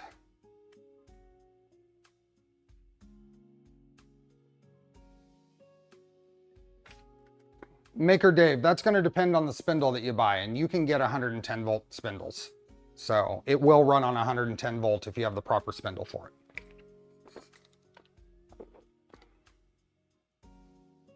Yeah, you guys have my full permission to use anything I do on this. Anything you see that I've done that you want to use, you have my 100% permission.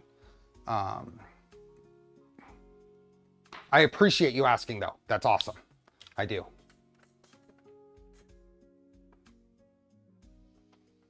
Why is this taking, can I just refresh and see what happens?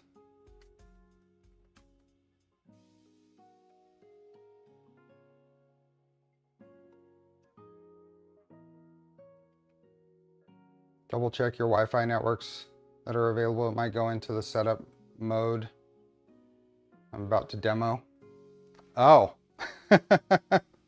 okay. So what you're saying is we probably should have just changed that one line. It's here. Milo v1.5 is, let's delete this. Go back. It's still on my network. I see it here.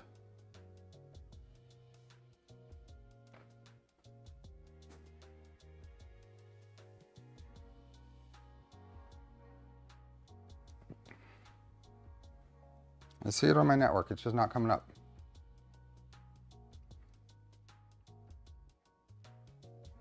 Are you able to join that network?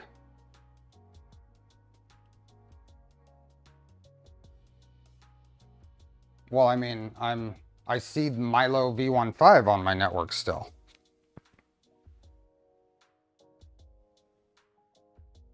It's connected, but I'm not able to get to it here. Hey, MakerMine.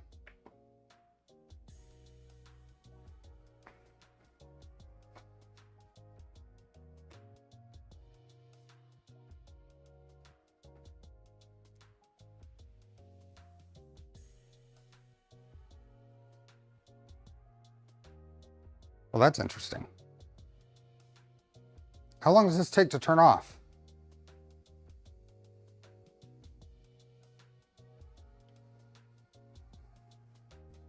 Oh, there it goes. Wow. That took a long time to drain whatever capacitor's in there. Keep that in mind.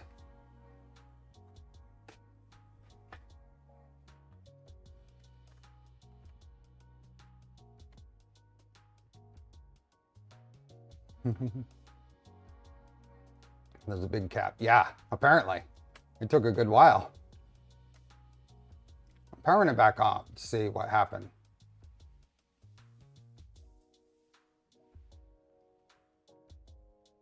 Are you able to join that network without killing your stream internet? No, not from this computer.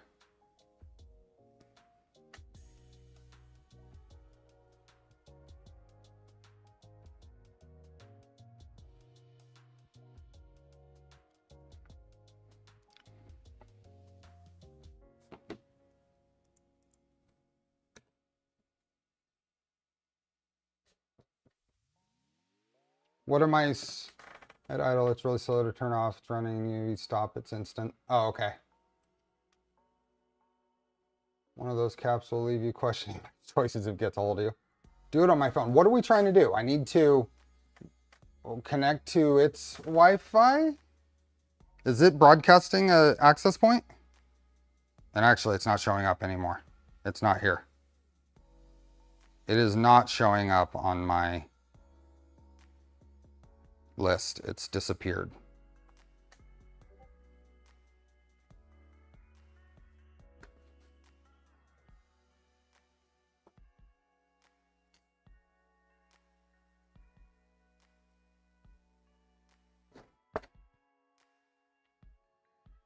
It will appear again if I give it a minute. Okay. Is it going to appear under a different name?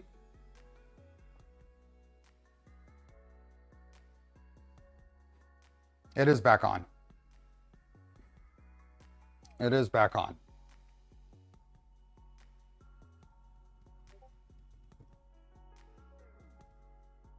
I need to be able to connect to it first here, Dave.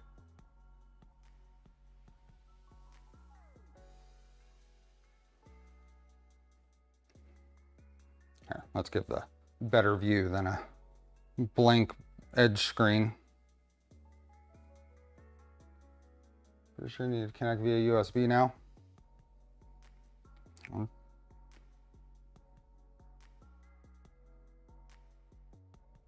Yeah, we get to test the USB connection, huh? Okay.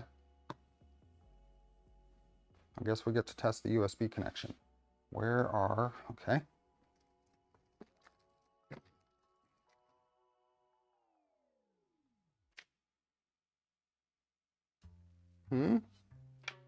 I mean, I need to be able to see it on my network first, right? Or will I see it as a broadcast access point? Let me see. I don't see it on my router. So let's see. Am I going to see it somewhere?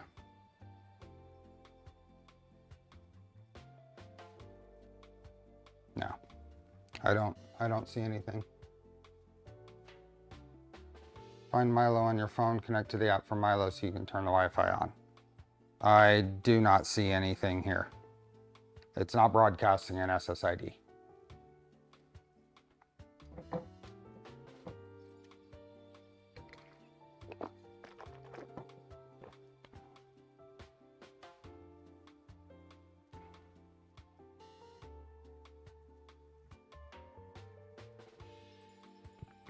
Yeah, nothing's coming up. So USB.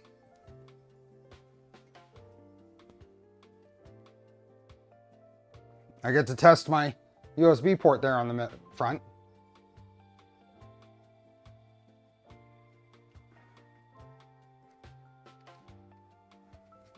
Right there. And then I'm gonna snag my extension cable that I usually use for my webcam. And let's see if it even recognizes it. Aha! Something came up. I don't know if it's working, but it reacted. Okay. Can we go back to this as our basic foundation of instructions? Here in the, actually Nurglerot sent me something that was useful.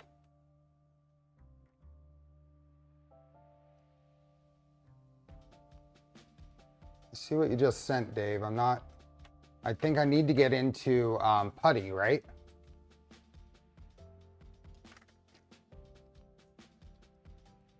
Let's open up putty.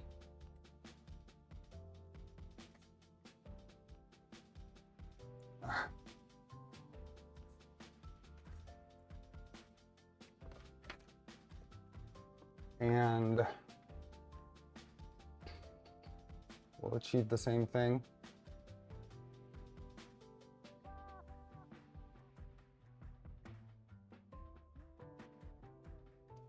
And a Team Gloomy link for setting up putty.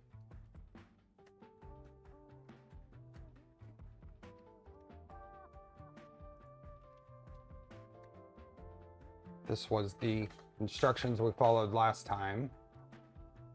So there are a couple of settings. Let's make sure that these are all set. I'm just gonna go with these instructions because this is what I've followed before.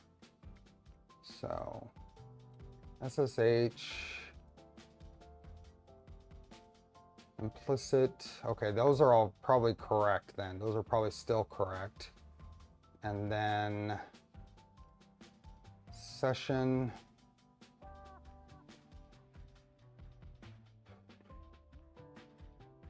Click on the serial radio button. And do we have, let's see what this was.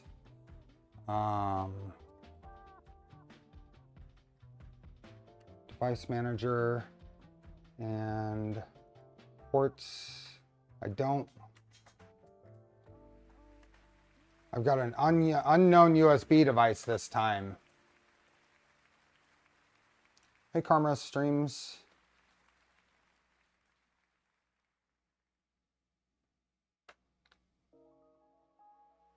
I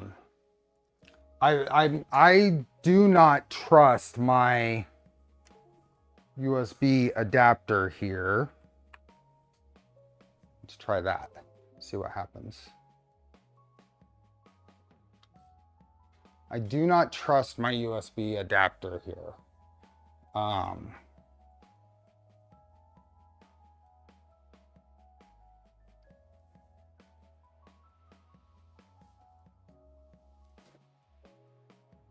Yeah, nothing yet, Dave. It's still nothing's showing up.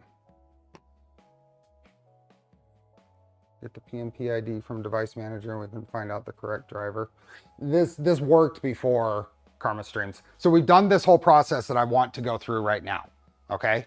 So we use this to set up the Wi-Fi on this board.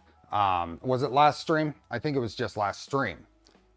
The difference right now that's not working is my little adapter setup I have no confidence. I haven't tested it. That it, and the reviews on Amazon from it, that they're spotty. So I think my little USB extension here is the issue. It is getting some amount of connection there on USB, but when we plugged this in before directly, it just worked. So I think what I need to do is get it back onto this desk, turn it on its back again, and plug in directly to that board. And I imagine we will be in business from there. So this is a nightmare. I don't consider this a nightmare. This is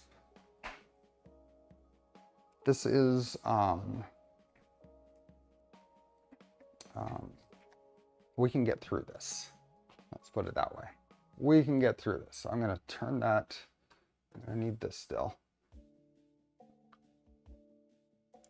I don't think rebooting is going to do it. I want to just go with a path that I think is going to work here.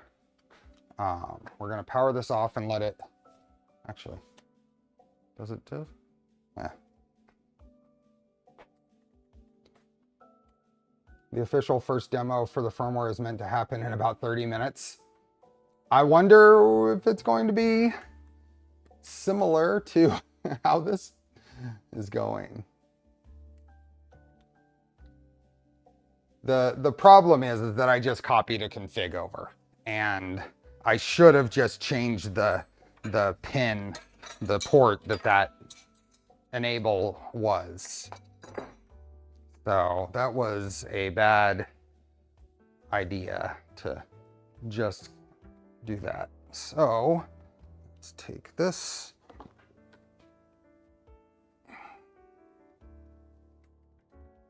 Yeah, this isn't a nightmare. This is.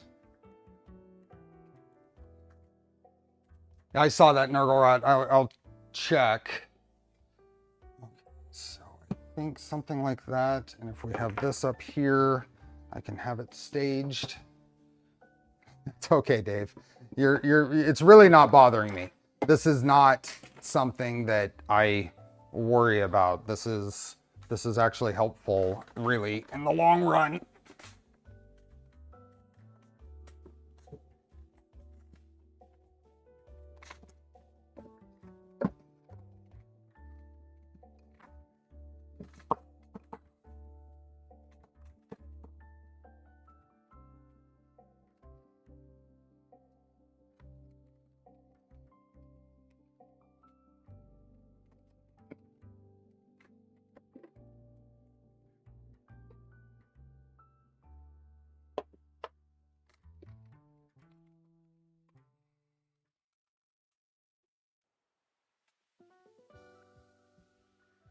Okay.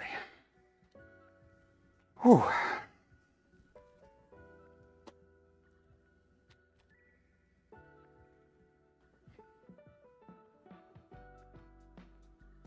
Max, hey. Yeah, this is not.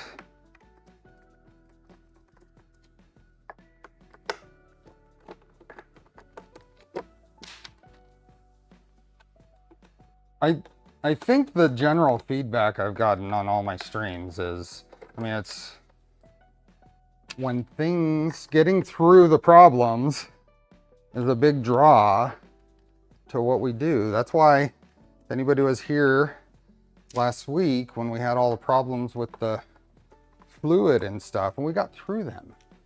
I have a well-working system on that right now. I've updated the config and everything works. Okay, so that's off. And this is really only a few minutes. This should be only a few minutes. So, yeah, I'm not even gonna bother with this, troubleshooting this USB connection. We're gonna pull this off like we did before.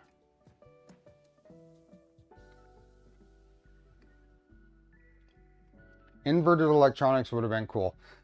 For especially in a system like this, inverted electronics where you are not forcing it to be closed when you use it, I think is a bad idea because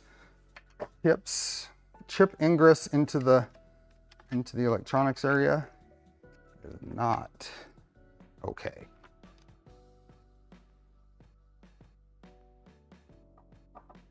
I do have a gripe with electronics being on the bottom. Hopefully it's well sealed. Yeah. Okay, so now we're gonna shift this over like that, just like we did last time, and I'm just gonna pull this little ribbon cable out, and I will test that later. But this allows us to get to the, and I think, can we do this with just USB power? Okay. Yep, I just got to a USB port, and we have a USB port. So let's go here, and we are going to go COM8, just like it was last time. So that my USB connection here was not a good idea. It's a good idea, just poor quality parts. Now, I think I can open this now, and we should have things to do.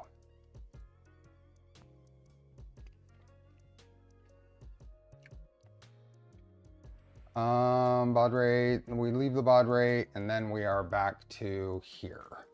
So we did all of this. Check your work. Where's the set up your Wi-Fi? While still in PuTTY, type M552S0. So what is the M552? So I got some instructions from someone. So let's see. Dave sent me some instructions. Nergorod have sent me some stuff. Let me see.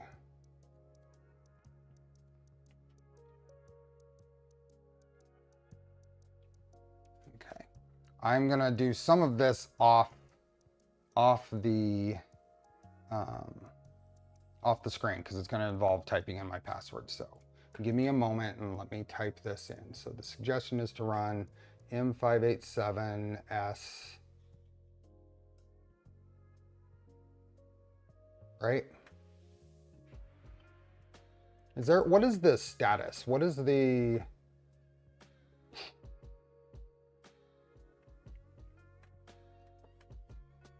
type M552S0 again, followed by, once this reports the details have been saved. So M552S0. Let's show what this is doing. So M552S0. Wi-Fi module started.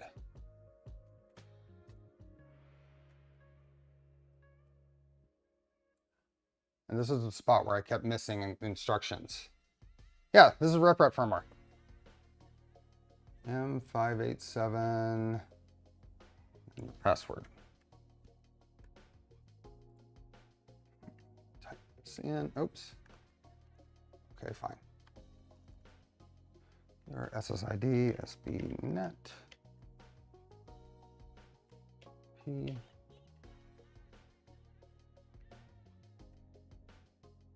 Okay. It's been a long minute since I touched that. And then M552S1. Okay.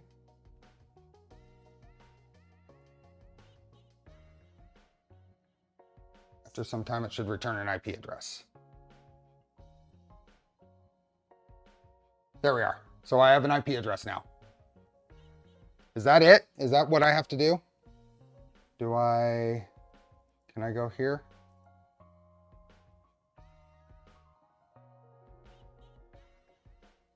There we go. We are back in business.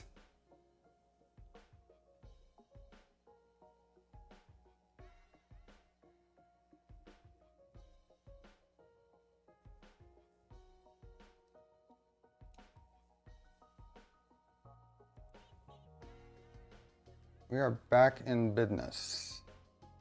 OpenConfig.g. Let me do that, but make sure, does config.g have in plain text my network? Let me open it over here.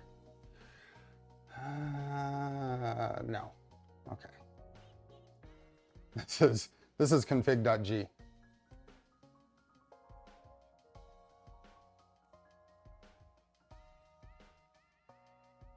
Have you disconnected USB? No, not yet. Not yet. It's getting power from USB right now. Is there anything I need to do here? Any additional commands I need to send to save this, or are we good to move it back?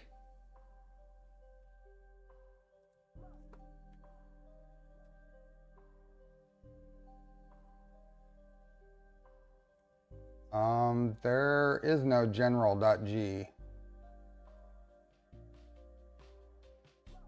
There is no general.g.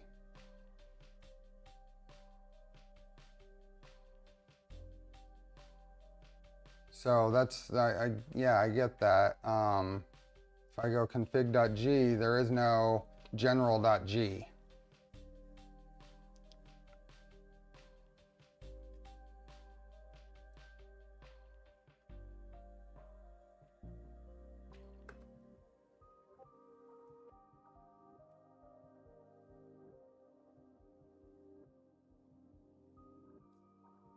You need to upload number 2 again. Do I?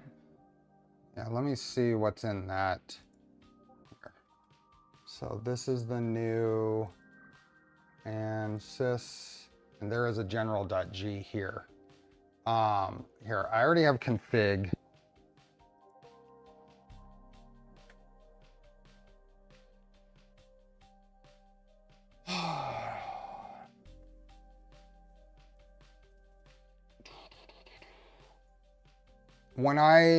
So why did that reset my network when I just updated config.g? That's the only thing I updated. That's the only thing I uploaded was this, config.g.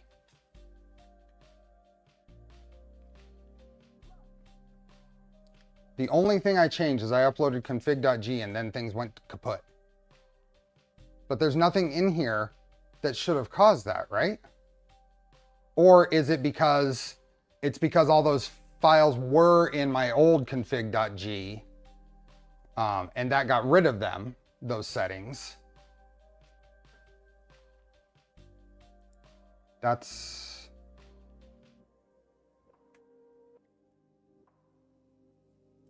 I think there is a... Okay, let me, because...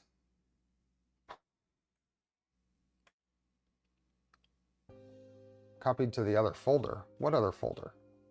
I copied it right here.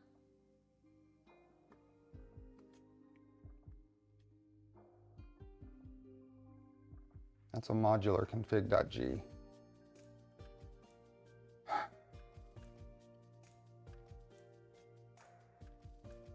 You guys keep wanting me to open files, and I'm not comfortable enough with... Yeah, the config.back has everything in it, and that's what's going on. Config.back has everything in it. I'd rather run the latest code, the latest stuff that they're going to be pushing. So would I be best off? Yeah, this has all the stuff in it, and I can click on this. I didn't see anything in here. It has stuff. And the new one didn't. There's lots of check discords, and I did. I understand what you're telling me to do. I get that. I'm trying to get to a point where I'm matched up with what Dave and Jake are doing.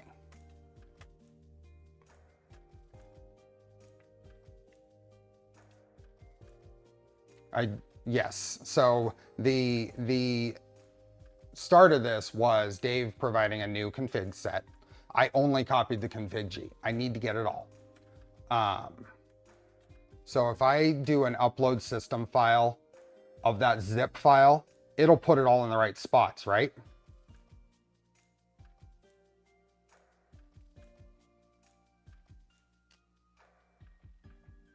This, if I grab this file here that contains all of this, I will get all the things if I upload system file here. right here. And I may need to go back in and set my Wi-Fi. That's fine. Let's do that. Yeah, you should load whatever the mill guys have.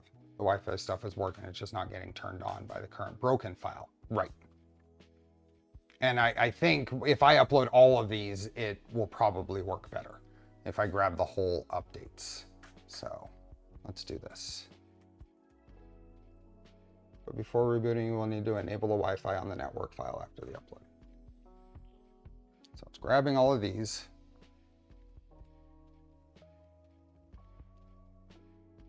Try your filament and level the bed.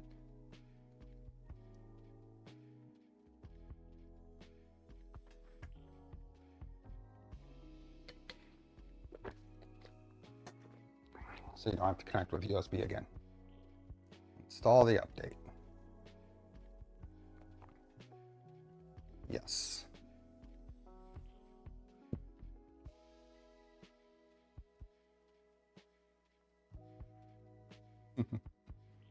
We are good. We are fine. We figured this out.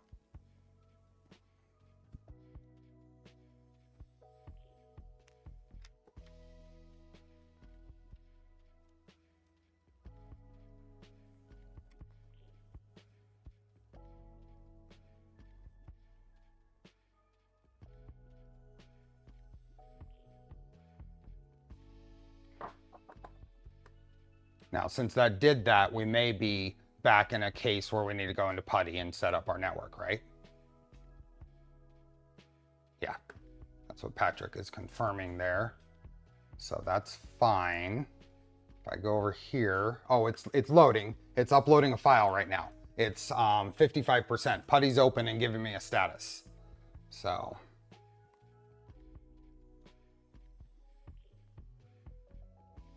Upload successful. Let's see what happens.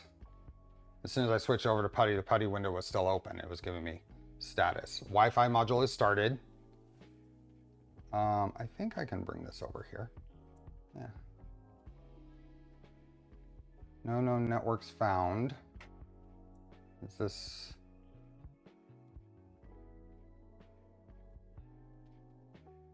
M552S1? Is that what it's trying to do? Can I just do that right now? M552S1.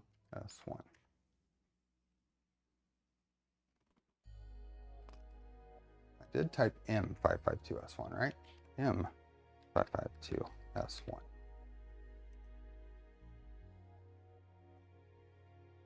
Okay, so that is not. So do I run my command again? My connect to network command? Or do I reboot?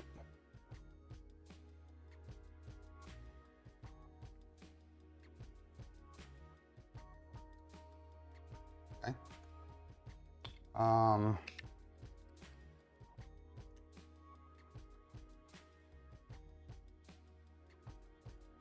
Let's see here. 552S0. How do I get this to stop in the... Okay.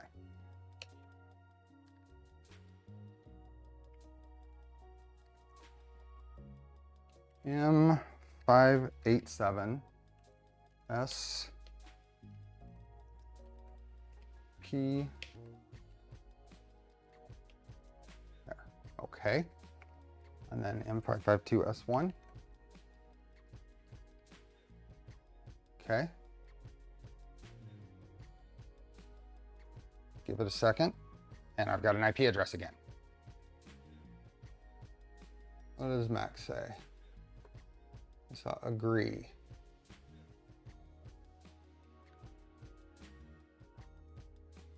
Okay, so it is back.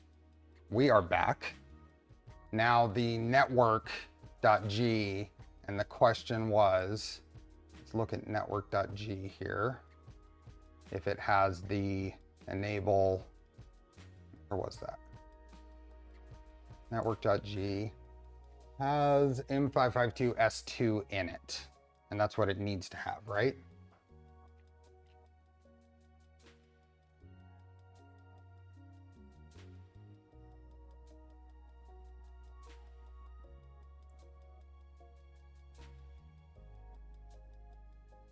M552S1. So why doesn't network.g have the M5? What does S2 do?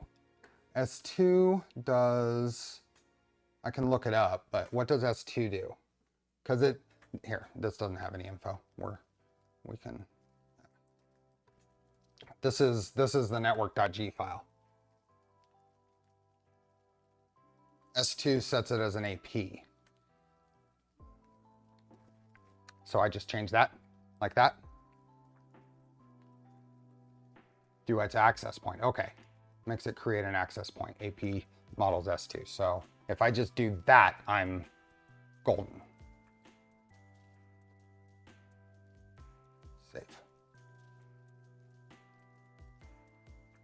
It's called on startup. Okay.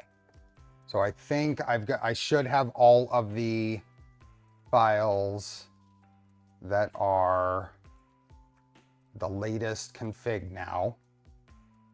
No, cancel. I have no macros. Should I have any macros by default from the config? I thought I saw, no, okay, no macros. It just had a folder. Okay, so I should be able to power this off now and get it over there. We have 11 minutes until end of stream because we're moving over to Dave's stream at the end of this, but we've done good today. We have a machine that powers on and did not produce smoke. Let me power this off, move it over there, and let's do some Endstop testing and that kind of thing. So let's go ahead and unplug that and get this back into place. You will get macros when you move to MOS. Okay.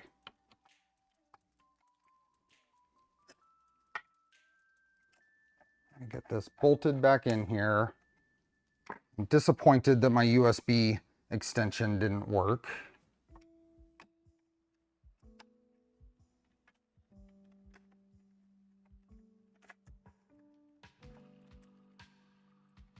If it moves today, I'll be happy with that. Can we make it move in 10 minutes? Can we make it move in 10 minutes? I mean, just one axis. Just one axis. Can we make it move?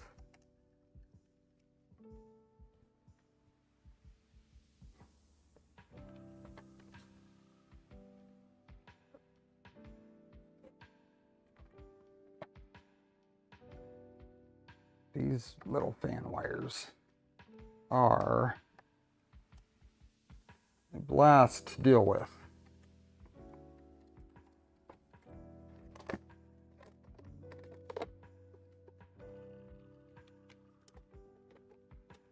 Where's Dave's stream? There will be a raid at the end of this stream. It's the channel is 3DP and me.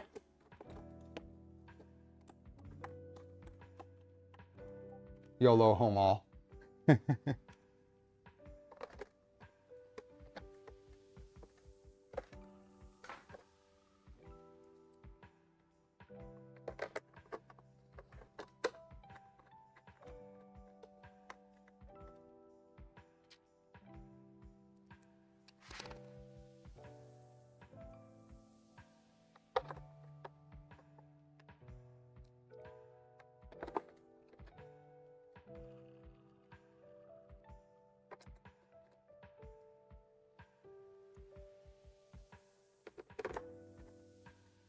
Okay.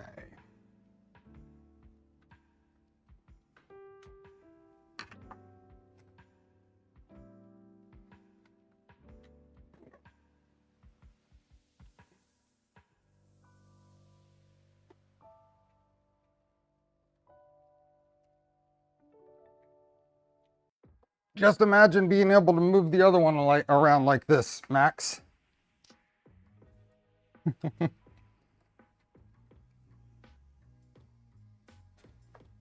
Okay. It is powered back on.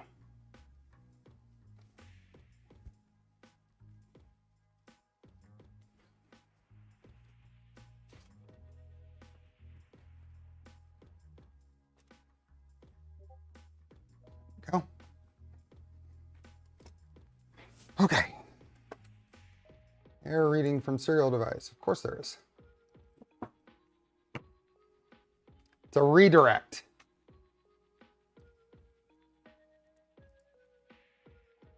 There, we want to get rid of that tab anyway. Milo v1.5.local.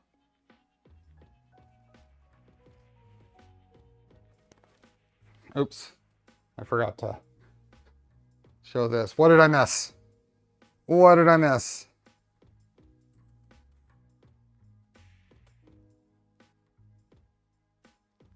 What did I miss? Does it just take time?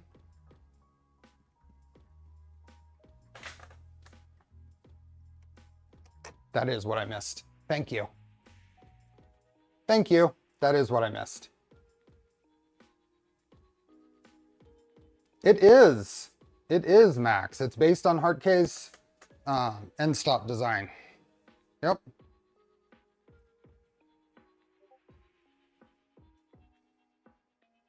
We got fans going. I can hear them. Let's refresh.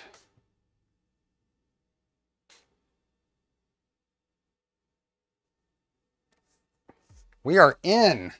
Failed to load plugins. Cannot load DWC console. May as well use it for the original purpose. Yeah. Use Phoenix as an enclosure. I'm not going to dirty up the inside of Phoenix like that. Our first thing is to check end stops. So let's go to our pre-flight checks. And I want to enter M119 and see what, oops, not that.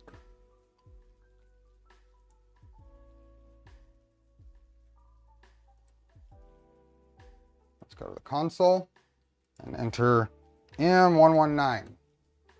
And we have X not stop, Y not stop, Z not stop. And then I am going to do this again.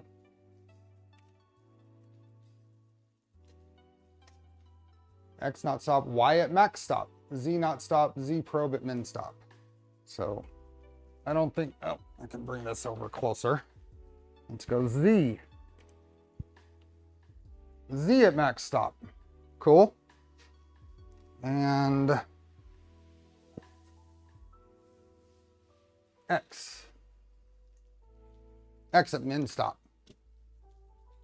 Awesome. So all the end stops work.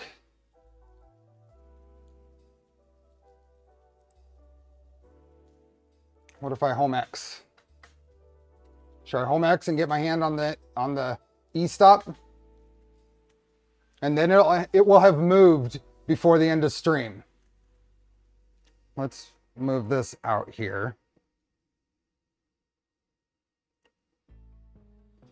I actually don't have Z plugged in. I forgot to plug the Z stepper back in. So I don't want to do that while it's powered on. Oh, Z probe. Good call. Good call. I forgot. Let's do that again with the Z probe. Oops. I gotta put my cursor here.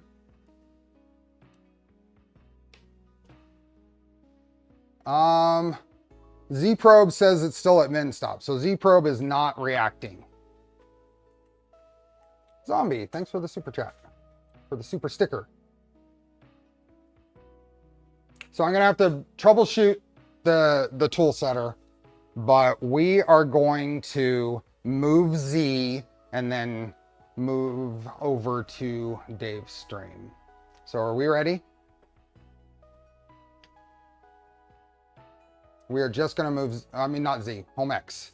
And I am going to be right here ready to do that. Ready? First moves.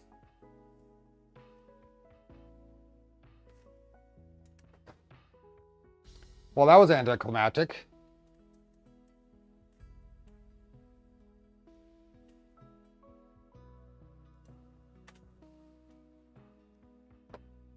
Warning, G94 command is not supported. So how can I force a move of an axis just to move it like 5 millimeters? Is there a command?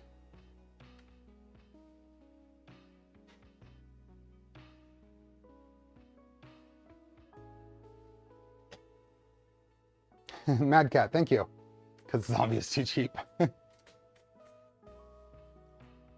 Okay, well, we tried. We tried. We have a fully assembled machine. We went through a couple of things today. That was not bad. We will make this run next time. I need to look at what's going on. But I think the plan is still to go through the rest of the config checks and make chips next stream.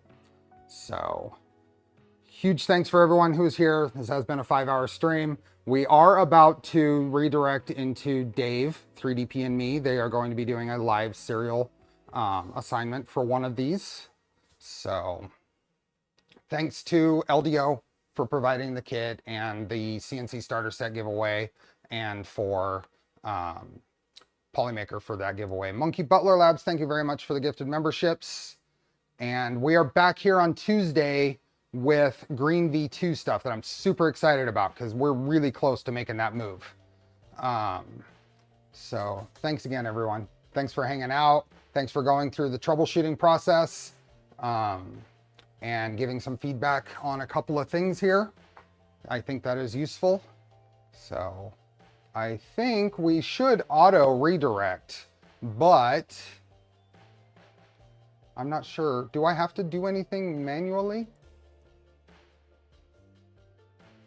Bezliz, thank you. It's an old time Western movie. Bye everyone, fun as always. There is a, in case it doesn't auto redirect us, let me put in the link to this. Is this it? Let me put this in the chat. There we go.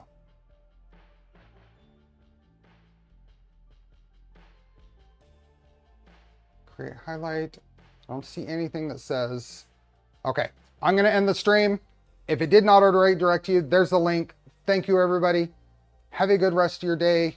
Hopefully see you Tuesday.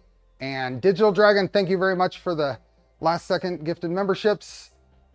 Everybody enjoy the build. Thank you.